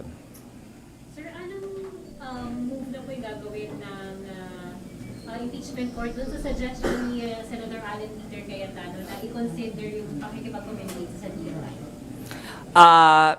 Actually, that will have to be taken up according to the presiding officer during the plenary session, and I think yun yung mga pag-uusapan ng ating mga senador in either executive session or a caucus, so they will know how to deal with with the matter na ni-raise ni Senator Cayetano. Mga kailangan pa mo ba yung motion? Hindi na po. Kailangan lang po nilang pag-usapan, will they send a letter to the Sandigang Bayan o meron po bang resolution ang Senate regarding that? So yun yung hindi pa klaro kung ano yung course of action na pwedeng gawin para makipag-usap formally sa Sandigang Bayan. Pero sir, kailangan plenary session? Kailangan mag-resume muna or hindi na? Alin po?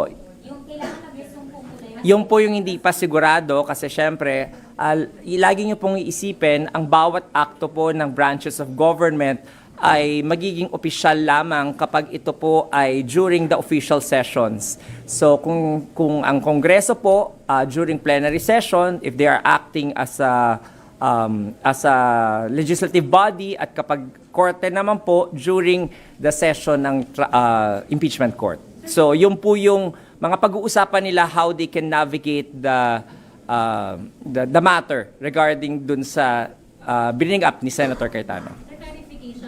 When you say plenary session as legislative or As legislative. Kaya hindi kanina nag-rule yung presiding officer kasi it is a matter outside of the purview of the impeachment court. Clarification, will it be accurate to say na hindi ma-actionan yung motion ni Senator Alan Peter Cayetano hanggat hindi nag-resume ang session ng Congress? Hanggat hindi pa po yan sigurado kung ano yung action. Kasi yun nga po, as I know, meron pong moves po na may liham na pinapakalat po para po magsulat yung ating mga senador doon sa Sandigang Bayan. However, some senators feel na hindi po dapat ganon yung proseso na gawin na ordinary liham. So that's why they have to settle it amongst themselves kasi we cannot presume or assume kung ano po yung gusto nila. As siguro majority po kung ano yung gusto ng majority, kung pipirma sila doon o hindi o ihintayin na plenary session, sila po muna ang magbabanggaan ng opinion tungkol dyan. So ngayon po hindi tayo makapagbigay ng opinion kung ano yung dapat o hindi dapat kasi either way pwede nilang gawin. Attorney, ano po ang paliwanag bakit dalawa sa podium, sina Senate President Escudero at Senate President Gatchalian and Senator Escudero? Because when it comes to the impeachment trial po, they are equals. May division lamang po ng labor. So, kaya po, we do not want to degrade the office of the Senate President para bumaba po doon sa katulad ng sa upuan ng mga senator judges. So, kaya po minarapat na parang kapareho lang rin po nung nangyari nung impeachment ni President Estrada na nakaupo po yung presiding officer which is the Chief Justice at katabi niya po yung Senate President at nandun po dahil po co-equal po sila on that matter. So kung impeachment trial, magkalapit po silang dalawa? Tama po. And then, Attorney, dun lang po para lang po mas paliwanag, kanina gusto ng prosecution na i-arraign ng Vice President and then impose defense and then the Senate President, the Presiding Officer made a ruling na hindi kinakailangan, pwede lang pong pa-expound ang ruling ng Presiding Officer na unnecessary. Apo. Marami pong basehan po yan. No? Unang-una yung mga previous impeachments po, hindi na po binasa yung articles of impeachment. Kahit yung naalala nyo rin po yung last year, hindi rin po. Dahil kinukonsidera na po ng trial court ang pagpa-file ng answer bilang voluntary appearance doon sa respondent. So kaya po, immaterial na po yung physical o yung actual na pagpunta po ng Vice Presidente dahil nag-file na po sila ng answer. At nandun din po yung mga abogado ng respondent para rin po mag-enter ng appearance in her behalf, katulad po ng sinabi ni Atty. Sison kanina. So, in ordinary trial courts po, ginagawa rin po yung wini-waive po yung pagbabasa ng sakdal o yung kaso at pwede pong mag-enter na lang po ng plea. However, Dito po kasi hindi po criminal case to, so sui generis to, alam niyo naman, so hindi na po kailangan mag-enter ng plea ng ganong kapormal na katulad nire-request po ng prosecution. Kaya po kinonsidera na ng korte na sufficient na po ang pag-attend at saka po pagpa-file ng answer bilang voluntary appearance ng respondent. The Vice President cannot be compelled. Tama po. Cannot be compelled to attend. One, because meron po siyang right against self-incrimination under the Constitution. Hindi rin po siya kinakailangang pumunta naman kasi wala namang pangangailangan sa pagpunta niya dahil nare-representa na po siya ng kanyang mga abogado. At yung depensa niya ay nare-representa na rin nung answer niya po na final. Unless voluntarily she will come. Yeah, it's up to her po. Wala pong magagawa ang sino man para pilitin siyang pumunta. Sir, Attorney, pa-clarify lang sir, sabi niyo po when it comes to impeachment trials, equals yung presiding officer and Senate President. Ano po yung functions nila? Actually po, yung Senate President bilang legislative head po ng Senado at yung presiding officer po na elected bilang head po naman ng impeachment trial. Alam niyo naman po, impeachment court rather, alam niyo naman po na kapag sa gantong mga proseso o na nangyayari o proceedings, dual hats po ang ginagawa ng ating Senado bilang lehislatibo at saka bilang trial court po. So, yun po yung simbolismo ng pag-upo ng dalawang tao po doon sa taas po. Comment nyo na lang na according to Senator-Judge Alan Cayetano, maaaring null and void yung old proceedings just because of this issue of presiding officer, citing the intent of the constitutional framers that it should be the Senate President, not an elected president. Actually po, napag-usapan na rin po kanina at medyo mahaba-haba ang debate dyan. Meron naman pong basihan yung chair, yung presiding officer, pati po yung mga majority of the senators, nabanggit na rin po ni Senator Kiko Pangilinan yan, na ipinasok na rin sa records po ng impeachment court yung mga kaso ng Umali versus JBC at Chavez versus JBC na nagsasaad na kapag malinaw po ang konstitusyon at malinaw po yung konstitusyon na hindi pinagbabawal po ang pag-elect ng presiding officer in impeachment trial sa Article 11 Section 8 po, Section 3 number 8 at dahil nagpasa rin po ang Senado ng kanilang rules sa pag-amenda ng Resolution 39, yun po ang naging legal na basehan para balido po ang pag-elect at pag-upo ni Presiding Officer Chiz Escudero bilang head po ng Impeachment Court. Attorney, since last year kayo din pa impeachment spokesperson, how would you describe so far the corrections that have been done in last year's impeachment and now that it's actually started, parang na-correct na po ba yung mga kamali natin? How do you find satisfactory? I think yung sa correction, ibig sabihin, kailangan kong umamin na pagkakamali sa last year. Wala pong pagkakamali sa last year. When you're talking about the issues regarding sa pag-file po ng articles of impeachment, I think the respondent Vice President also filed her affirmative defenses, yung violation din po ng one-year bar rule, inilagay niya po sa answer niya. So I think pareho rin po yun sa last year na sagot niya doon sa articles of impeachment. So on that matter po, yung sa affirmative defenses, the presiding officer and the court itself will have to deal with the matter kapag ni-raise na po ng depensa yung mga affirmative defenses na yon during the course of the trial. Sorry, I meant last year kasi hindi naman po forthwith yung nag-proceed. Pero this year, forthwith na po. Actually, last year, forthwith pa rin nag-proceed because ang definition ng forthwith ayon sa bagong kaso ng Generillo na pinasan ng Supreme Court ay ibig sabihin within reasonable time. And last year, nagkaroon po ng mga iba-ibang mga issues.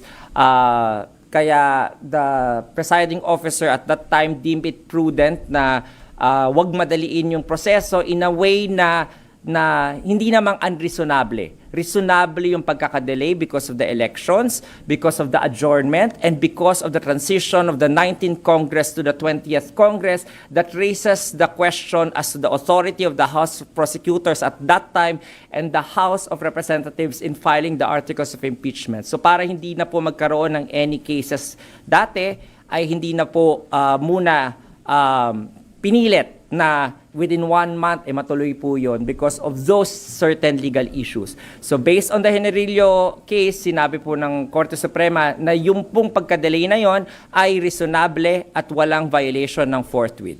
Doon sa presiding officer na pinagtalunan nga po yung election, pwede lang po pa-explain ano bang significance ng presiding officer na na pag nag-rule siya, that stands unless Tama po. by the...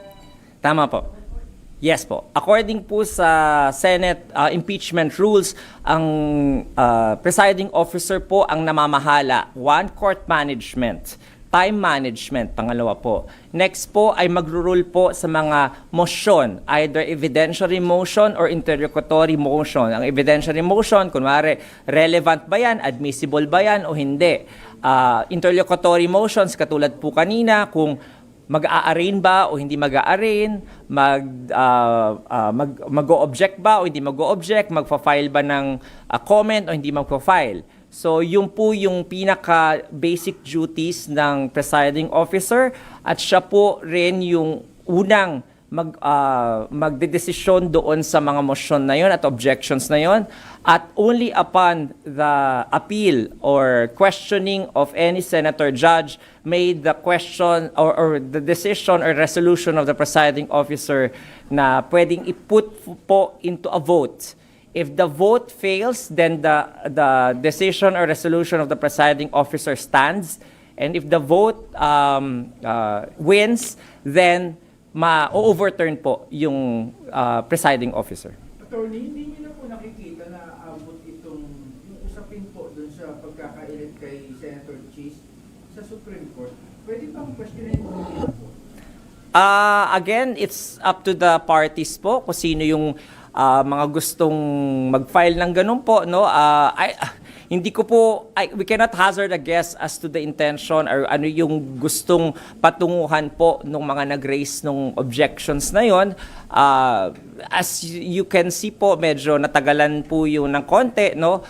Pero bilang demokratikong bayan po ang Pilipinas, yun po talaga ang proseso. So merong mag-a-against, meron ding pong magka-counter dun sa nag-a-against, at yan po talaga yung pagtutunggalian ng utak at isip. At napakaganda po because it only shows na umaandar po yung demokrasya natin. At parte po ng ng demokrasya natin yung pagpa-file ng kaso at para po ma-decide ng Supreme Court. Pero sir, attorney, totoo po na pwedeng hindi maging null and void yung dahil lang sa issue nung election. Meron po akong personal na view dyan, pero I will just keep it to myself because as a lawyer, alam naman po natin na political question yon. So, yeah. So doon na lang po. Pero I cannot hazard a guess kung mananal and void siya. Pero ang stand po ng impeachment court ay valido po. Ang stand po ng Senado, valido po yung pag-amyenda ng Resolution 39, katulad ng narinig ninyo kanina. And majority has voted already. So the vote of the majority earlier by 12-8 already ratifies the amendment to the Resolution 39 or any question as to that amendment po. So na-ratify na po nung Senado as a plenary. Opo. The majority vote stands. And is valid until the Supreme Court says it is not valid. Sir, may we just know the feelings of our senator judges dun sa pagkaka-arrest ni Senator Rodante Marcoleta? How does he think about it? Medyo outside of my payroll po yan. Outside of my pay grade, I am just here po to talk about the proceedings sa impeachment court. I think ibang spokesperson yung kailangan yung tanongin dyan, yung spokesperson ng Senado po. Meron pa po? Regarding these proceedings, how will it affect by Senator Gatchalian. He mentioned earlier that he will still have to focus on economic growth and Yes. national budget. So what are the offenses? Yeah. Actually, yun po yung maganda sa nangyari, no? Dahil po dalawa silang nakaupo dito, Senator Gatchalian can now exert all his efforts doon sa legislative duties naman po ng Senado. Hindi niya po kinakailangan sobrang mag-aral ng metikuloso tungkol sa mga rules of evidence, etc. Of course, kailangan niya pa rin, pero dahil hindi na po siya yung presiding officer, pwede niya pong i-relegate yon sa presiding officer at makakapagtutok na po siya doon sa mga importanteng legislative matters. So, nagkasundo po sila at yung mayorya na mas maganda po yung ganon para po sa ikabibilis ng proseso at saka po sa hindi pag-antala ng legislative mga agenda naman ng Senado. So you prefer po that was kind of intentional or by design to address both the economic needs? Yes po. At saka para mapabilis yung proseso dahil po ma-technical po, katulad na nakita nyo kanina, ma-technical po ang proceedings ng any korte. So para matulungan po ang isa't isa, nag-division of labor po sila.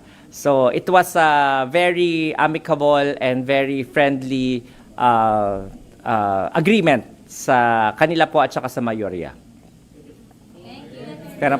Thank you po. Bukas po ulit. Magbibigay po kami ng written na briefer po para mag-guide kayo dun sa mga sinabi ko po kanina. Thank you.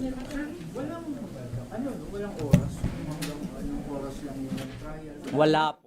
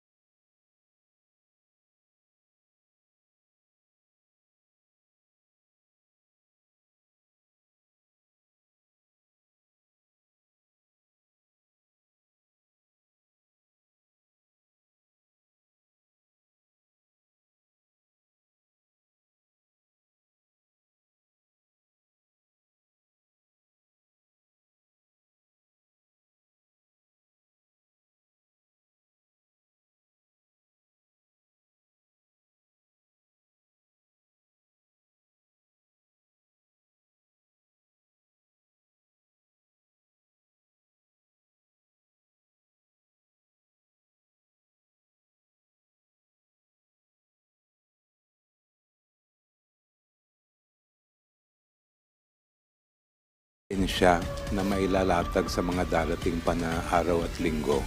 Ang paghuhusga natin ng impeachment ay wala naman sa mga incidents na yon, kung napatunayan ba yung mga paratang na nandyan sa articles of impeachment. At tulad ng napakagandang sinabi ni Chair kanina sa kanyang opening statement, we are ready to prove the allegations of the articles of impeachment. Thank you.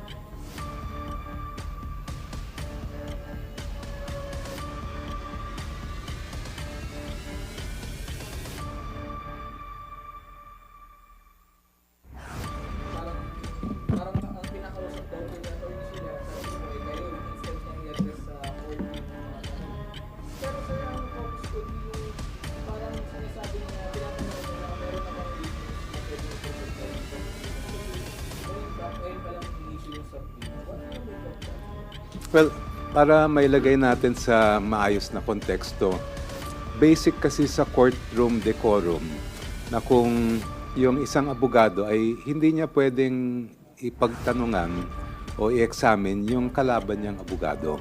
Kung meron man siyang tanong ay dapat sa husgado niya i-direct at kung may gusto malaman ang court sa mga lawyers, ang court ang dapat magtatanong kung sa tingin ng court ay relevant yung question. Kaya ako nagsalita kanina ay dahil napansin natin na nauna nang nagsabi si Presiding Officer Escudero sa kanya na wag nga magtanong sa kalaban, And yet, I felt that it was being repeated by the defense counsel.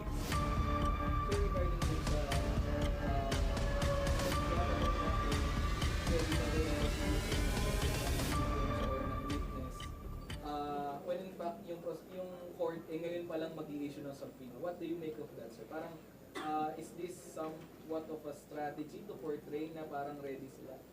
Hindi ko alam kasi ang tanong nga niya kung handa raw kami magpresenta ng testigo ngayon. Ang issue nga ay hindi pa nga nailalabas ang subpoena para sa mga uupong testigo bukas. Kaya para sa akin, it was not the kind of question that required an answer. Dahil obvious naman eh. Ano ba yung parang papogi lang?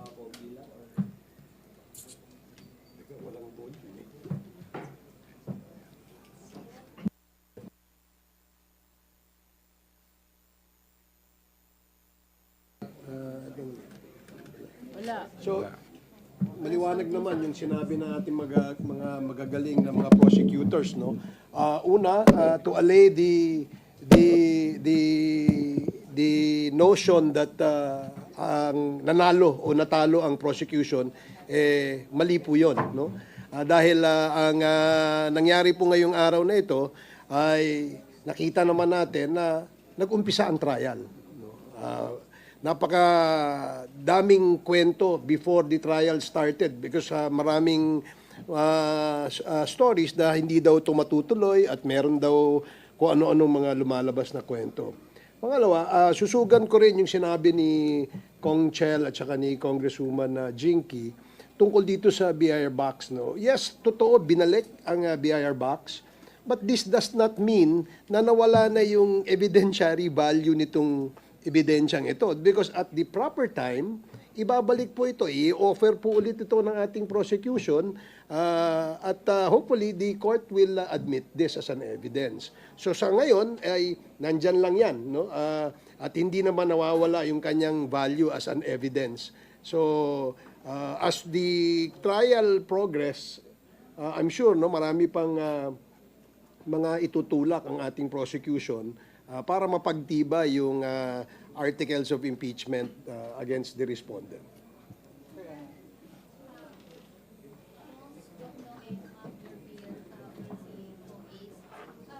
Iniutos po ng Senate Impeachment Court na maglabas sila ng subpoena sa dalawang opisyon ng NBI. Gaano po kahalaga yung testimonya ng dalawang NBI agents sa kaso po ng Article 4 ng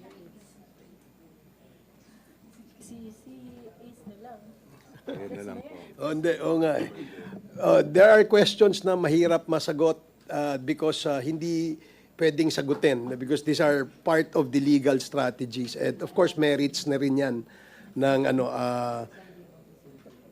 so the reason why ang tanong ay bakit sinabpina yung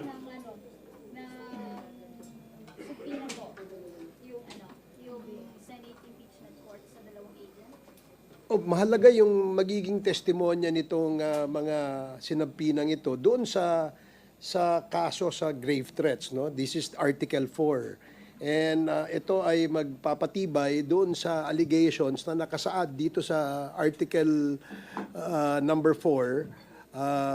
Nang sa ganon ay mabuo, no, yung kwento na pinatutuhanan lahat po ng nakasaad dito sa allegation na ito. Ask ko lang po regarding dun sa BIR box. Was it unexpected from the prosecution side yung decision ng korte na ipabalik ito sa BIR? Is it something na inasahan niyo o hindi inasahan? And how optimistic po kayo dun sa posibilidad na maibabalik din sa Senado yung box and magagamit yung evidence? Hindi ko po inasahan personally yun because I have always believed that this is the impeachment court, no? And the mandate of the Constitution should always prevail over any other statute. Yung confidentiality, dun yun napapaloob sa provision ng National Internal Revenue Code, no? But what we are trying to address here is our obligation under the Constitution about accountability mechanism. At meron sinasabi sa batas, if there's a conflict between the Constitution and any statute, the Constitution must always prevail, no? Nevertheless, we respect the Impeachment Court. And as far as that decision is concerned, and we remain hopeful na makikita natin lahat ng BIR documents. And like what I said earlier, meron tayong bagong request for issuance of subpoena which pertains to an expanded list of documents of the BIR. Hindi na lamang ITR, kung hindi maraming dokumento which will be coming from the BIR. We are hoping na ito ay maaksyonan ng BIR once the subpoena is issued by the Impeachment Court. Follow-up lang that. Do you think it would be challenging para maibalik yung box dito sa Senado at madami siya? Doon sa expanded list na na-mention ko kanina, subject matter ng bagong request for issuance of subpoena to BIR, part of that expanded list is the ITR. The ITRs which are, we believe, are inside the sealed BIR box, no? So kung magkakaroon ng positive result, itong ating motion for issuance of subpoena, duces tecum, no? Pertaining to expanded list, hindi na lang ITR at marami pang iba, no? Then it will address also our challenge with respect to the opening of the BIR box. Follow-up lang po dun sa question po, patungkol po sa BIR box. But siguro to limanize lang po, how do you appreciate the reasoning of the Impeachment Court in returning the box to the BIR? Di ba po nasa pre-trial briefly naman po, nilista niyo po yung BIR box as among the documentary evidence that the prosecution seeks to present? The least I can say is, nag-iingat din ang Impeachment Court, no? Because alam naman natin na meron talagang issue, merong question, merong challenge under the National Internal Revenue Code as to whether or not pwede bang i-disclose ang mga BIR records. Nevertheless, like what I said earlier, baligtad yon sa aking inaasahan because we believe that Impeachment Court should give paramount importance to the accountability mechanism, no? Pero regardless of that, we respect and accept the decision of the Impeachment Court, and we remain hopeful that through the new request for subpoena of expanded list, ay eventually makikita din natin yan at ma-present din natin sa court, masasama natin sa mga ebidensya. Dagdag lang po, mabilis lang po. From a legal standpoint lang po, what does the prosecution view as wins in today's trial? Given na yung mga ibang motions kanina, medyo hindi siya necessarily favorable sa prosecution. We are victorious. Tagumpay ang prosecution. Tagumpay ang taong bayan. Because we have waited for this impeachment trial for so long. And it is happening right now. That alone, we claim victory for what happened today.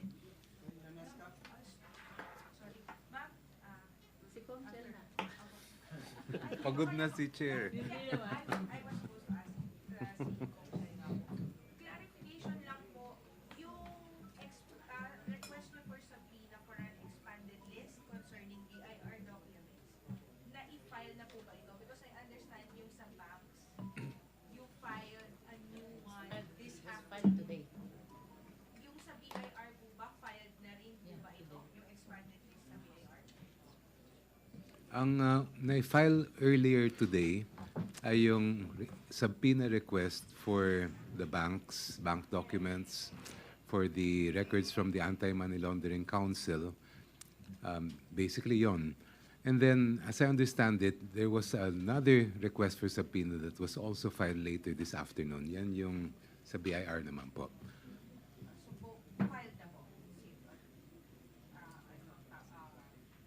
Filed na po yung motion. May file na.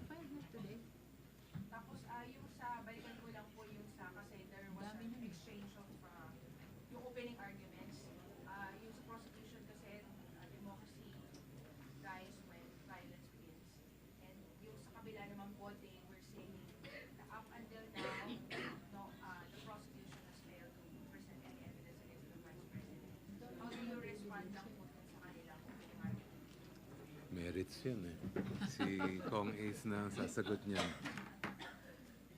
abangan ayan ay tatalakay mismo sa trial. Kaya abangan na lang natin. I will reframe my question na lang. Were they able to dispute the things that you allege dun sa inyong opening argument?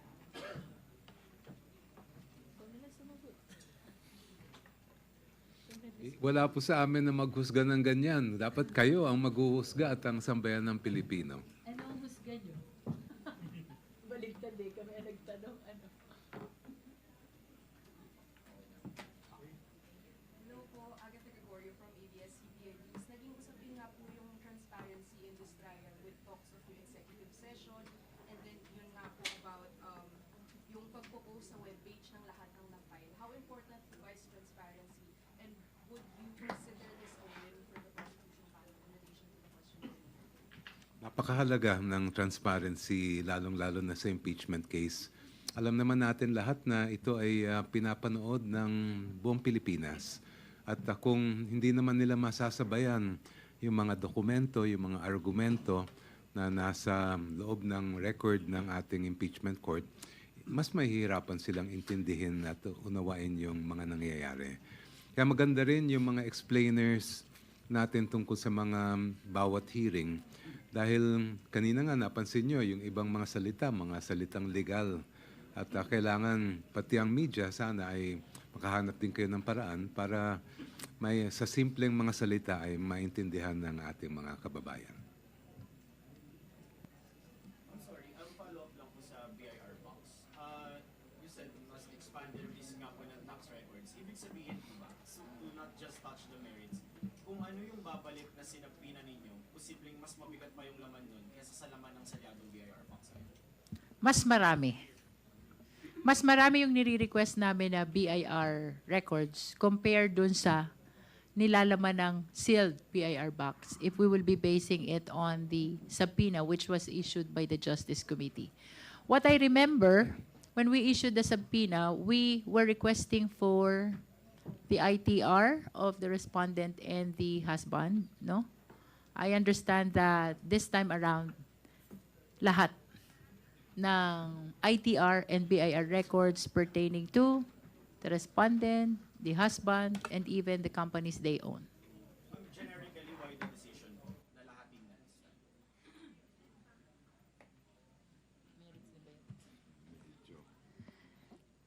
Because we need that to be able to support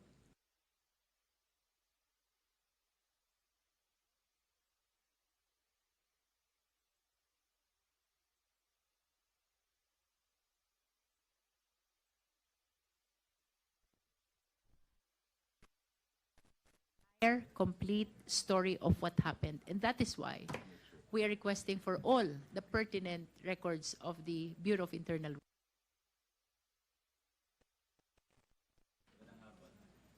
Sa opening statement po ng defense kanina, na-reiterate po or na-emphasize po that the Vice President was elected by 32 million Filipinos, and then sinasabi nga po na overwhelming daw po yung boto na tusa po niya, and yet prosecution seeks to let the binoto nga po ng ganun daw karaming tao. Paano nyo na po i-assess yung parang sinasabi daw po kasi second attempt niya na raw po na i-remove ang isang Vice President na binoto nga daw po ng ganun karami. Ayan, pwede ko sagutin mo, Ayan. hindi legal eh. Sige. Well, unang-una, hindi naman license yung 32 million votes, no, na mag-commit tayo ng mga paglabag sa batas, lalong-lalo na kung ikaw ay isang public officer, di ba? Nakasaad sa ating saligang batas na merong mga accountability mechanism na kung saan merong mga pananagutan na dapat harapin ang mga public officer kung merong silang nilabag na batas o mga alituntunin sa ating saligang batas. So, this will not change what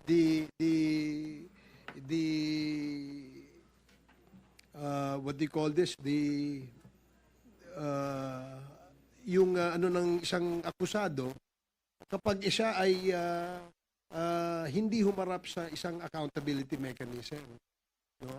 This goes the same to all impeachable officers kasi kaya nga meron ito sa ating constitution dahil paano natin mapapanagot ang mga makapangyarihan sa ating gobyerno kung wala nito?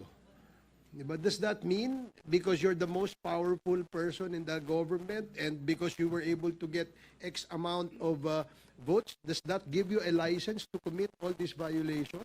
Sa aking palagay, medyo hindi yun ang intensyon nung gumawa ng ating saligang batas. Kaya nga nilagay ito is because para proteksyonan ang ating mga ang interest ng ating mga mamamayang Pilipino doon sa mga maaring pag-abuso o hindi kaya pag-violate ng ating mga opisyal sa gobyerno na matataas ang mga tungkulin.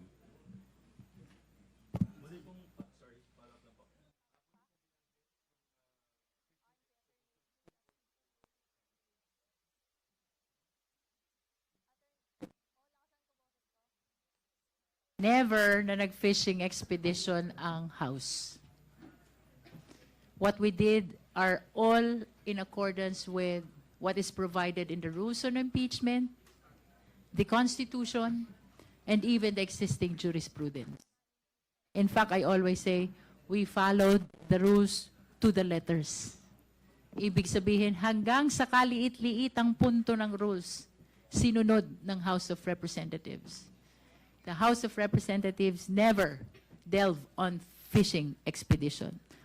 Everything that we did is legal, constitutional, lawful. Do you still expect the Vice President to show up ngayong first day absent niya? O hindi po siya sumipot? Well, una, balikan ko yung earlier question ninyo ha. May magandang desisyon ang ating Supreme Court. Sabi nilang ganon, wala naman pwedeng mangyaring prosecution kung walang naunang investigasyon. Ang House ang may kapangyarihan na mag-initiate ng prosecution ng impeachment case. At ngayon, pagka naituloy yun, kami ang nagiging prosecutor. Paano naman kami magpo-prosecute ng kaso kung walang nangyaring investigasyon? Ngayon, yung sinasabi nila, pareho lang daw yung fishing expedition sa investigasyon. Hindi totoo yun. Ang pag-iimbestiga ay talagang bahagi ng tungkulin ng House. Kung titingnan natin yung Constitution mismo, nakalagay doon, pag umabot yung complaint sa Committee on Justice, kailangan magkaroon ng hearing. Pag sinabi natin hearing, ano pa nga ba yun kung hindi yung pagtitingin ng ebidensya? So we really have consistently maintained that there is no such thing as fishing expedition. Good afternoon, Long. Attorney Ray Rosario. I'd just like to ask about yung sa threshold requirement because the presiding officer was very firm that he said na they will follow the two-thirds of all members unless you question it before the Supreme Court. Meron na po bang plano on the part of the Congress to question it before the Supreme Court? And at what stage of the proceeding will this happen, if ever? Wala pa pong napag-usapan ng House. Ang importante, the prosecution team is committed to prosecute regardless of the number of threshold, no? 16 man yan, 15 man yan, 14 man yan, we are confident that our evidence is strong. Last question po. On the part of the presiding officer as well, kanina po, they spent a significant amount of time debating doon sa legality of choosing a presiding officer. Do you think that will affect in any way the prosecution's case kung iba-iba yung presiding officer? I don't think that will have any effect on the prosecution's case. Basta tuloy pa rin ang gagawin namin pagpe-present ng ebidensya. Kayo na pinanggit ninyo na never kayo nag-fishing expedition, pero nag-mini trial po kayo. Kasi isa po yun sa niraise ulit kanina. That is not a mini trial. I have repeatedly said that. That is merely a clarificatory hearing pursuant to Section 7 of the Rules of Impeachment and pursuant to Article 11 of the Constitution. Both the Constitution and the Rules on Impeachment requires hearing. And to be specific, that is a clarificatory hearing for the purpose of determining probable cause and never to conduct a trial to substitute what is happening now in the Senate. So, sinasabi niyo ngayon never niyo pong nabanggit yung mini-trial doon sa inyong mga press con and Your question is misleading. I understand na ginamit yan ng mga prosecution before that issue was raised, but the only intention is to make the public understand about the difference between the proceeding in the Senate, which is the trial, and the proceeding in the House, which is a clarificatory hearing.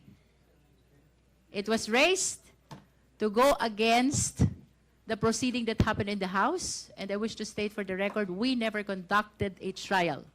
Whether it is a trial or a mini-trial, that is not the case. What happened in the House is simply a clarificatory hearing for the purpose of determining probable cause pursuant to Section 7 of the House Rules on Impeachment.